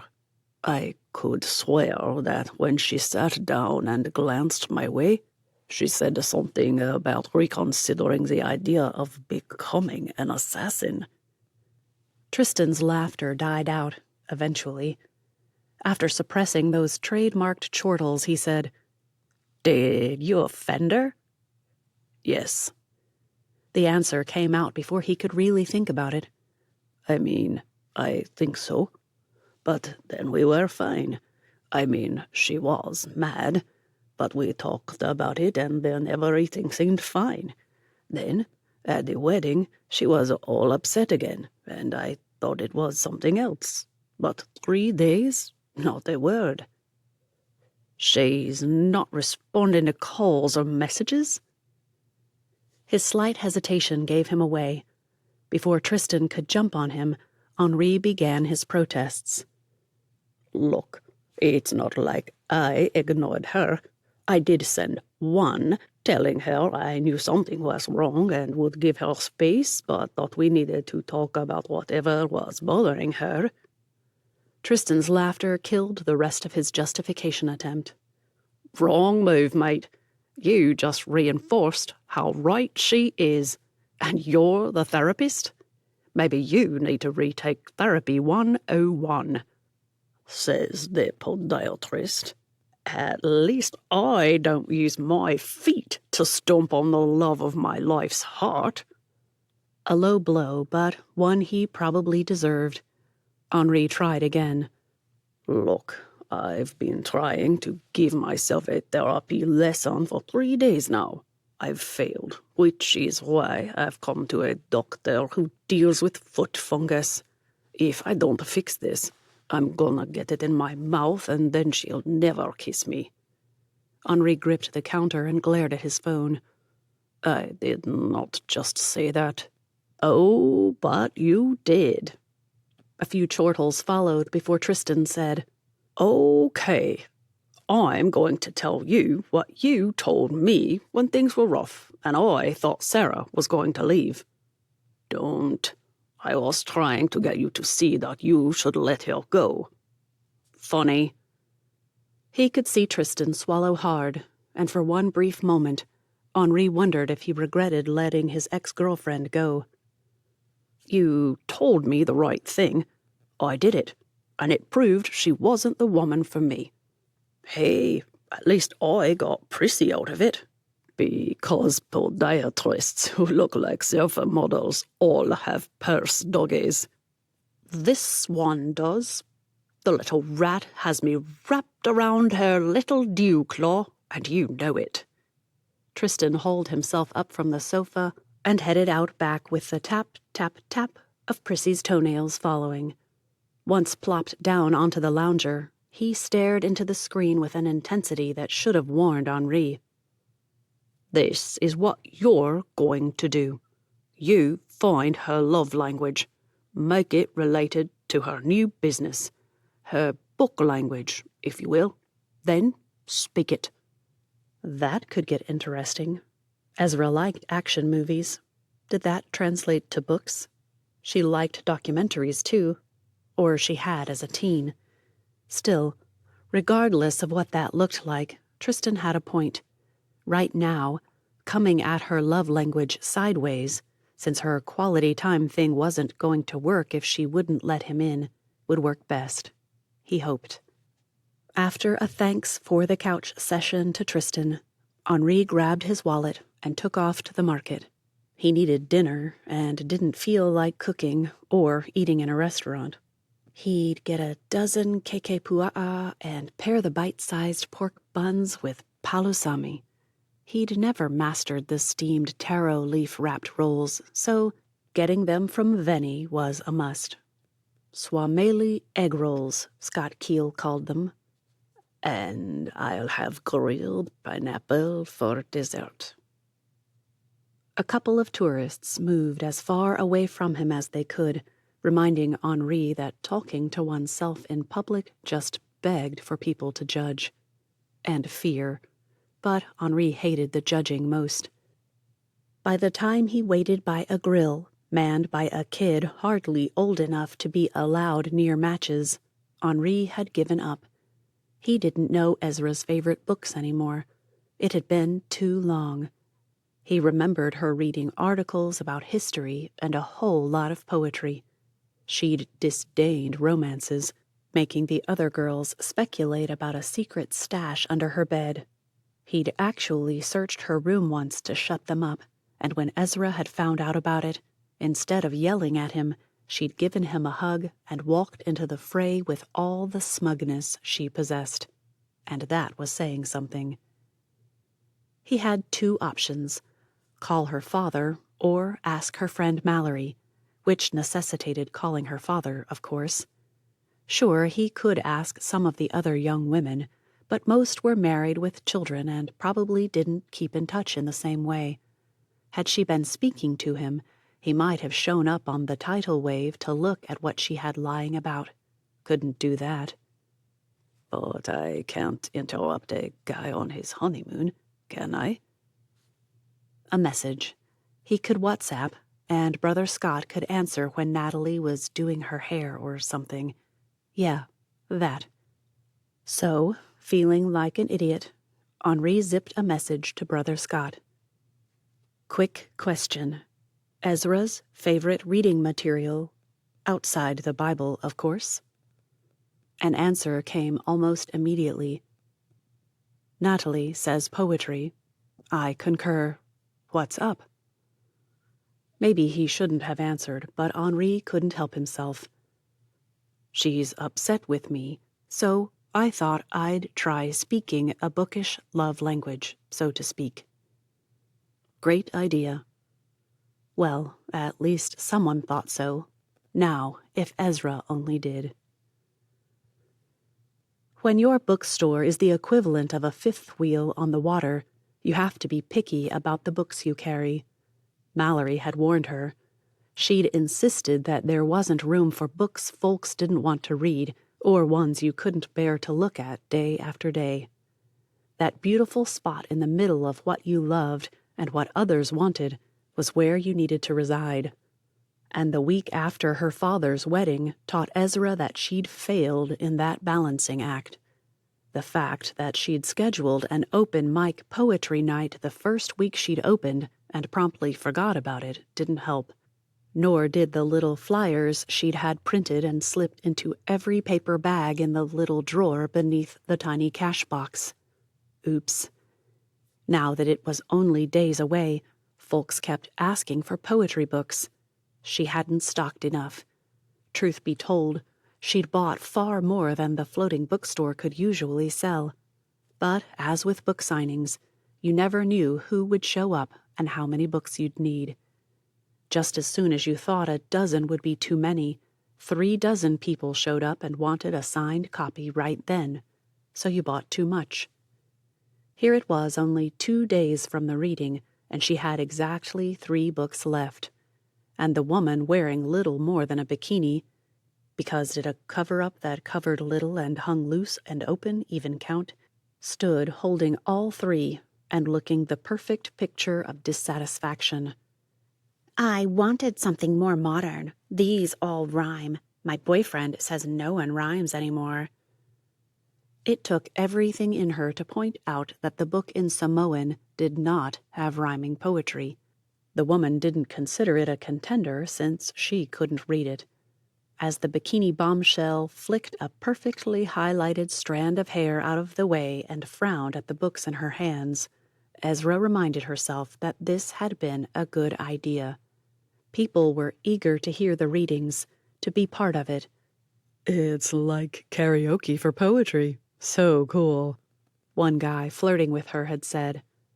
Ezra hadn't even been able to ward him off with the words about wondering what her boyfriend would read, because he wouldn't be there, because she was mad at him and he didn't even know it, because, despite knowing he hadn't meant to be offensive, she still wanted him to be sorry, because she was an idiot. I guess I'll take the Dorothy Parker one. Some of them are funny.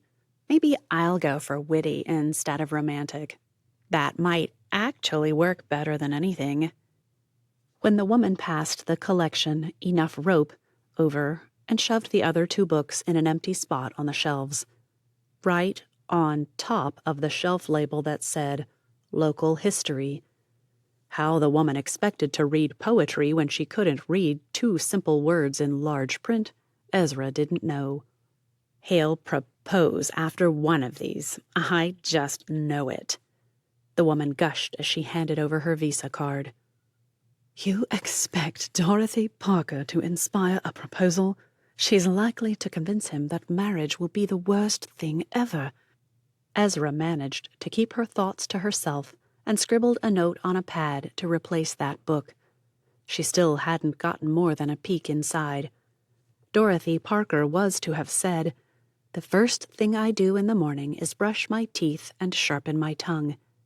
Ezra almost believed it. A message arrived just as 3 new customers entered, one asking about poetry books. Ezra thrust the remaining 2 at him and directed the first woman of the group to a short row of psychological thrillers and another to the even shorter row of local authors. The woman immediately pulled Henri's book off the shelf. "I've heard about this. It's supposed to be good. He's local." Ezra nodded and pulled her phone from her pocket. When the woman flipped the book open and saw Henri's photo on the dust jacket flap, she made an appreciative sound, one Ezra could have cheerfully slugged her for, and said, "I think I should develop a neurosis of some kind. OCD? No, he'd think he couldn't touch me. Maybe fear of being alone." Thriller Lady giggled. The guy rolled his eyes at Ezra over their heads and passed her the Samoan book. "I'm learning, so this'll be perfect. Sold out of poetry, huh?" Except these 2, yes. "What do you think, Jeff? Should I make an appointment to play with the doctor?" Another roll of the eyes, one he didn't try to hide from his friend. Ezra couldn't take it. I'll let him know he's appreciated. "You know Henri Tupuola?" She pronounced his name like a Brit, of course. Henry. Her snooty accent did little to improve the way it sounded. He's my boyfriend. Ezra smiled as she turned to ring up the sale. Before she caught the guy's eye as he burst out laughing. Before the woman got ticked off and shoved the book back on the shelf. And that's why she should have kept her mouth shut. After all, she needed every sale she could get. "She told you, Liz." Was every other American and British woman named Liz? She'd had a dozen this week alone, at least. "Well, you can't fault me for trying. He's delicious." Shall I ask him to bring a spoon to the reading? Ezra handed back the card and the bagged Samoan poetry book to the guy. He's usually willing to cater to my whims. For the first time since he'd insulted her, Ezra wondered if that was still true. Relief did a happy dance in her heart when the woman laughed. At least she'd judged this one well. "Sure. You're all right. What's your name?" Ezra. The woman with the thriller stopped thumbing through a stack of mysteries Ezra hadn't shelved yet. "I thought that was a guy's name." It is. Dad thought I was a boy and filled out all the paperwork for Ezra Nehemiah. It wasn't until he got home with me and had to change my diaper that he realized his mistake. Called me Esther until their birth certificate came in and just gave up and went with it. She'd told the story so many times it had lost its humor for her. Ezra Nehemiah is a lot better than, say, Ezekiel Daniel would have been. "Into the biblical thing, huh?" The woman slid a Louise Penny and the newest Richard Osman into her pile. Occupational hazard, Ezra admitted as she took the books. The woman's single eyebrow rising prompted her to add, missionary. It took another 10 minutes to get them all out of the store so she could read the message. As she'd hoped, it was from Henri. "Do we need to register for mic time at your reading or something?" He was coming? He planned to read something? Ezra swallowed hope and irritation and let her thumbs fly, despite the short journey. Nope, just show up and put your name on the clipboard. Need me to bring anything? Do you have someone selling water or drinks or something? She hadn't even thought of it. But the kids from the church could do it, earn money for their next trip. Thanks for the idea. I'll get the kids from the church to do it. 10 minutes passed before a response came. Miss you. Deep down, Ezra knew she'd have to have it out with him again, or they'd never move on and into anything of substance. But if they did have it out, would she keep getting sweet messages like that? She made a deposit into a future with Henri by sending back one last message. Oh, yeah? Chapter 17. The scene probably looked ripped from a movie to half the attendees of the first tidal wave poetry reading. Palm trees swayed, waves lapped the shore, gulls begged for scraps, torches burned around the perimeter, and then there were the tiny paper umbrellas. Yep, one of the kids had wheedled some out of a vendor and provided one with each purchase of a bottled drink. Despite her open mic announcement, she didn't actually have a microphone. Folks who wanted to read would need to make their voices carry over the sound of waves rolling in, gulls crying, and whatever other sounds might interrupt. If it went well, maybe she could invest in one of those little clip-on things. Wireless, maybe. Henri appeared, sauntering into the milling group with 2 bottles in his hand, one of water and one of Tallulah. He held up both as he approached and kissed her cheek. What was that? A quick glance at him earned her an even quicker wink, one she'd almost missed. Oh, right, his fake girlfriend. He has to play the part. Ezra's heart sank a little, but she flashed him her best smile and asked if he'd be willing to go first. He shrugged. I was hoping for last. Maybe I can do both. What are you up to? While her mind spun with ideas, she took the safe bottle. Water, of course. Didn't need to end up with hiccups or burps again. Gross. And turned to hand her sign-up sheet to an arriving trio. That's when the brush of his hand against hers, something no one could have seen, and he'd had to do deliberately, stopped her. She gazed at him. He smiled. I'm going to have to forgive him, aren't I, Lord? Even if he still doesn't get it. And really, it is an occupational hazard. It's not his fault. He probably has no idea he's doing it. We can work through that, can't we? A part of her heart tried to harden, to say he had to learn to curb that impulse before she trusted him with it again. But that was just ridiculous. They'd never have any chance at a relationship if she had to fix all her faults before they could move forward. Hoped we could talk afterward, too. I've hurt you. I want to know how to avoid that again. And call her weak and pathetic, but Ezra didn't care. She melted, right there, in a puddle. And agitating puddles in saturated sand could mean sinking. Head and heart first at this rate. It took a while to get everyone settled and ready, but at last she nodded to Henri and stood off to the side, curious to know if H.T. had penned some new verse or if he'd found one to read. He rose where he'd been seated and gazed around them. Well, I have 2 that I couldn't decide between, so I think I'll go with The Mad Cat by H.T. I really love the subtle layers and hidden meanings in such a simple but profound poem. How did he keep his face straight? Ezra rolled her eyes and folded her arms over her chest, tucking the clipboard under one. Henri cleared his throat, closed his eyes, and almost purred the words of his latest poetic flight of fancy. The cat sat on a mat, his thoughts on this and that, not like a hog, nor like a dog, his thoughts trained only on a rat.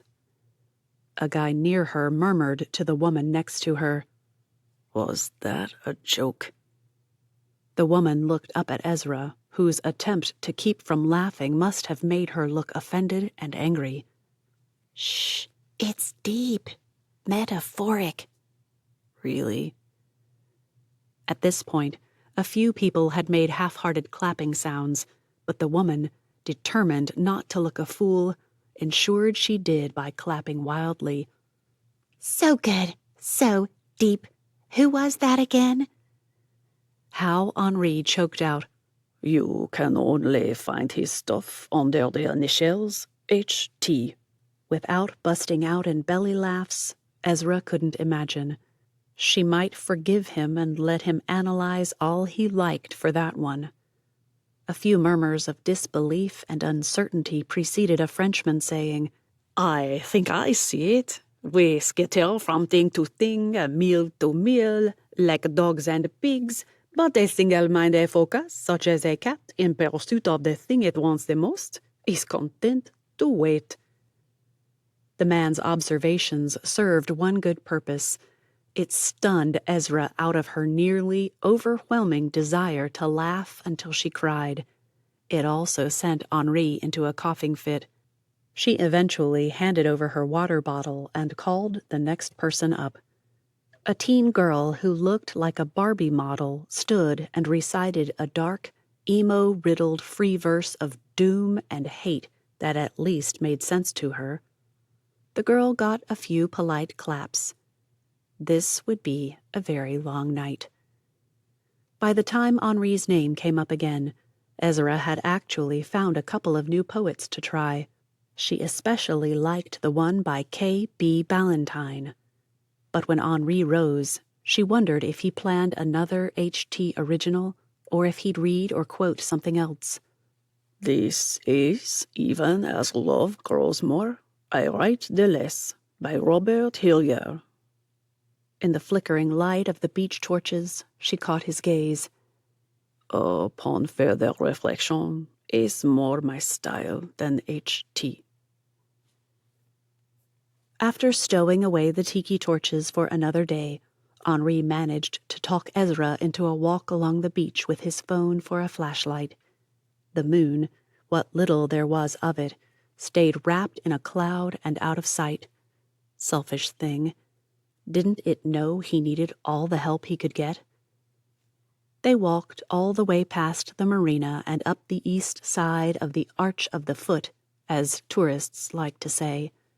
They all thought Lafoina looked like a foot on the map, and they weren't wrong. But Luamua looked like one too, and no one said that about their island. As they passed the Deux Toussaint house, it hadn't belonged to the explorer who discovered the islands, but that's what locals called it anyway. Henri reached for her hand and squeezed it. I know something is wrong. I want to work it out, but I have compounded the trouble by being the guy who doesn't know what he's done.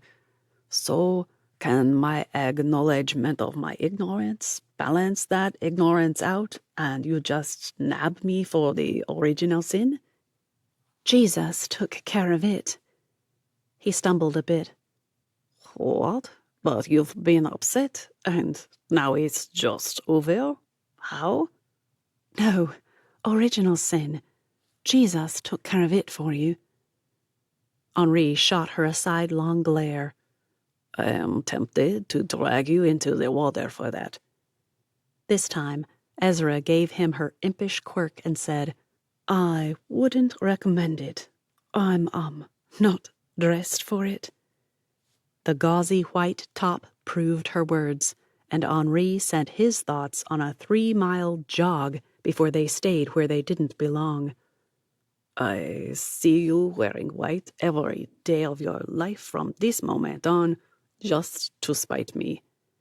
If that's what it takes. Can we talk, Ez? I'm serious. I want to make things right with you, but I really don't know what's wrong. How long they walked after that, he couldn't have said. At the rate they were going, they'd make it around the island's heel in no time, no small feat, and no homonymic pun intended. Then he felt her wilt beside him. Her head dropped to his arm, and her feet slowed. It's the whole analyzing thing. I thought we talked about that. We did. And then I woke up and felt like you just manipulated me into whatever reaction you wanted. His mind spun in dizzying circles until he had to stop and steady himself. He put one hand on her shoulder and forced himself to take a slow inhale. What? You came out there, Henri. I told you what upset me. You analyzed me again, and then you just snuggled up, and I lost my head. Snuggled up? That's not how he remembered it. He'd worked so hard not to be overly affectionate. It had gone against his entire personality to wait for her to let him in. She'd conked her head on his shoulder, and his irrational self insisted he could still feel it. But say it or let it go? That was the question. The answer came in a rush. Honesty. If he ever wanted a real relationship with her, they'd need that. It was a risk, but... And here I thought I'd showed admirable self-restraint. What? I remember an arm around me, my head on your shoulder, not wanting to leave. She snorted. And I shouldn't have admitted that. He chose to ignore it, for her sake. Well, ignore the not wanting to leave part. The other, honesty, still demanded a voice. But, Ezra, I came in, sat beside you, and waited for you to give me some indication that you wouldn't mind if I held your hand or put an arm around you. You leaned your head on me. That's when I let myself get comfortable. I was not trying to be presumptive or pressuring. But... She stopped herself and gazed at him, stepped forward as if to try to see him better. If things had been in a different place, he'd have kissed her. He shouldn't have been able to resist, but sense overrode self and reminded him that taking advantage when she'd just complained of that wasn't a good choice. Ezra stepped back, had probably seen his temptation and decided to make resisting easier for him. I did, didn't I?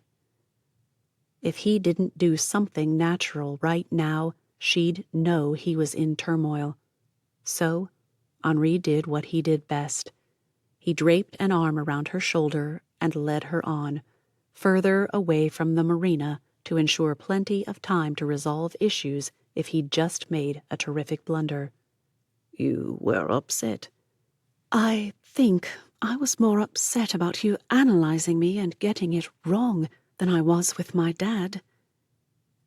The waves had begun their creep up the beach and had nearly reached them. Henri stopped to kick off his shoes and snatch them up again before he replied. Ezra copied him and settled back against him as if waiting for the return of his arm. He obliged. Who wouldn't have? I don't agree. You focused on getting it wrong because you feel guilty for being upset with your dad for something he can't correct now. You're analyzing me again. Stamping down his irritation took more work than he'd have imagined, but he managed. You wouldn't say that if Mallory or Natalie or old Joe made the same observation. My profession means that you see it as me diagnosing you or something. I am just being a friend trying to help a friend, Ez. Water rushed over their toes at the very moment she said, I think we're both right. I think I wouldn't have seen it the same from someone else, but I think you do it more than others, too. And I think I'll have to learn to accept that in you, just like you'll have to learn to accept all my issues. Deal. Henri couldn't resist asking, Fa muafa, ailoga male sogi. She shoved him away and kicked water on him. I'm not sealing anything with a kiss, Henri Tupuola. He might have imagined it, or maybe it was wishful thinking, but Henri could have sworn she added, "Not yet, anyway." That's good enough for me, for now. Chapter 18.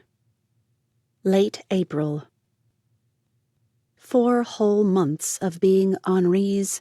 No, she'd get that right someday. Of Henri being her boyfriend, and she had no idea where she stood with him. Was he glad they were dating? She didn't know. She thought he was. He sure hung around a lot. But here it was almost May now, and, well, what did it all mean? She took books off the shelves, brushed a tiny whisk broom over the tops of each, wiped out the shelf, and put them back. Of all the things she thought she'd spend her time doing as a bookseller, keeping sand and dust out of her merchandise hadn't been on the list at all. As she whisked and wiped, she plotted and planned. I could create a date for us, something special, something romantic, something that says, "Remember, this is real for me." Maybe he'd decide if he wanted it to be real for him if he saw what real dating might be. Their weekly, be seen in public dates were fun. Of course they were, but they weren't real. Ezra had no doubt now. She wanted real. Henri was holding back part of himself. She just knew it. Something told her that part of himself would be her favorite part of him. Lost in plans for a picnic at the monastery, complete with all his favorite foods, Ezra didn't hear a customer arrive. She'd just decided to ask her father if she could keep out a small bit of her next boat payment to cover the cost of the picnic when she felt someone behind her. She whirled around, grinning, eager to say hello, and froze. Not Henri. "Oh, hello. Welcome to the tidal wave." She waved her whisk broom at the man. "Sorry for the dust. Just doing a bit of cleaning today." The man stepped closer and brushed something off her nose. The innocuous movement felt threatening. Ezra shuddered, stiffened, and then stepped back. Thank you. Are you looking for anything in particular?" The man's dark eyes held her in a grip she'd never experienced before, never wanted to again either. Not really, he said after a penetrating gaze that sent shivers through her. But I always know it when I see it. Ezra forced a smile back on her face and nodded. "Well, we have fiction on each side here, non-fiction at the back, and behind you is the religious section, Bibles, theology, a few devotionals and study help." That's not what I had in mind, but thank you. His gaze moved upward and to the right of her head. Oh, Before she could move out of the way, he leaned into her to pluck the book off the shelf. Excuse me, this one looks interesting. Colleen Hoover's It Ends With Us. Ezra hadn't even wanted to order Hoover, but people came in asking for her nearly every day. She hadn't read more than the synopses, but they sure didn't sound like her kind of milkshake. Then again, little fiction was, so there was that. "Shall I bag it for you?" The man's lips twisted. "We'll see." His eyes traveled up and down her, twice, before adding, "I'm not done looking." "Oh, yes, you are." Even as she thought it, Ezra moved out of the way. It did little good. The whole boat seemed to close in on her, pushing him closer as well. Step by step, She moved backward, and in unhurried but deliberate movements she'd have sworn he wanted her to note, he followed. At the back, he pulled down a book in French. What does it say? If you can't read French, then it doesn't matter, does it? Ezra plucked the book from his hands and realized her mistake. She couldn't turn around and put it back. No way would she turn her back on this guy. The lips twisted again. I'm interested in a lot of things. She started to tell him she needed to close when he leaned in again and nearly flattened her against the back wall of books as he pulled down another one, always from the top shelf. This one was on the history of the islands. Despite wanting to snatch it from him and beat him over the head with it until he left, Ezra began babbling. That is an amazing book. It's my favorite. I wore out the one my grandparents got me when I was in high school, so when I started buying more books for the store, I knew I wanted it. But it wasn't in print. I found that instead, and it's even better. Is it? I like better. I want to get to know, really know, the people of these islands. Sure you do. I totally believe you. It was a risk, but Ezra had to try it. She took a step forward, which put her far too close for comfort. Excuse me. I need to get by. No problem. Go ahead. Despite his casual response, the guy didn't move. Instead, those dark eyes mocked her. How did she feel stripped bare by someone who didn't take her eyes off her face now? She'd read lines like that in books, but she'd obviously been reading all the wrong books. In those stories, it was uncomfortable, but all in a good way, as if finally a barrier between two people had been broken. There was nothing good about this discomfort. She glared. He stared. If the creep would just give up that mocking attitude, she could get past the, probably, ridiculous idea that one false move would have her feeling even more violated than she already did, being more violated. Please, step aside.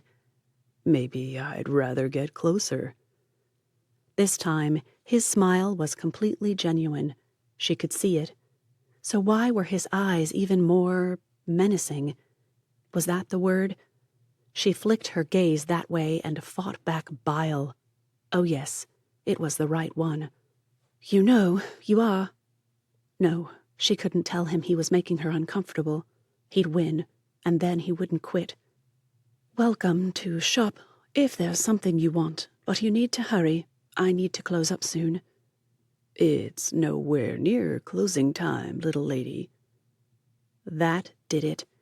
Ezra could be prudent, and she could take insults with the best of them, but nothing made her see red faster than that sort of condescending destruction of what should be a perfectly fine phrase. There was absolutely nothing wrong with being little or a lady, thank you very much. I think you should go now. He leaned forward, still not touching her. Not one thing he'd done could get him arrested. Not one thing. Yet. But she felt every word he hadn't said now, deep down in the quivering pits of her belly. The wrong move and she'd be... Ezra swallowed bile again. A prayer shot heavenward, but as far as she knew, it contained only one word. Help. With his mother's famous Suamalie in a thermos in one hand and a bag of pani popo in the other, Henri hurried down toward the slip where the tidal wave would be moored. He froze midway, uncertain. Was he being ridiculous? After all, he did show up often, almost daily if he were being honest with himself. But I like being around her. The internal protest didn't quell the fear that he'd become that guy, the one who just couldn't resist spending as much time with the object of his affection. No. Henri stopped himself and began a lecture that too many fathers needed to give their sons, and too few didn't. She's not an object. She's a woman. A flesh and blood human being. She deserves respect and love. That's what I want to give her. I need to be honest with myself about it, or I'll never be honest with her. And relegating her to some object of my affection only cheapens what I want her to treasure.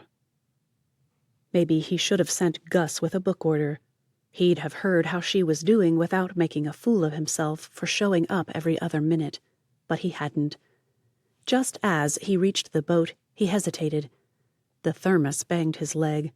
The bag of rolls rustled as he gripped it and tried to decide what to do. Go in? Go back? Call from his car? Yes, he could do that. Sure. Smarter move. Give her a chance to say no. He'd just turned to go when he heard Ezra speaking to someone in a tone he'd never heard. Part steel and part terror. Get out! Now! Leave! Now! Was that a sob? It couldn't be. Henri reached for the step rail. Go away! A head appeared. A head and rumbling laughter. I'll be back. I like you. Oh, no, you won't. Henri set down the bag and the thermos and waited for the man to climb down onto the dock before stepping forward. You will not return to this boat. Do you understand? You will go away and stay away, or I'll have the polio out here to arrest me for what I'll do to you. The guy sneered. Polio? Is that Suamalie for police? I'm terrified. You should be. You're not welcome on this boat. That's up. The idiot actually thought he could argue with this. Ezra has a witness to her telling you to get out, to leave. She also has the support of every person on these islands. You'll find yourself without a hotel room, without a taxi, without a way to get your sorry backside to the airport so you can leave us forever, if you don't leave now and stay away. He thought he'd gotten through to the guy, but just as he retrieved the food and stepped up to the boat, the man called back. She has to leave that boat sometime. Without thinking, he dropped the food and took off. Actual fear flashed across the man's face, and he broke into a run too. Yes, Henri could have caught the creep, but he probably shouldn't. Beating up tourists wouldn't get him a pass with the polio. Instead, he grabbed the food once more and hurried up into the boat. It was empty. No sign of Ezra anywhere. Then he heard it. The faint sniffle coming from the lavatory. Oh, Maya. He knocked on the door. It nearly hit him as she flung it open. She probably finished saying his name, but his chest muffled it as he pulled her into a hug. You sent him packing, and I kicked him on his way out the door. I don't think he'll be back. You heard? Heard you tell him to get out. He set his stuff down, on top of books, which probably wasn't a good idea, and wrapped his arms around her again. Did he hurt you? Didn't touch me. Almost. Henri stiffened. He leaned back, taking in her red-rimmed eyes with tears still clinging to the long black lashes. Almost? Maybe he should have risked a couple of swings. The creep. I really need to find acceptable words for guys like that. Ones that pack more punch than creep. He kept leaning in to grab something from behind me, always up high, too. Of course he did. What better way to ensure he pins her in? Lower, and he didn't have the chance to get as close. Not a guy that tall. Since pointing that out would only make things worse, Henri focused on her safety again. He brushed away a tear that slid down from the corner of her eye. Are you sure you're okay? She dropped her head onto his chest, and that's all he needed. He pulled her closer and held her, pressed his cheek against her hair. formulated a million promises to protect her always if she'd just let him. A moment later, she jerked back. Hey, do I smell Panipopo? Mm-hmm. He grinned at the delight that overtook her previously stricken look. And Tina's fish soup, too. I've got bowls and ice for water. Let's lock up, he suggested. We can eat down on the beach. She pulled out bowls, spoons, and a container for ice. Only when she shoved it all in a tote bag did he know her answer. His heart sank. She'd never leave the shop in the middle of the day if she weren't rattled. Well, we'll have to wipe away the bad moments with a few better ones. I wonder what she'd do if I asked to kiss her. Chapter 19. Henri's hand slammed down on the cards half a second after Ezra's and promptly smashed her fingers. With an impish glare. Did anyone else in the world have an impish glare? She snatched up the cards on the table and added them to her pile. You can crush my hands, she taunted, but you'll never crush my winning spirit. Silence built to a crescendo before they both burst out laughing. Henri wiped spit from his cheek, and Ezra howled louder. I am going to get you for that. Yeah? He nodded and rose. Oh, yeah.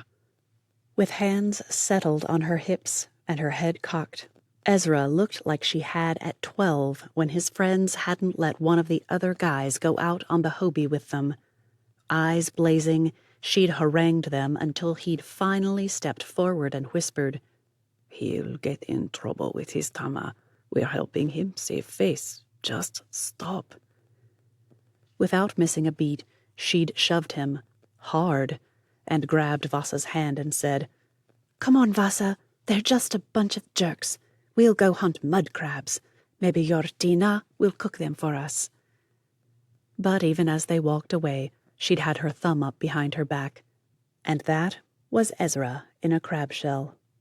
Henri reached for a squirt bottle he used to mist the counters.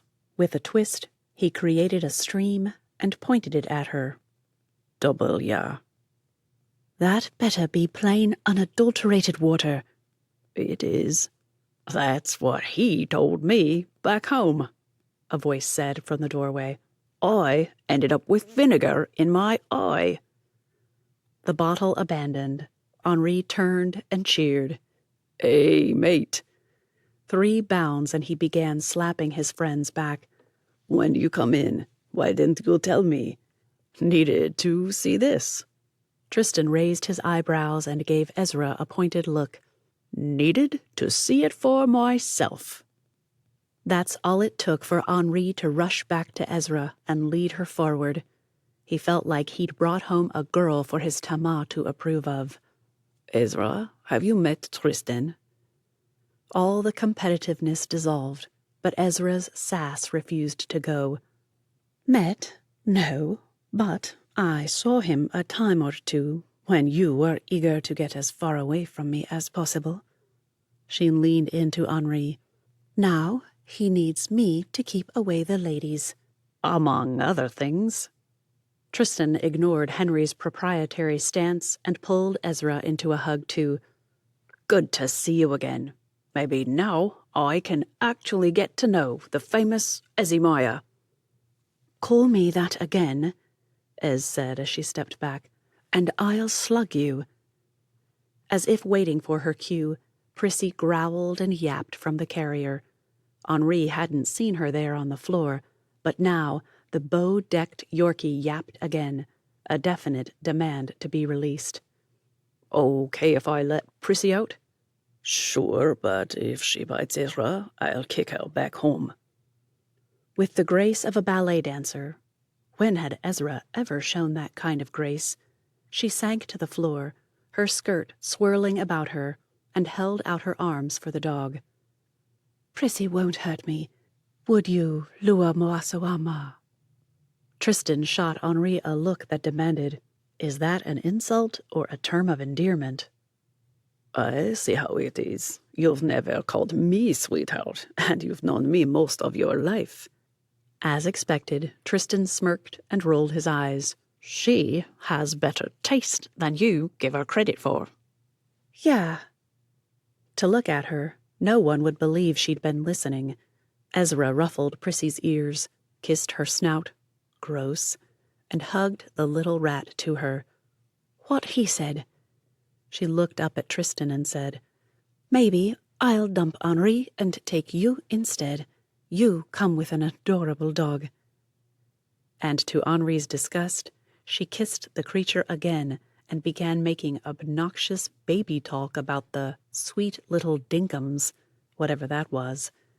If he hadn't caught a glimpse of a wink at Tristan, he might have been jealous. Okay, more jealous. What is with her? I can only get that kind of flirting out of her over WhatsApp.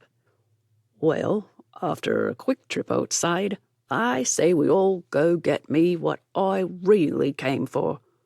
Tristan gave Henri a significant look before both men said together, "Bye, fella." Ezra rose in one fluid motion and carried Prissy outside, jabbering in that inane baby talk that some people used for animals. Tristan's gaze followed, and a definite softening of his features sent a spark of jealousy through Henri all over again. When he turned to Henri, Tris burst out laughing. "Seriously, mate, I'm not here to take your girl." Everything in him screamed for him to blow it off, say something like, "As if you could." Henri couldn't. "It's been a rough week," he said. "We'll talk later. I tried not to bug you about this one. Kind of private for her, but I'm handling it wrong." Movement in his peripheral vision prompted him to call out, "Come on, Ezra. Tell that fairball to hurry. Tristan's wasting away for lack of coconut and pineapple pie." "We're coming. Prissy says she gets a bite for being rushed, though." And, as if she did it every day, Ezra scooped up the dog's purse with her free arm as they strolled through the lounge and out the front door. Tristan loped on after her like a faithful hound himself. Henri just grabbed his wallet and tossed up a prayer for patience. If only Tristan had warned him of a visit, he'd have set things up differently. That, however, seemed to be the point. Catch them unaware. Only Tristan would just happen to arrive when he was with Ezra. Only Tristan would see them in the middle of one of their silly, comfortable moments. Several times during the past week, they'd had what Henri could only call connection moments. He'd been so certain he'd overstepped when he ordered the guy off the premises. Ezra had listened, her face growing harder and colder with each word. Then she'd burst into tears, and when he'd wrapped his arms around her again, she'd whispered, "I thought he was going to—" It had been a very good thing that guy hadn't been in eyesight at that moment, for all of them. But in the days that followed, there were moments she gave him odd looks, none of them ones that inspired confidence and all the feels American girls talked about on social media these days. What did that even mean? All the feels? They found Ezra seated in the back of Henri's car, jabbering away at Prissy and seemingly oblivious to the rest of the world. That oblivion was obliterated when he slid behind the wheel. "We need to go to Oli Oli. They have the best pie folla. We can take the boat or a taxi, whichever, but if Tristan came all this way, he should have the best." Henri turned away from the market and toward the marina as Tristan insisted that he wanted to see her boat anyway. "I'll fill her up for you if you'll take it instead of a taxi." "You can't fill it up. It's an enormous tank. 200 gallons. Costs a fortune to fill it." "It's partly why she started staying in each place. They only get a couple of miles to the gallon, so she was going through a tank and a half every month. Too expensive." The moment he stopped talking, Henri realized it hadn't been his story to tell. "Sorry, Ez." She made kissy faces at the dog and informed Prissy that Henri just hated it when she was on one of the other islands for a week at a time now. "He has to grab a taxi to come see me nearly every day. It's—" She caught his gaze in the rearview mirror and grinned at him. "Sweet." The relief nearly overwhelmed him. He'd wondered if she found him overbearing. While he'd shown up often before the event, he'd been there daily, not nearly every day, as she'd generously said. And he'd had a hard time not stepping in to help any time a man showed up. She knew it and hadn't complained once. Tristan picked up on everything, with his window rolled down and his hair blowing in the breeze. Seriously, surfer dude all the way. He began spouting things he'd heard Henri talk about as if they were his own ideas. "Sermon received, Tris.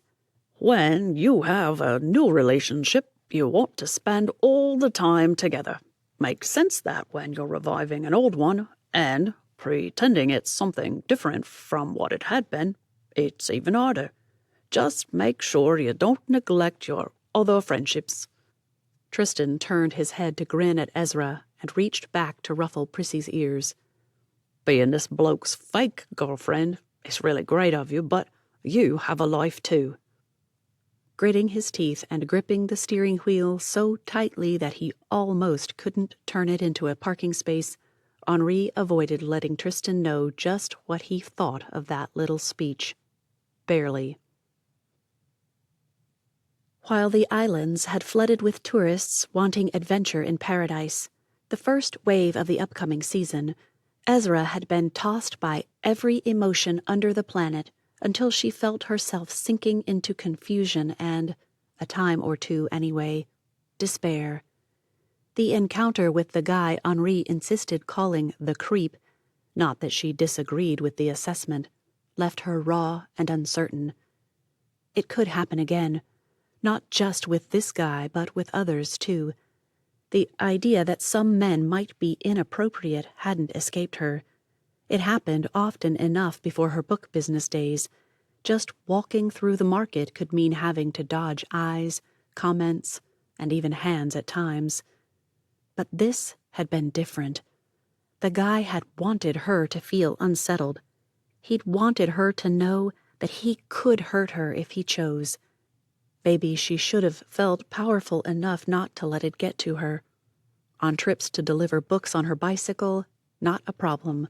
She had pepper spray and knew how to use it. On the boat, however, that was a different story. The boat was large, 36 feet with a nice cabin and lots of room for books. But no matter how spacious the place was, it didn't allow for spraying some handsy jerk without getting the spray in her own eyes and on her books. Not an option. That vulnerability left her shaken and unsteady. Sure, there were people around the boat all the time. If she screamed, they'd come. She knew that. But the guy could have prevented it before she knew what happened. That knowledge kept her shaking in her flip-flops. As she stepped from the car with Prissy in one hand and the purse slung over her shoulder, she slipped her other hand into Henri's. He'd been there for her. Arrived as soon as his appointments were done for the day, and left only when she'd locked up for the night. He'd been sweet, affectionate, protective. And call her weak and pathetic, but Ezra liked it. Women could roar all they wanted about how powerful they were, how they didn't need a man, and could take care of themselves. It was all true, it was. And, just like with men, it was only true until it wasn't. Until someone more powerful and determined took all that security away and left them with the knowledge that no human is all-powerful, period. Feeling more secure in the knowledge that Henri would put himself in danger to protect her, did it make her a traitor to women's, empowerment? Fine, she'd be a traitor. Because knowing that someone with Jesus on his side had her back made all the difference. Those thoughts swirled through her as she led the men to the boat. Henri hopped up first and held out his hand to her. Tristan untethered it before hopping up after. For the first time in a week, the slight tilt that came with climbing aboard didn't tilt her world. She felt safe again.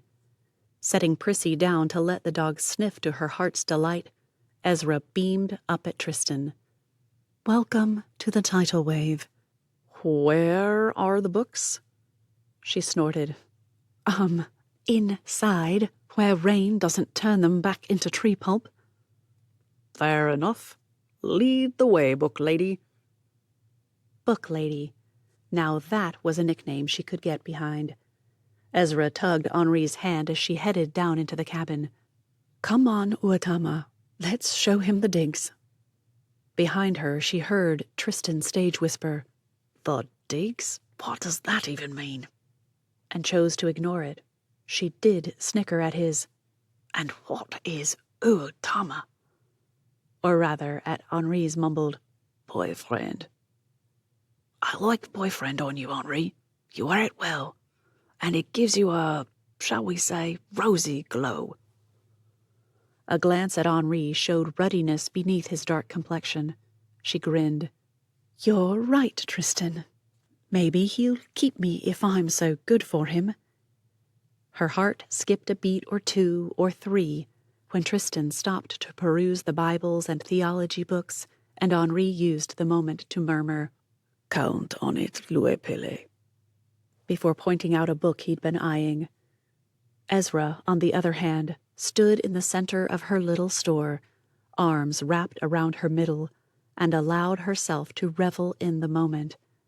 It might not have been the endearment of a sweetheart, but it might have been, too. And being called his dearest was special enough that she'd revel regardless. Ezra's really pushing this one. Love Matters by Neil Tosma. She says it's needed in today's reactionary theological climate. Tristan pulled it off the shelf and flipped it over before eyeing her. What do you mean by reactionary theological climate?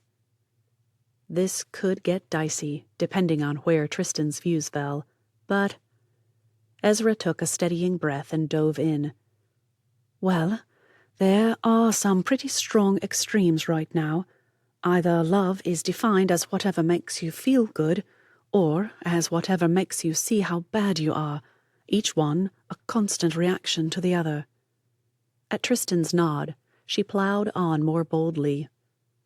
Well, this book says, let God define love and take our pattern for showing it from him alone. When he curled it to himself, a sure sign that she'd just made a sale, Ezra relaxed. Okay, good choice. Henri says you sleep in here, but... His gaze scanned the room before continuing. I don't see any sign of a bed. She pulled down the cupboard that housed her train-like berth. Voila! That's cozy. Both men looked dubious. Ezra sighed and closed the cupboard. Remember, I'm a lot smaller than you, and compared to living with my newlywed father or paying rent on a room somewhere, cozy fits my budget of kind of free. She wouldn't admit that on fine nights when the weather was comfortable and no rain predicted, she sometimes slept up on the lounge deck with the cushions as mattresses. 4, end to end and side by side, created an almost perfect single-sized mattress that her fitted sheets fit on. That's something else the creep took from me. Here's to an improvement on your living arrangements, Tristan said. I'm going to keep looking. Never know what I'll find. But why don't you get us over and start fueling? And I meant it. This one's on me. My investment in your business. Then the books are on me. Pick out whatever you want. When she heard Henri add, And don't limit yourself too much. She means it. That's a hefty gift. No one wants to feel like a charity case. Ezra relaxed. Yes, thank you, Henri.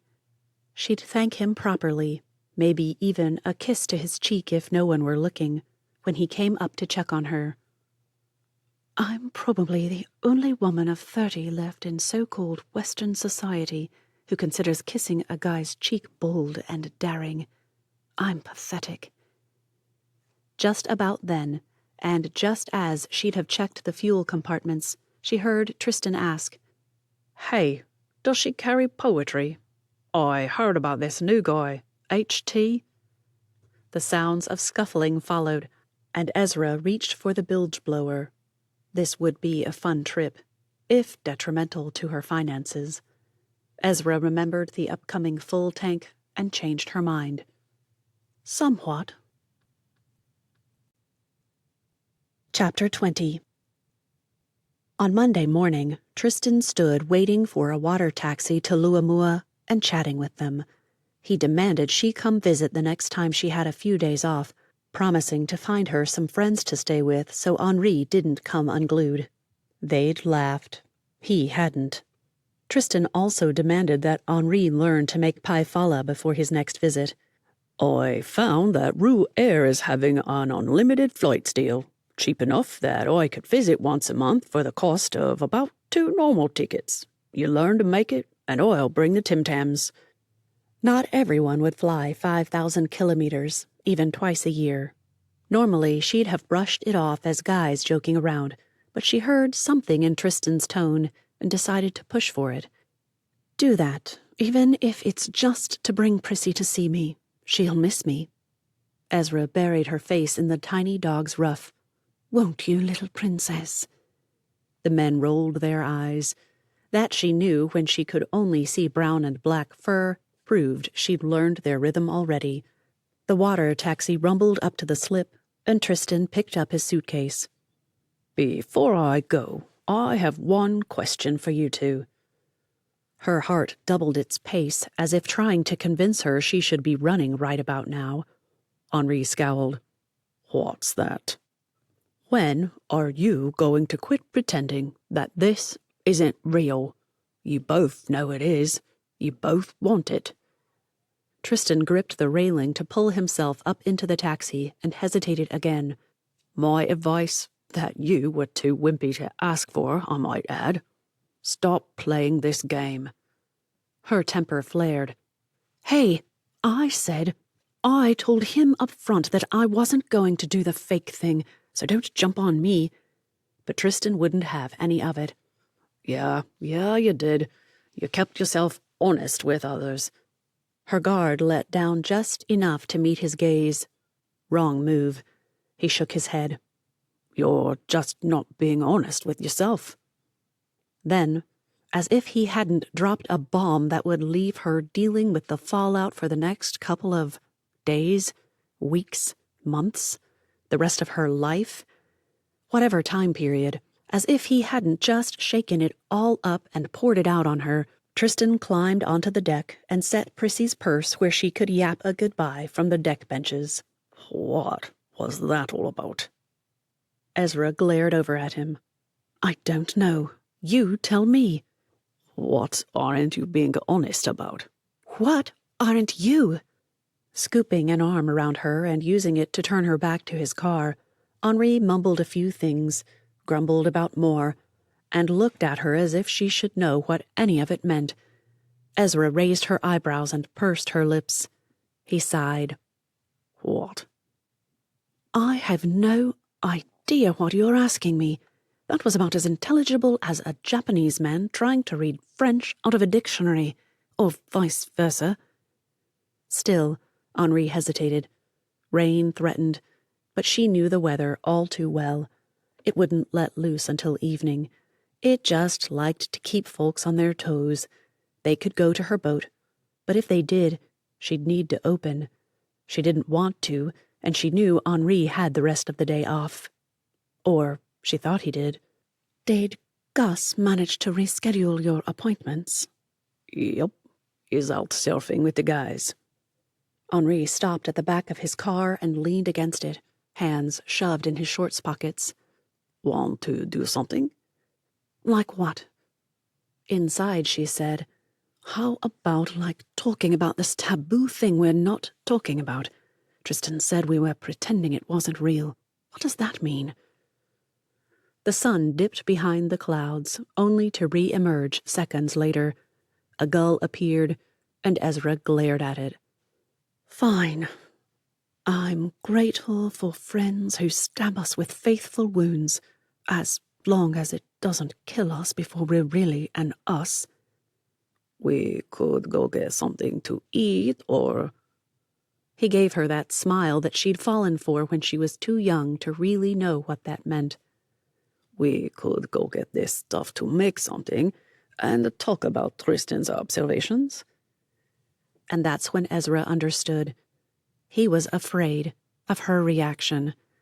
Because he knew what Tristan would say, or because he feared his take on it would come off as more of him analyzing and diagnosing them? Possibly both. Just as possibly, neither. Great.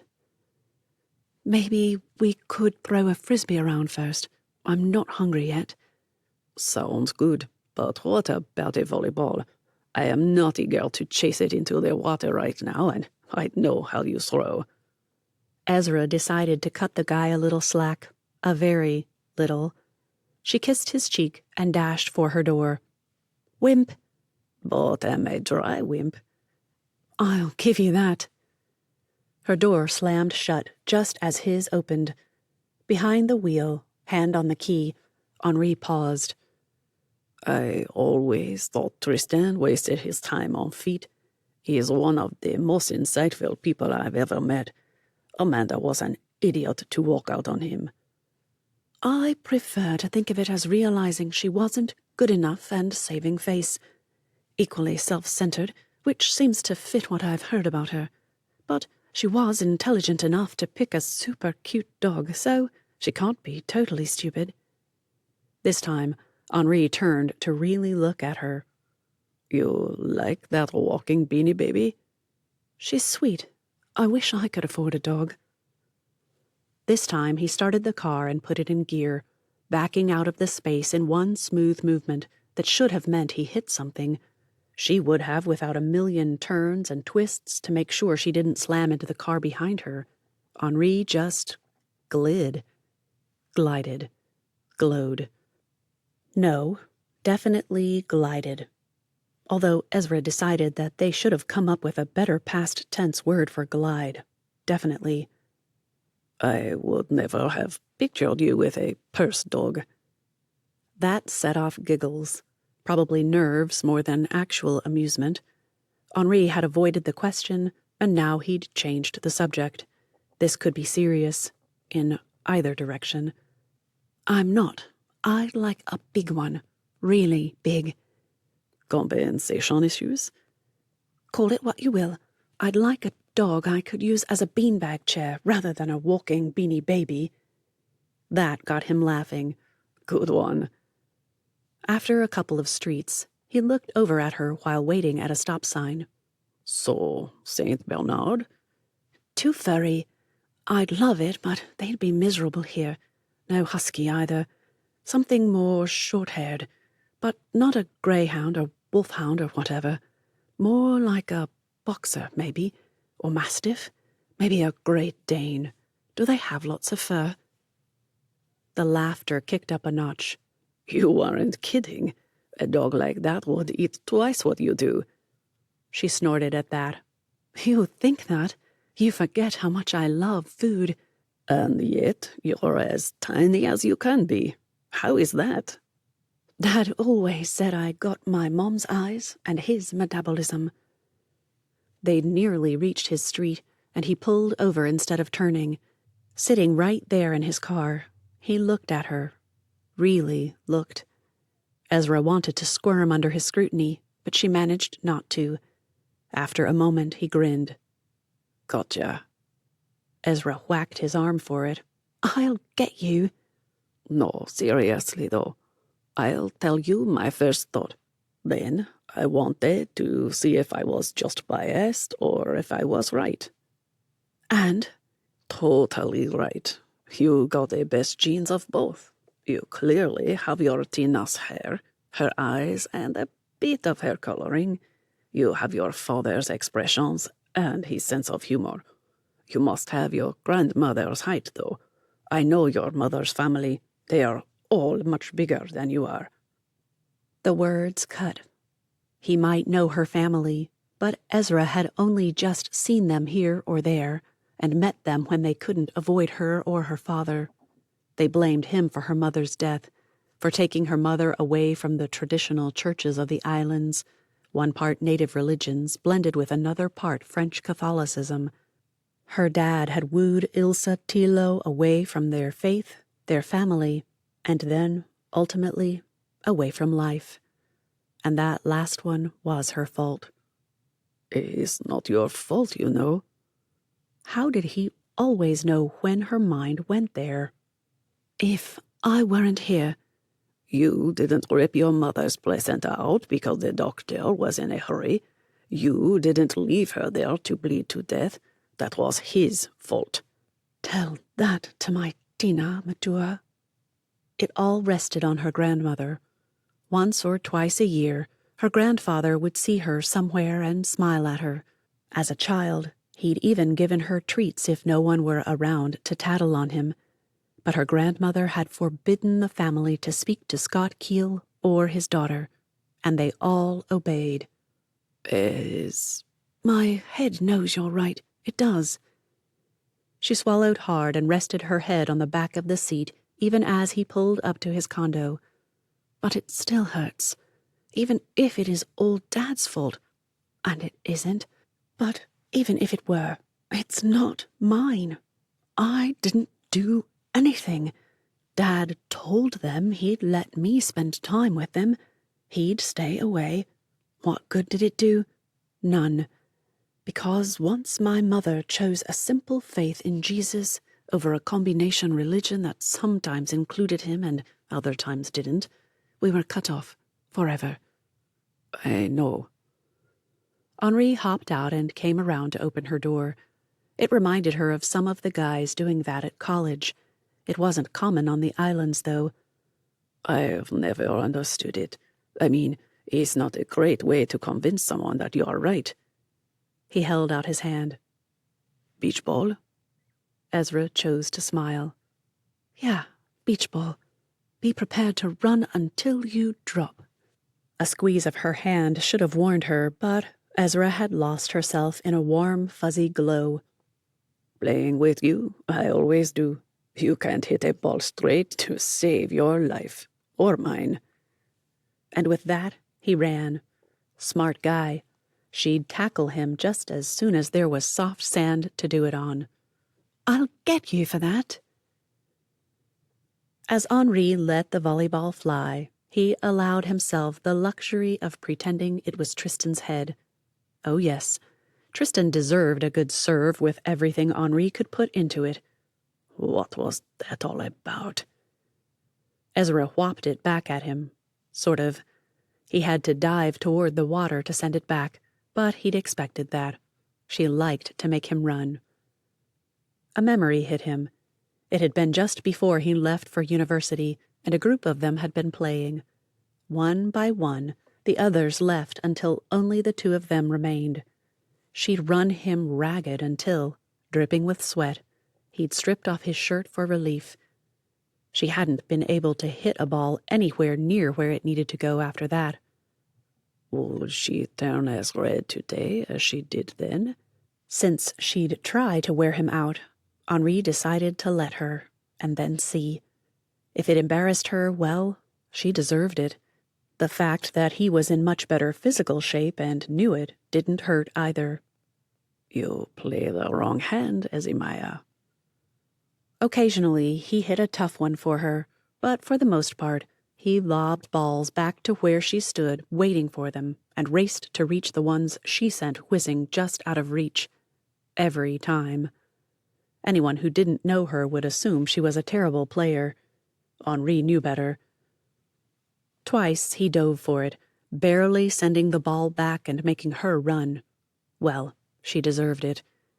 But just as he started to get winded and began working out when he'd send those cheeks flaming, Ezra froze.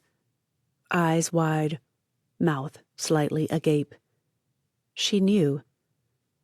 Henri Tupuola, you wouldn't.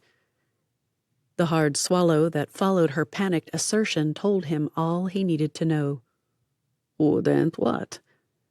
Calling back might not have been kind, but it sure was fun. She fumbled the ball and busied herself trying to pick it up. Henri waited until she finally turned around to tug up the hem of his shirt. Ezra let that ball fly, and he let it soar past as he dropped his hands to his hips and laughed at her. You deserved it. Maybe, but... She took one step forward, then another. Henri took a couple himself. What was Tristan talking about? The question came after a few more steps. Only when they stood nearly toe-to-toe did Henri decide. She'd told him. He'd tell her. Tristan was right, the jerk. He'd played it safe while trying to convince her to take him seriously. She'd let him pretend to be her boyfriend, despite her own reticence to perpetuate that sort of deception, but he hadn't had the decency to admit that he wanted it to be real, too. I used you. He probably frowned in perfect unison with her. What had made him put it that way? Excuse me? Henri kicked at the sand, which only sprayed sand on her legs. Ezra glared at him and started to turn away. Catching her arm, he moved closer. Sorry, didn't mean to do that. And I didn't think I was using you when I decided, but it was. Tristan was right. I've been a jerk. I'm sorry. Ezra's lips twisted to one side even as her eyes grew a bit wider. She started to jab her hands onto her hips and made a jerky switch to folding her arms over her chest instead. What are you talking about?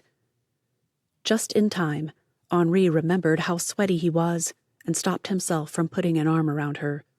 Ezra noticed the change, and she wilted a little. Sorry, I'm kind of gross. Walk with me, will you? Her glance his way buoyed her a bit. You are pretty sweaty. I should have gone easier on you. If I'd have gone harder on you, you might have, but... He shrugged. It was fun, and now I've had my workout for today. That made her laugh. Birds scattered from the trees as they made it up to the path that led to his condo.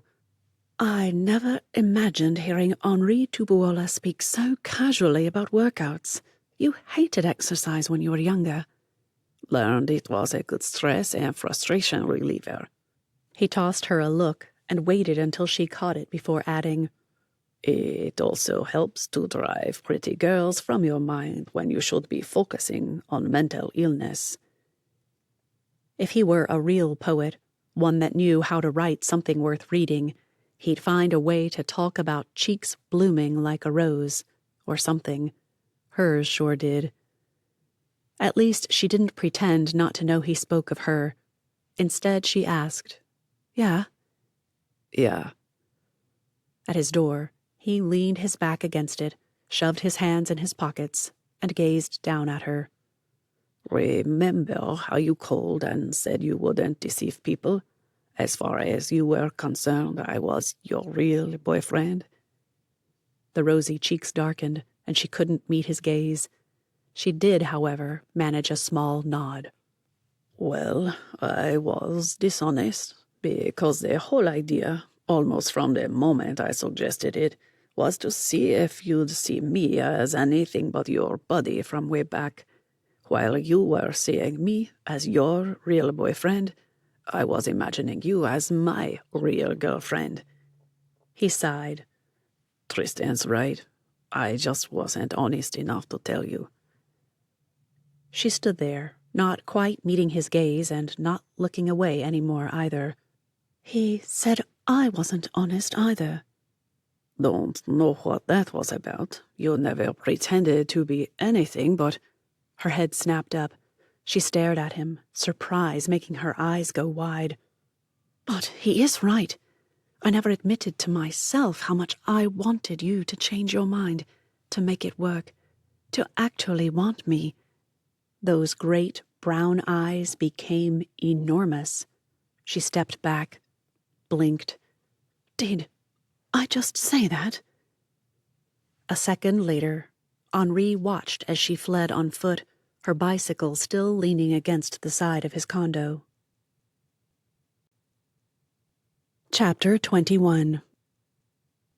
Halfway from St. Allen to Alexandra, Ezra let the tidal wave idle in the water as she stared at the message. Waves rocked the boat, but she still stared. Heard about this pottery studio that holds classes around the islands. Gus says pottery classes are a great date for couples. What do you think? What did she think? She thought she'd just read him calling them a couple. Her phone pinged again. I guess I didn't tell you what I meant by that. Want to go? The woman who runs it, Sabrina Wheeler, is having one on St. Allen tomorrow night. A moment later, another ping followed. And by one, I mean class. I could get us places if you like. Maybe we could grab something to eat on the way. Had Henri ever been so disjointed in his communication? No, not that she could remember anyway. Well, she couldn't avoid him forever. 3 days of ensuring she couldn't be found was a little more juvenile than she liked to think of herself. Then again, she felt juvenile. Sounds great. Why don't we have dinner with Dad and Natalie? I'll cook for them. Win-win for all. Allowing the boat to idle wasn't good for it. Ezra hadn't understood why, something about fuel plugs and stuff, so she decided to get going again just in case. Henri's reply followed a couple of minutes later. Talked to Junie. She'll make us a pan of barbecue pork. You make a salad? Ezra agreed. It sounded perfect. And ease back into sync again after her ridiculous disappearance on Monday. When she arrived at her father's fala on Friday evening, her bicycle, the one she'd abandoned at Henri's, was leaning against the side of the house, but Henri's car wasn't there. Natalie met her on the path between the back door and the church office. Hey, Henri dropped off your bike and then went to go get the meat. What was he doing with your bike? With her arms full of mesh bags of veggies for the salad, Ezra had an excuse not to sit around and jabber. Instead, she pushed into the house and called back. Left it there on Monday when we took Tristan to the marina. Wish we'd have taken him all the way to Luamua. Awkward? Natalie shifted to eye her closely. It was. Why? Tell me you're not interested in Tristan now. No, ew. Ezra winced. Okay, that came out wrong. He's a great guy. Just not for me, but he... Natalie groaned and leaned her backside against the countertop. He fell for you? No, nothing like that. But he did call Henri and me out on not being honest about our feelings. When Natalie didn't respond, Ezra began tearing the spinach, lettuce, and watercress leaves into a bowl. Maybe Natalie wouldn't take the bait. She could hope. Hope failed her. So, what does that honesty look like? You guys both have feelings? You don't, or... She pushed away and grabbed Ezra's shoulders. You're here for dinner. Are you guys engaged? Of course, Henri stepped in with a half knock right then. Ezra flushed. Henri chuckled. Natalie glanced from one to the other before turning an even deeper red than Ezra ever could. No, I see not.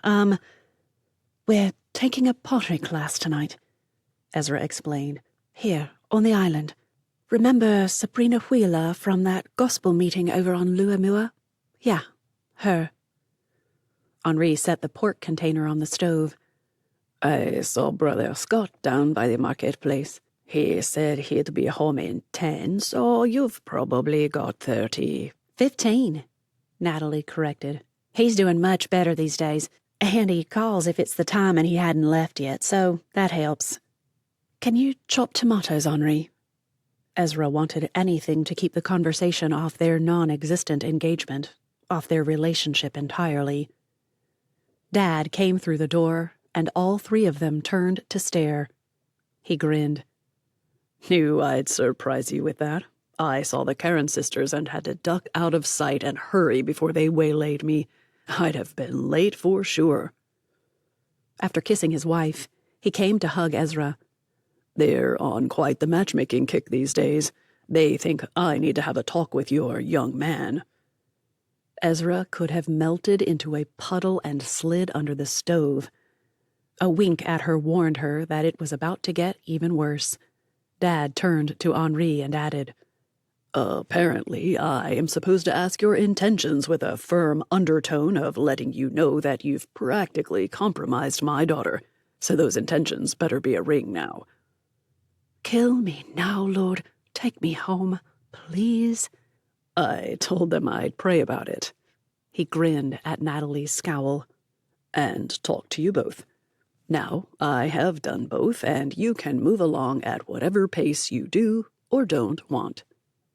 That should have been reassuring. It was not. Not at all. Gus was fired. An hour into the class, Henri and Ezra had already abandoned the idea of them each making a small pot and had decided to work together on just one. As helpful as Sabrina and her daughter were, and Hazel really was the most delightful kid, neither Ezra nor he had an affinity for spinning mud. It took dexterity, a balance of firmness and gentleness, and a whole lot of sheer, dumb luck. Oh, and a willingness to have wet, clay-muddy hands. I think it's going lopsided again. He looked closer and realized she was right. Maybe we should embrace the lean. It'll be the leaning urn of Luamua. We're on St. Allen. Henri grinned at her. We'll bury it on Luamua. People will think it's some indigenous thing when they dig it up in next century. Hazel, the daughter, snickered at that. Indigenous people? There are none on Suamalie, and indigenous people would reshape that until they got it right. Like we should? The girl smiled. You said it. It was Ezra's turn to smash down their mess and try again. She punched it with the finesse of a fine baker. If it were a bread-making class, they'd be star pupils. Sabrina came over and took extra time helping them get a rhythm and discovered who was best at holding hands steady and who could adapt better. In the end, they had a small bowl with a slight pour spout, accidentally added when Ezra bumped her thumb against it as she withdrew her hand. They also had come to a decision. Pottery, while beautiful, was not for them. Henri bought a small vase from Sabrina's display shelf and, once in the privacy of his car again, presented it to Ezra. As her fingers slid over the surface, he said, You pick our next date. I obviously am no good at it. No. As she curled her hand around the vase in a protective move that hinted she liked her gift, Ezra added, Gus is no good at picking out date ideas. So, back to your dad's place? Sure, unless you feel like a walk. He liked the sound of that. Definitely. Instead of heading to the beach, he drove inland to walking paths that tourists loved. They'd need their phone flashlights, but it would be different. Ezra seemed confused, though. Not the beach. I thought maybe you'd like to wander around the park. Great idea. Ezra leaned back in her seat and closed her eyes. Though he wanted to ask if she was tired or frustrated with the pottery failure, Henri kept quiet and let the night close in around them as they drew further away from the marina, the marketplace, and the resorts. Trees canopied overhead, and the night birds called out. With the windows down and the wind rippling through the car, a botched date suddenly felt not so botched. At the parking area, only one other car sat off to one side. Ezra's phone battery was down to nearly dead, So they took off using his phone, and once deep into the walking paths, Henri took her hand and laced their fingers together. When she shot him a sidelong glance, he just grinned at her. Seems more date-like, don't you agree? But though she sounded non-committal, her hand gave his a little squeeze. I don't think your plan is working, by the way.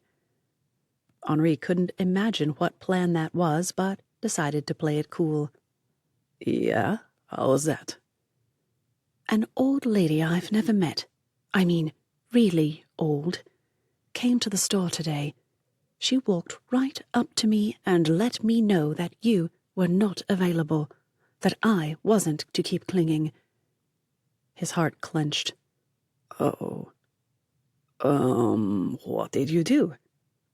I told her that you were a big boy and you could decide whether or not you were available to me, and that right now you've decided you are. I like the sound of that. She let it go? Nope. Ezra's huff could have been heard back on Lafoina. She then informed me that she knows my father and will take it up with him if I don't behave better. Oh dear, bad move. He'd assumed it was that older woman. What was her name again? The one who wanted to see her great-granddaughter married? I guess she doesn't know Dad as well as she thinks, because he, with all grace and kindness, would inform her that she can't just decide she wants someone and that's an end of it.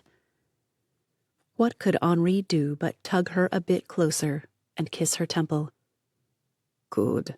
I think I know who you mean. She came in one day and informed me that I'd do for her granddaughter. No, great-granddaughter. I had a horrible time making her understand that I wasn't available and getting her out of there. Well, you didn't make her understand, or... She shot him another sidelong glance. You really are still available and aren't letting me know. Is that what Tristan was getting at? This time, he dropped her hand and pulled her into a hug. They stood there in the middle of the path, his arms around her, Ezra as still as a post. Not available. I have a girlfriend, remember? One I've wanted for a very long time. One arm slid around his waist. That was an improvement. Did I tell you that? Did I tell you that when you were 15 and I was turning 18, all I could think of was that I couldn't ask you to be my girlfriend? Your dad would have killed me with you being underage. Then you left without a word about that 3 years later, when I was 18, she reminded him. He dropped his cheek to the top of her head. Yes, and I knew it would be wrong to say something when I was leaving. Can you hear it? Hey, Ezra, I know I'm leaving and will be gone for a few years, but I thought you should know I've been crazy about you for 3 years. Well, toodaloo. The other arm came up and she held fast.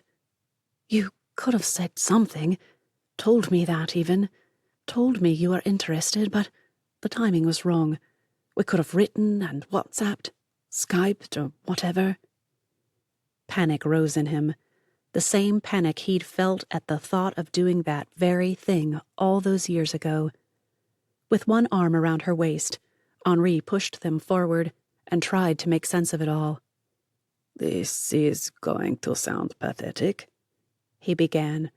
It is pathetic. Ezra pushed away and stormed ahead until she was too far out of the phone's light to see her way any further. You held something back from me for how many years? Or are you just telling me now what you think I want to hear for reasons I can't fathom? Henri caught up with her, caught her hand again, sighed when she snatched it back. You're right. I did. But you were barely 18. I was 21. I was going away for 4 to 8. Make that 10, she interjected, Yes, but I didn't know 10. I just knew that I didn't know how much time I'd have to breathe, much less try to be a decent boyfriend. I didn't know how you'd feel, or if it was some kind of emotional pressure I'd be putting on a friend who might not see me differently. This time, when Henri pulled her close again, she let him. Like I said, it might sound pathetic, but I figured if we were God's will for us, you'd be here when I got back, single, ready for a new step in life. Though she didn't shove him away, and though she still pressed her cheek against his chest, he felt her distancing herself anyway. After a minute or so, he sighed and started back toward the car. This hadn't been a good idea after all.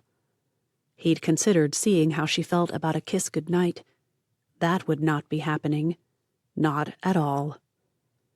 As if to prove him correct, the moment they came inside of the car, Ezra took off for it. She didn't speak a word all the way back to her father's house, and when Henri drove up to his own place and reached for the water bottle between the seats, he found the vase he'd bought her nestled in the other drink holder. Great. Okay, Lord, I was honest. I was wrong, apparently. But now what? Chapter 22. May. After a weekend of silence, a scolding from his mother, and 2 completely unproductive client sessions on Monday, Henri decided that he needed to find her and talk. The only way to do that was to call her father and ask where she was. That wouldn't be pleasant. Still, if Friday night had taught him anything, it was that he, Henri Tupuola, wanted to fix things. Badly. Brother Scott didn't make it easy. You're playing at this, Henri. I told you not to hurt her, but you are not being honest with yourself about how you really feel. So how can you hope to be honest with her? How can I hope to be honest with her if she won't respond to my messages?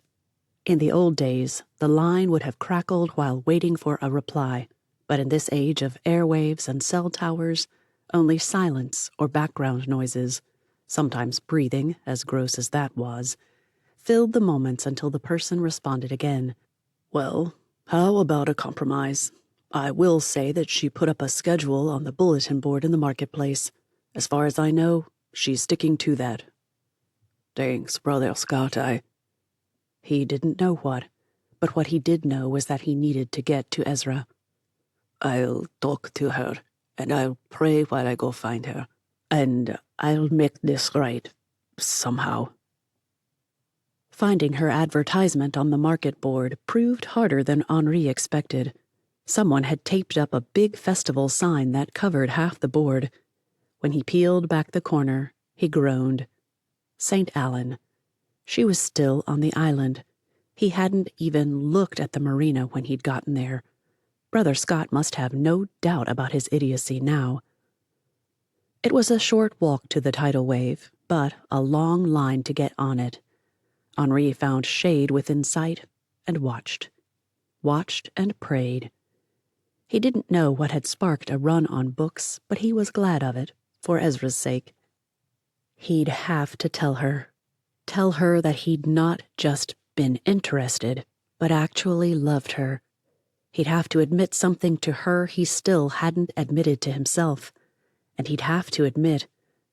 Henri closed his eyes and tried to swallow a lump the size of a coconut. He'd have to admit that he was terrified she'd give up on him. At 5 minutes to 3, people began spilling from the boat. Some carried plastic bags with a couple of books. Others had paper shopping bags that made them look like lopsided jumping jacks. One man held a book in a flat paper bag, while another actually walked with his nose in his book. His wife, or so Henri presumed, kept tugging him to the left or pushing him to the right to keep him from falling off the dock or pushing her off. How had all those people even fit in the boat? Those who had been lined up earlier rushed onto it or walked away with an air of disappointment. Then he heard it. The fairy whistle. That's why the exodus. It was one of the little fairies, the one that toured the islands with a person at a microphone, giving the history of each one and the archipelago as a whole. They'd stop on each island and wander through the marketplaces, or, understanding dawned. They had stopped at this marketplace, and these folks had chosen a bookstore over food or trinkets. You're so messed up that you actually missed seeing a fairy docked. Once no one else had emerged, and he saw the ferry making its way over to the Isle of Tiga, Henri pushed away from his shady tree and sauntered down the dock and climbed aboard the tidal wave. If you're from the ferry, you're going to miss it. I'll be on Alexandra in 2 days, so you can find me there. Ezra called out from over by her tiny fridge. He saw her pulling out a container and assumed she hadn't had a chance to eat with all the customers. I could get you something hot if you like. Ezra dropped the container, and the glass cracked on impact. Ah, you startled me. Leaning against one of the shelves, Henri grinned at her. And yet you were talking to me? To a customer? She rose, the broken dish in hand, and only a few drops of liquid seeping from it. After tossing it in the garbage, she rinsed her hands and turned to face him again. I'm mad at you. Why? All fire left her eyes, and her lip trembled and twisted. I don't know. Can I give you a hug? That lip twisted and pursed even more. Maybe. It only took one step toward her for Ezra to melt and meet him halfway. With her snuggled close, Henri whispered, I think I know why you're mad at me, and I think you have every right to be. Yeah? Mm-hmm. He took the slowest, shallowest of inhales in the hope she wouldn't realize he'd done it, and dove in. You're angry because you instinctively knew I held back on you Friday night. I talked about being interested, about being crazy about you. Those were true, but I think you knew that what I wasn't saying is that... He swallowed again. Ez, I loved you. It was an immature love, probably idealistic even, but it was sincere, and it terrified me, and... He swallowed hard. He would not tell her he still loved her. Not now when he was trying to convince her to give him, them, a chance. That felt manipulative. Instead, he sighed and whispered, I'm still terrified, but now it's that you won't give us a chance, won't give us a real chance. Ezra might have stood there in her little boat bookstore home indefinitely. Well, if Henri's arms would have stayed right where they were. If she could continue to hear the beating of his heart. But her phone did its little ring dance on the counter, and she jumped back as if caught making out on the lounge sofa. Ridiculous, but there it was. A panicked Natalie was on the other end. 3 days. It's May 1st. What am I going to do in 3 days? Do about what? The moment she asked, she knew. Dad's birthday. I totally forgot. And someone moved that box from my calendar to July. Someone with an independent spirit, perhaps. I'll kill him. All irritation at Natalie's inopportune timing dissolved. Yes, you will. We both will. Oh, he blew it this time. Whoo-hee. Henri gave her that look he had when he wasn't sure if he should be impressed or terrified. Both. He should be both, but he'd figure that out soon enough. What are you talking about? A surprise party. No one has ever managed to make it happen. He always knows. But if he thinks he's put his birthday on the wrong month, so you'll forget, then he won't be expecting anything. I'll call with all kinds of problems with Henri. Hey. Shut up. Natalie's voice echoed hers, but he probably couldn't hear. We'll get it all planned. Send him out on a long visitation that day so he absolutely won't expect it. You'll even call to say you have a headache and are going to bed after dinner. The works. We'll have it all set up in the church, so when he gets home, the house is dark, he walks in. No surprise. Then we'll come up with some way to get him over there. Deal. What do I do? Henri shoved his phone in her face. The screen read, "I'll go get you something to eat. Be back. Leave something for me to do with this party. We'll get him this time." The moment she heard the docks creak, Ezra interrupted Natalie with a whisper. "Hey, Nat, listen. Henri just told me that he loved me all those years ago. I think he still does, but he didn't say so. What do you think?" An uncharacteristic squeal pierced her ear. I think it's about time. It's obvious he's crazy about you. Henri's words about how he'd avoided the word love all those years ago came back to her. Was there a reason he avoided it now? Probably. But why? No, she didn't have time to think about that. Well, good. Now, Dad, can you handle calling people? I'll handle food. Deal? That's perfect. Natalie sounded relieved. I mean, if I start doing anything with food, he'll know. An awkward silence followed. Ezra? Oh no, what? I don't have a lot of money that I can get to you without Scott getting suspicious. I've been squirreling some away, but not enough for a party. And you can't spend your money on it. Money? What money? She began pacing the small cabin. I have an idea, but not if it's taboo or something. At Ezra's urging, she continued. What if I said I wanted to give him an American birthday, complete with a potluck with a mix of American staples and local favorites? Anyone who wants to try to make something American can, while others can just bring their specialty dishes. If we make a traditional birthday cake and a casserole, maybe some biscuits and a potato salad or something, that should be American enough to make it work. What do you think? They spent the next 10 minutes hashing out what to do and how. Then Ezra called her dad. Henri's been here. I can't even think, Dad. Realizing he could return at any moment, she hurried up on deck to be able to silence him if he appeared. I mean, I can tell he cares about me, and he admitted that he loved me before he left for university. Could. I wondered if he'd figured that out. But now what? Am I crazy to hold out hope for a guy who is still not admitting how he feels? Her father's low chuckle settled frustrations she didn't even know she had.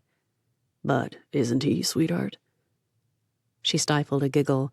Ever since he'd fallen for Natalie, her father had become king of endearments. Well, on the islands. No one could top Mallory's Uncle Bud, but her father sure tried. Or maybe it just seemed like it because it was so new. Maybe. Or is he? I don't know, and I don't know what to do. I can't think. I swear I gave away books today. Oh, and someone asked me how I was doing. Get this. She'd wanted to say this for years, and now she had the perfect opportunity. Not only did I lie, but I actually said, "Oh, I'm totally gruntled. How about you?" The guy just stared at me. That low chuckle turned into belly laughs. I remember when you were little and tried to convince me that gruntled was a word. It has to be, Daddy. If it can be dis, then it has to be just plain old gruntled sometimes. How did I not remember that? Still, Ezra snickered. At least I'm consistent. But if I don't get my head together, I'm going to do something really dumb, like give away my boat or forget to show up for my father's next sermon. There, he had to have panicked for a moment. Mission accomplished. When she saw Henri walking toward the boat, she turned away and tried to sound like she didn't want Henri to hear her. He's coming. Henri, that is. Pray for me. I want this, Dad, and I don't know how to tell him. Gotta go. Pray, and pray I don't forget to order again. I keep forgetting to do that, and I've got irritated customers. Bye. She hit end call just as Henri stepped onto the boat. He eyed her as he handed her the bag.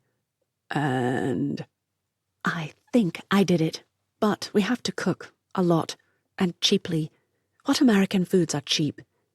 He nudged her inside and teased her about being the resident American there. What did people eat at these things when you were at university? She tried to remember potlucks. Well, someone always did a tater-tot casserole. What? At the look of horror on his face, Ezra realized his only acquaintance with the word tot would probably be in the it's a small child arena. Though tempted to play it up, she just couldn't. After all, she was about to eat. Little shredded potato nuggets. Tater, like potatoes are sometimes called. Taters. Tots. I have no clue why they're called tots, unless it's because they're like a tiny potato at that point, but that's kind of weird. The whole thing is weird, but okay. That one won't work unless you want to spend hours taking perfectly good potatoes, shredding them to bits, and then trying to make bigger bits of the bits. If we could get a bunch of chicken somewhere, I could fry it. Maybe. She sighed. She'd tried to fry chicken when she was 17. There was a good reason she hadn't attempted it again in the past dozen or so years. I remember that. No chicken. Henri dodged the pork roast sandwich she tried to swat him with and urged her to continue. As she chewed, her mind scrolled through potato salad. Not a good idea now that she thought of it. Sweet potato casserole. What was the point without marshmallows that she didn't have time to source? Apple pie. Doable. Peach cobbler. Did the Georgians make any other kind? Baked mac and cheese. Definitely. And baked beans. Not happening. I'm thinking mac and cheese. It's good even when it's not getting cold. And maybe apple pies. But I can't do the apple pies, she added after a thought. I need to make a traditional birthday cake. At least at an event like that, it would be a sheet cake instead of tiered. I cannot do tiered. Good. That sounds sad. He winked at her. So, what do I buy? She couldn't let him do it. Not again. But before she could argue, he said, Look, you're going to end up doing most of the work. The least I can do is provide the ingredients and a space to do it. I'll help, but we both know you'll give me the can't ruin it tasks and do the heavy work yourself. You don't know how not to. He wasn't wrong. The jerk. The big, handsome, lovable jerk. And in that moment, she realized exactly why she'd been so upset at him. Random, not triggered by anything, but crystal clear nonetheless. I just figured out something, and someday we'll talk about it. But right now, I just want to acknowledge it and move past it while we do this crazy thing for Dad. Henri leaned against the doorframe and gave her a wary look. Okay, now you have me scared. You should be. I was ticked off because you said you decided that if we were God's will for us, then I'd be here when you got back. Single. And I was. He nodded. She could see unease become panic, but he kind of deserved it. Then, when you got back, you didn't come to see me. 4 months, Henri. You were here for like 4 months before you did, and only then because you were desperate to get away from rabid females out to hook you. She shook her head. That came out all wrong, but you get me. I do, and you're right. In one of those moments she'd dreamed about as a girl, willing to happen, and it never had. Henri reached up, twirled a curl around his finger, brushed a thumb across her cheek, and tugged her close. With his forehead pressing against hers, he said, Sometimes even guys cling to a dream rather than risk reality that might kill that dream. Chapter 23. May the 4th be with you. The sign hung over the food table, making some chuckle and others almost physically scratch their heads.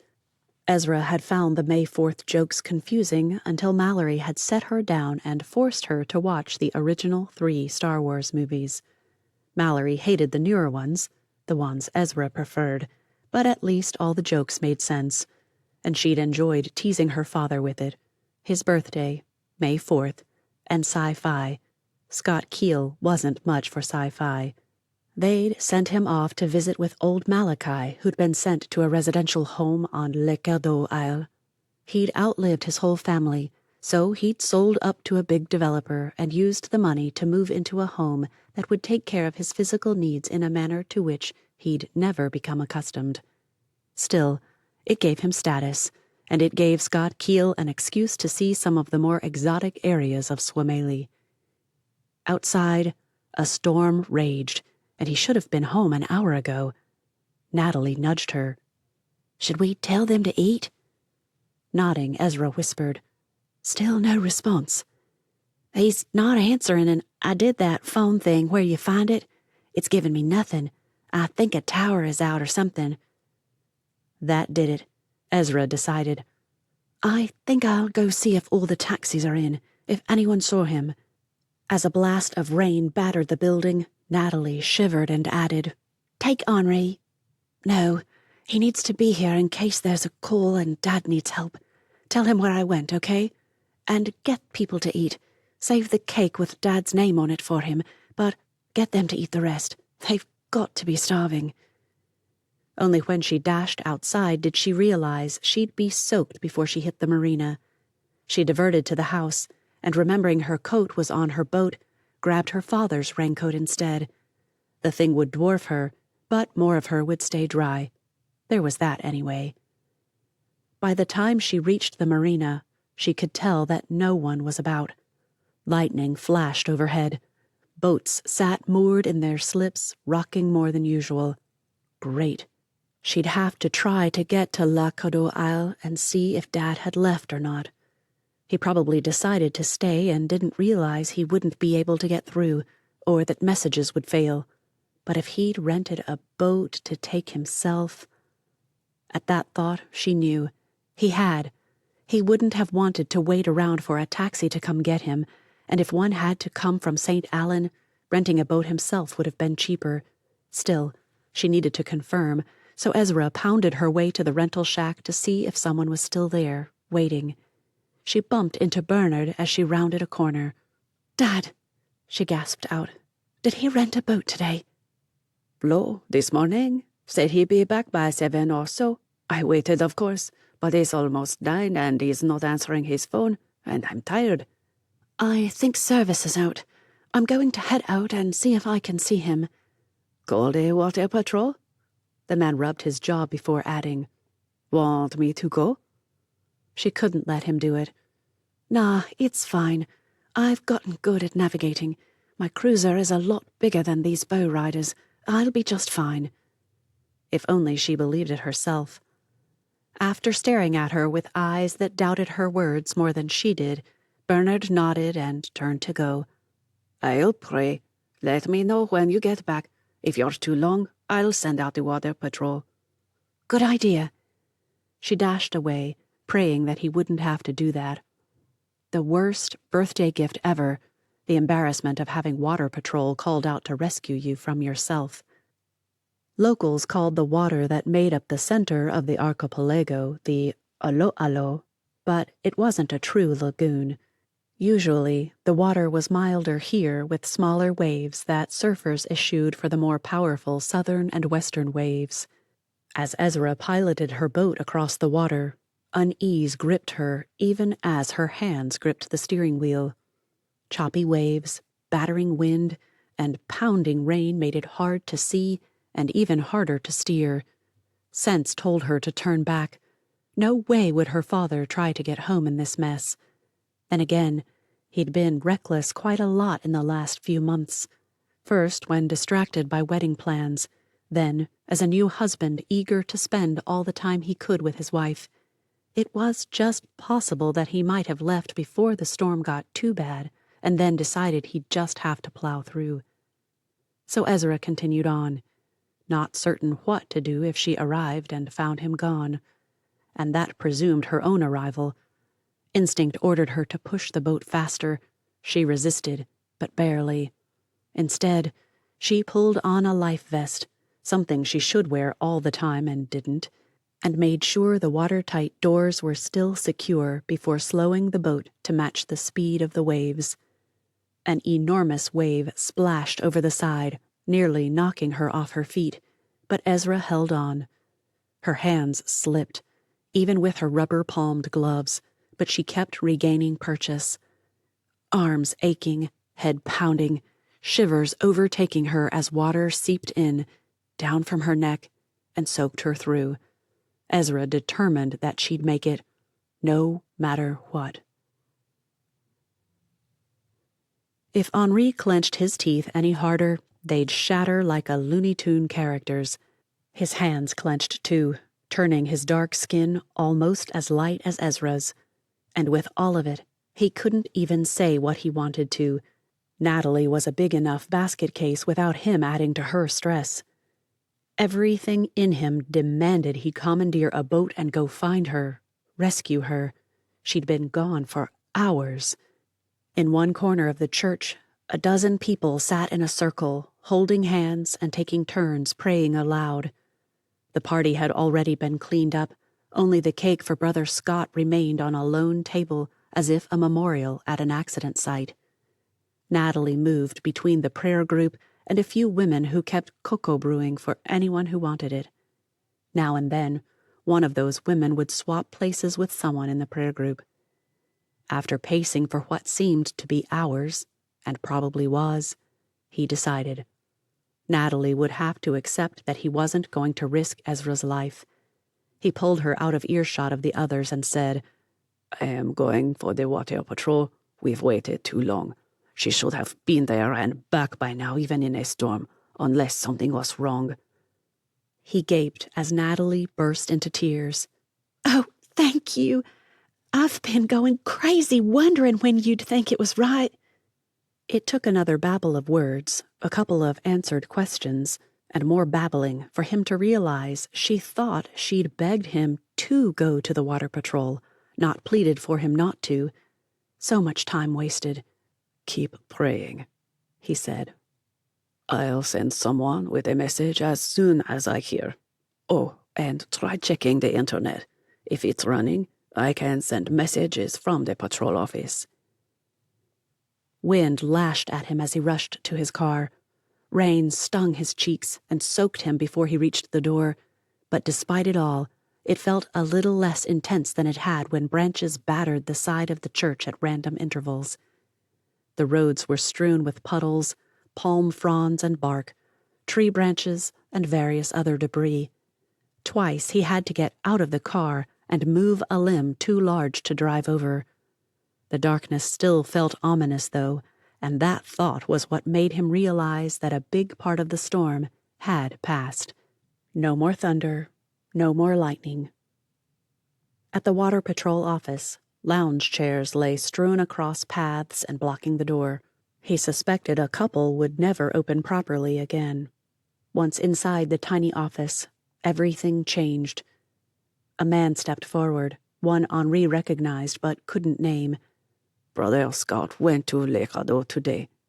We're not sending a patrol boat out for... Henri didn't have time for arguments. Ezra got worried and took her cruiser out in this mess in case he got caught in it. She's been gone hours now, too. A string of filthy words spewed from the man's lips, and Henri remembered his name. Fabien Tautou. A coarse man, but a good sailor, the best. If we can't find her on the radar, I'll call out the crew. Stupid girl. A few more ugly words followed. Watch your mouth. That's my girlfriend you're talking about, and I'll flatten you if you ever say anything like that to or about her again. But Fabien acted as though he hadn't listened. She's an imbecile. In this weather, she's too small to control that thing. Henri lost what little self-control he'd managed to hang on to. Don't you think I know that? If she's alive, I'll thank God every day. So get out there and give me a reason to do that. Fabian began a radar sweep, checking one place after another in an ever-widening circle, checking and finding nothing. I don't see it. Are you sure? Look, doesn't she know to keep her marine radar going at night? The cold he'd been trying to ignore turned icy around his heart at the words. Ezra did know that. She'd talked about having it serviced to ensure it was in proper working order. She is fanatical about using it. If you don't see it, something happened, either to it or to her. How had he managed to get the words out without sobbing? Then we'll have to go after her. Hopefully Scott kept his head. Why didn't she come to us? We could have gotten through to Lafoina and found out if her father was still there. I don't know. I assume panic. Just acting without thinking. She can be impulsive that way. Even worse than the past few torturous hours was the next quarter hour. Fabian moved at a snail's pace, calling in others to help him, gathering supplies, checking the already perfectly prepared motor lifeboat, and then describing its features to Henri as he pulled out a manual. What are you doing? Learning on the job? Lord, a little help here. I'm going to strangle him. Great thing about the MLP is that if we capsize, it'll right itself. So we'll get back, and if she's out there, we'll get her back too. The most ridiculous comment spewed from Henri's mouth at that moment. If you can save her cruiser, do it. She's invested everything in that store. It'll crush her if something happens to it. Fabian just gaped, obviously too stunned for another mouthful of filthy words. After a moment, he shook his head and beckoned Henri closer. Apparently, he wouldn't dignify that request with an answer. This is how the radio works. I've got the manual open for you in case you forget, but all you do... The door burst open, and Peter Andros plowed in. At the sight of Henri, he bellowed, Ezra is out in this? No, I'd have stopped her if I'd... Get on the MLB. We'll be off in 5. That would be 20 minutes later than Henri would have preferred, but he'd have to take it. You be ready to answer the radio or the phones. Gerard will be here in a while. He's coming the farthest, so he'll man the station. But until he gets here, you're on duty. Do you understand? Not only did Henri understand, he was also grateful. Having something to occupy his mind other than horrific scenes of what could be happening out there would be a blessing. He sat at Fabian's desk, pulled the manual closer, and began reading. The moment the door shut behind the rest of them, he dropped his forehead to the desk and sobbed. I love her, Lord. Please don't let me lose her before I can tell her. I am such a coward. The prayer ran on an endless loop between sobs until Gerard bust through the door. Taking one look at Henri, the patrolman grabbed his hair. No. What? Gerard turned to him. I thought they haven't found her? Not yet. To his disgust, tears poured down his face again. She's out there, alone. Chapter 24. As the sun crept over the horizon, though only some of the light filtered through the still angry clouds, Henri spoke for the first time in hours. I wish I knew if she found Brother Scott or not, or if she even needed to. Gerard turned toward him and rubbed bleary eyes. What do you mean if she needed to? We don't even know if he ever left Lafoina. She couldn't get through, so she just went out there. The man's hand shot out for the radio handset and began calling for the residential home office on Le Cadeau. This is Water Patrol on St. Helene. I'm trying to check on a visitor from yesterday, Scott Keel. Do you know if he's there? Is he left? A voice came through, promising to find out. While they waited, Henri asked about the radio. Why, does a retirement home have a radio set? Emergencies. If there's an outage, they need to be able to call for help. With all those older people, there are lots of medical situations that can't wait for mobile service to be restored. It made sense. Henri got up and began pacing. A clock ticked off seconds. A clock that didn't exist in the room. Or rather, none of the clocks in the room actually ticked, but he heard one nonetheless. The second hand made its slow, steady sweep around the face of one clock and a jerky circle around another. One battery operated and the other wound up. He didn't know. A voice crackled through. He's here. He's coming to the radio. Before Henri could stop Gerard, could even think about needing to, the man relayed the situation to Brother Keel, and the man's heart-rending groan came through the radio loud and clear. After that, he began babbling. Only after exchanging confused looks with Gerard did Henri figure it out. He's praying. Tell the operator there that you'll radio the minute you hear she's been rescued. Only after Gerard relayed the message and a promise to contact the MLB for an update if he didn't hear in half an hour did the guy sign off and turn to Henri. They'll find her, Henri. You know Fabienne won't return without her. If he can. Once more, and with no pride left to help control himself, Henri sank to the chair, head in his hands, and sobbed. Why didn't she come here? As you've told me a dozen times in the last few hours, she didn't think, she just acted. It didn't help. Not at all. At 29 minutes, Henri convinced Gerard to radio. The news was the same as it had been every single time. Don't see her, not yet. Gerard took pity on him and informed Fabian that they'd be radioing every half hour now. It's getting lighter. People will be coming to get news. If we can tell them that what we have is less than half an hour old, they won't bother us too much. Fabian agreed and signed off. The wait began, again. At 28 minutes this time, he radioed back. Nothing. A trip to the lavatory meant that Gerard was a minute late for the next one, a minute in which Henri nearly commandeered the abandoned radio and called himself. But Gerard rushed out and had the handset in hand before he even sat down again. The reply came back negative, although they'd found a few deck cushions, so they were following the path. One good thing, the water, while not calm, was not nearly as rough as it had been. When Gerard signed off, he let Brother Scott know the update and stretched. I need food. I left my dinner on the stove. Do you want to man the radio or get us food? I'm not hungry. You're going to eat, so do you want to choose it or... I'm not leaving. Henri snapped. Maybe it wasn't right to take it out on Gerard. Okay, no maybe about it, but Henri didn't care. With a promise to be back as soon as possible, and to stop by the preacher's falla, Gerard took off.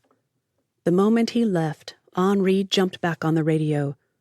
Fabienne, if the water is calmer, can we send out more motor lifeboats? Can I rent a taxi? The other islands have already sent out their boats. The lagoon is cleared for now. We're searching. Static cut out a few words. I think we've got something. Hold on. That hold lasted a lifetime. The tidal wave, we think we see it ahead. It's listing, though. Do your prayer thing and we'll do our rescue thing, and hopefully she's still aboard. When Gerard came in half an hour later, Henri sat, sobbing at the desk, arms stretched out ahead of him, the headset abandoned. Oh no, Henri raised his head and sobbed out. They got her. She's alive, and I can't remember how to tell her father. Only one thing can save a woman from feeling like the total idiot she is, the knowledge that the Lord had saved her from her folly. As she shivered on the MLB, her hands still curled into claws from her death grip on the steering wheel, Ezra ached to believe that if she had it to do over again, she would. The problem was, she wouldn't. After battling the waves until she knew she had to secure herself in her cabin or risk being tossed overboard, well, the risk had been there since she headed out of the lagoon, she'd locked herself in her dark cabin, gripped the hand-powered flashlight with hands that wouldn't work, and tried to keep her books secure behind the railings until even that had been a waste of time. She'd been right, though. She needed that flashlight. And now the boat, and almost everything in it, would probably be scrapped for good, because she'd reacted out of fear, because she had gone off without thinking or consulting anyone, even the Lord, because, as she'd already informed herself in a recurring loop for the past 10 or so hours, she was an idiot. Teeth still chattering, she became aware again of Fabien Tautou haranguing her again about her utter stupidity. "Shut up!" The T on shut nearly cost her a chipped tooth, unless it did, and she'd lost the piece. A quick run of her tongue assured her they were still intact, for now. "I know, okay? But you're sure Dad is all right? He never left?" They are bringing him back to St. Allen now. He'll probably be there before we are. Fabien pointed out the starboard window. There goes the tug.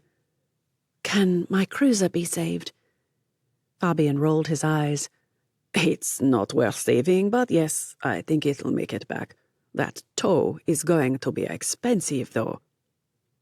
Finally, the tears that had refused to fall flowed. At the St. Allen Motor Patrol docks, Henri waited in the wind and occasional sprinkles. She saw him out there, knowing before he could be recognized that it was him. Fabien noticed her intake of breath and relaxed his angst toward her. That guy had Gerard radio every 30 minutes. When I was lucky, he was always a fool for you, but it's even worse now. Marry him, will you?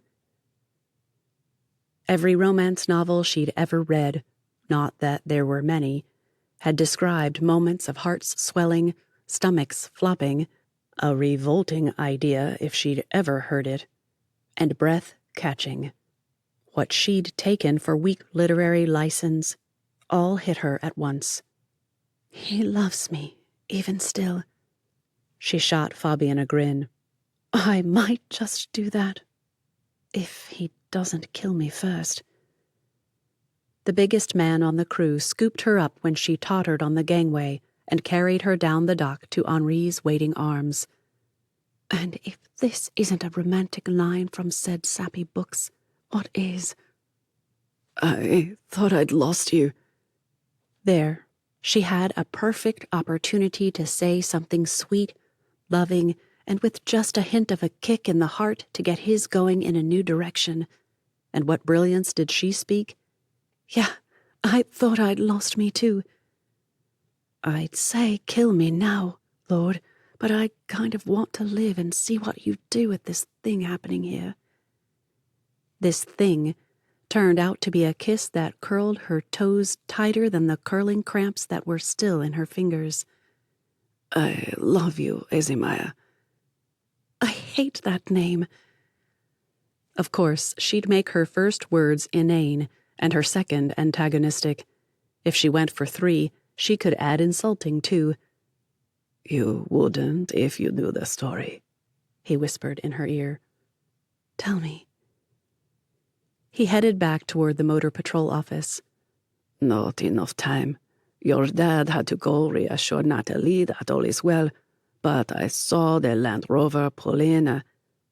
The rest faded in the roar that came with thundering feet and her father's, "Ezra, Nehemiah, keel!" Another fierce hug, more scolding, more reminders of how loved her idiotic self was, all the way back to the Land Rover. Who knew God's goodness extended to love poured out after a bad bout of idiocy? Henri climbed into the back seat with her, keeping her close to him and trying to warm her. Though she'd been given dry clothes, they didn't fit, and she hadn't been able to use the towel they'd given her, and the result had been sitting in damp clothing with her hair dripping down her back. The third time Henri kissed her temple, Dad said, "Can you save that for when I'm out of eyesight? I've already aged enough today. Natalie will feel like she married someone old enough to be her grandfather at this rate." Ezra giggled, and the men found something about that amusing. Whatever, men were weird. At the house, Dad started to open her door, but Ezra held him off. "Henri has a story to tell me, and I won't get to hear it if I go in. I'm not leaving this car until he tells me." She demanded the explanation the second her father had made it halfway up the path, trying to avoid puddles as much as a little kid tries to jump in every one, and failing, of course. "It's not an exciting story, but—" For a moment, she felt sure he'd kiss her again, not that she was complaining. "Better not. I get why Natalie says she couldn't kiss your dad before they got married. I thought she was ridiculous, but now—" "Story, Henri. Give me the reason. Fast. I want an explanation, a hot shower, and a hot breakfast, in that order. Then I intend to sleep in my old bed for a week." Her next thought nearly undid her. "And then I'll figure out how to recover from my stupid—" "That's enough. You're home, and you're safe. Let the Lord handle the rest. Meanwhile—" He might not be willing to toy with her lips, but it didn't stop him from another kiss to her head. "Ezzy? Well, that was because it sounded better with Maya. Maya, because it sounded like mine. My Ezra." He squeezed her until she couldn't breathe. "It's what I've always hoped you'd be." Always was probably an exaggeration, but Ezra decided not to quibble. "I'll accept it." She swallowed hard before gathering the courage to continue. "All of it, under one condition." Was it her imagination, or did he choke up a bit as he asked? "What's that?" Ezra gazed up at him and grinned before kissing his cheek and whispering, "Keep it between us." Epilogue. He should have stayed away from St. Allen for a few days to let Ezra rest and recuperate. But when the sun rose bright and clear the next morning, Henri found himself having Gus reschedule morning appointments and managed to catch the ferry to the Keels Island. Leaving his car home hadn't been a good idea, however. Just as he would have called a taxi, another thought prompted a call to Brother Scott instead. While he waited for the familiar Land Rover, Henri gazed around him at an island that felt almost as much like home as Lafoina, and prayed. "I need wisdom and a whole lot of grace." And there it was. The italics had returned. Most of him didn't care anymore. He had a woman to win, court, woo, whatever people called it. Yep, those pesky italics were back with a vengeance. But he had a plan to make. He'd deal with them later. Then his thumbs flew across his phone screen. He needed to get it all down and fast. The swifter he tapped, the more mistakes he made, and the sound of an approaching vehicle only made him type faster. By the time he finished, Brother Scott had rolled down the window and asked if everything was all right. "I hope so." Henri slid into the seat, shut the door, and asked, "How is she?" "Still sleeping, although I doubt for long. Natalie started frying bacon." "Is she making biscuits?" Brother Scott grinned. "And sausage gravy, although she's not making much sausage. Apparently it was overpriced today, as if I care after the last 36 hours. The roads were already clear, and a few houses had people on roofs or in yards, cleaning up after the storm. It hadn't been a cyclone, but it had been fierce. "Heard anything about Ezra's boat?" "Might be fixable, but most of her stock is lost. At least she got insurance on it. I thought it was a waste of money when she didn't have much, but That's why she said she needed it, because she couldn't afford to start over if anything happened. As long as they don't deny her claim, she can fix the boat and restock. A shuttle headed for them, something that rarely happened near the church. Henri shot Brother Scott a look. Is the road out? Yeah. More damage than he'd thought then. Henri watched the trees, flowers, and fallas go by until they pulled up to the church. When Brother Scott began to climb out of the rover, Henri passed his phone. I was thinking about sharing this with Ezra. What do you think? Brother Scott read, his thumb flicking the screen up and up until he reached the end.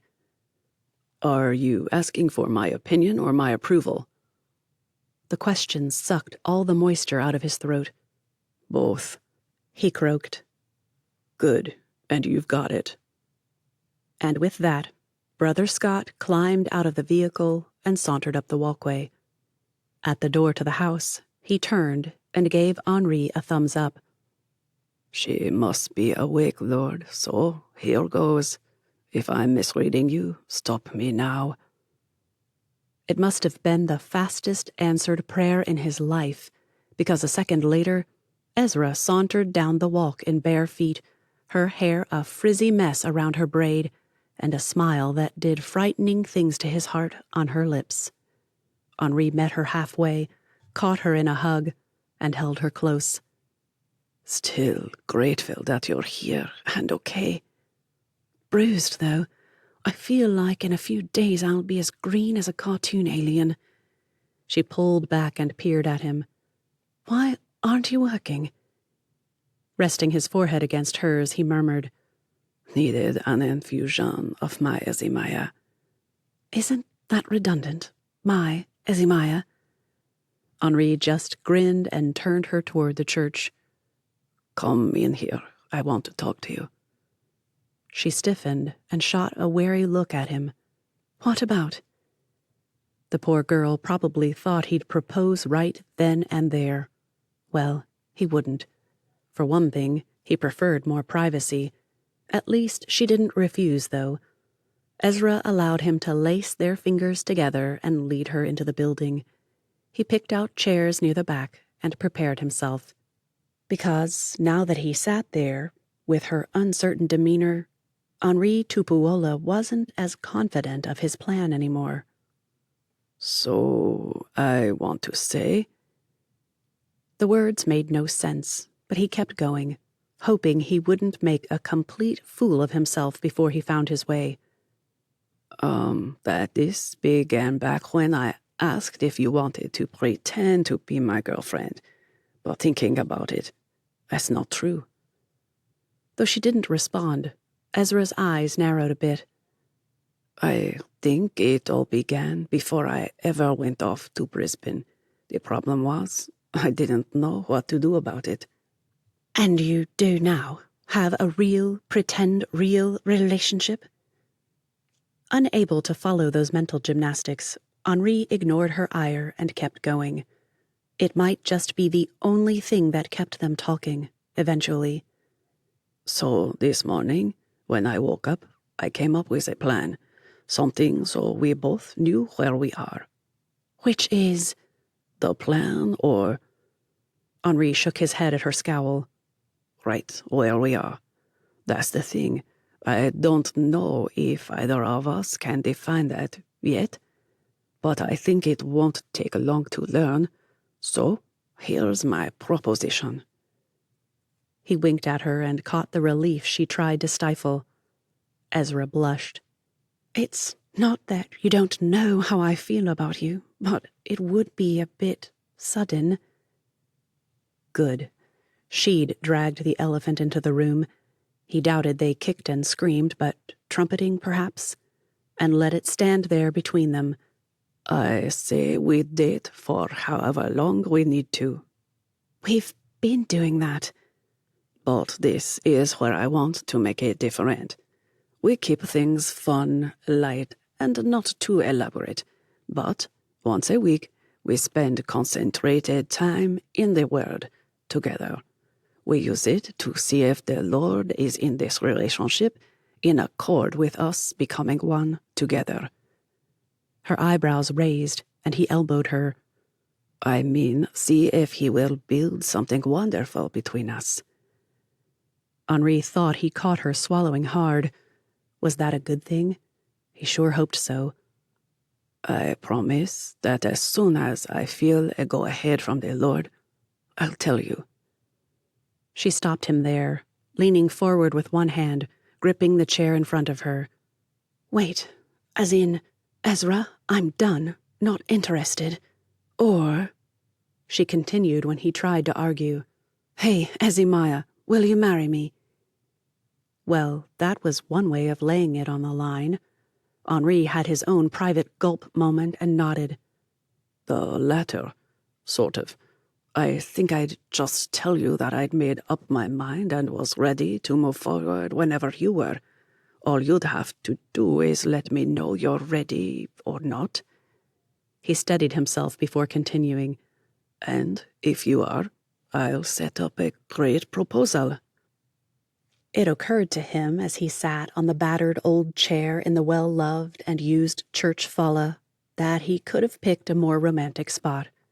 The beach, at the monastery, even her backyard would have been better. The longer she sat unspeaking, the more he wished he'd come up with something more tempting. Then those lips twisted, and even in the dimness of the room, he saw a twinkle in her eye. Will a great proposal include an H.T. original poem? Only if I'm guaranteed a short engagement. She folded her arms over her chest and gave him an appraising look. I'll go for that, if you'll agree to an elopement of sorts. My parents and yours, right here? She nodded. And I get a kiss that curls my toes even more than the one last night. Now or then? Like a cartoon angel and a devil on each shoulder, two thoughts warred within him. Now, demanded one. Later, insisted the other. He'd have to work out the situation with the Lord, because Henri suspected that whatever Ezra decided right now, she'd get, and it really shouldn't be that way. Then, I'm starting to understand, Natalie. He laughed. That was my thought yesterday. Their eyes met and locked. Ezra's lips turned upward as she thrust out her hand. Feeling ridiculous, Henri grasped it, shook, and then folded it into his own near his heart. Ezra scooted a bit closer and rested her head on his shoulder. Just so you know, I'm almost ready. This time, Henri allowed himself to kiss her forehead as he murmured, Me too. The end. This is Krista Del Sorbo. We hope you have enjoyed this production of The Tidal Wave, Suamalie Shores, Book 2, by Shatona Havig. No part of this production may be used to train artificial intelligence of any kind or in any way. Thank you for listening.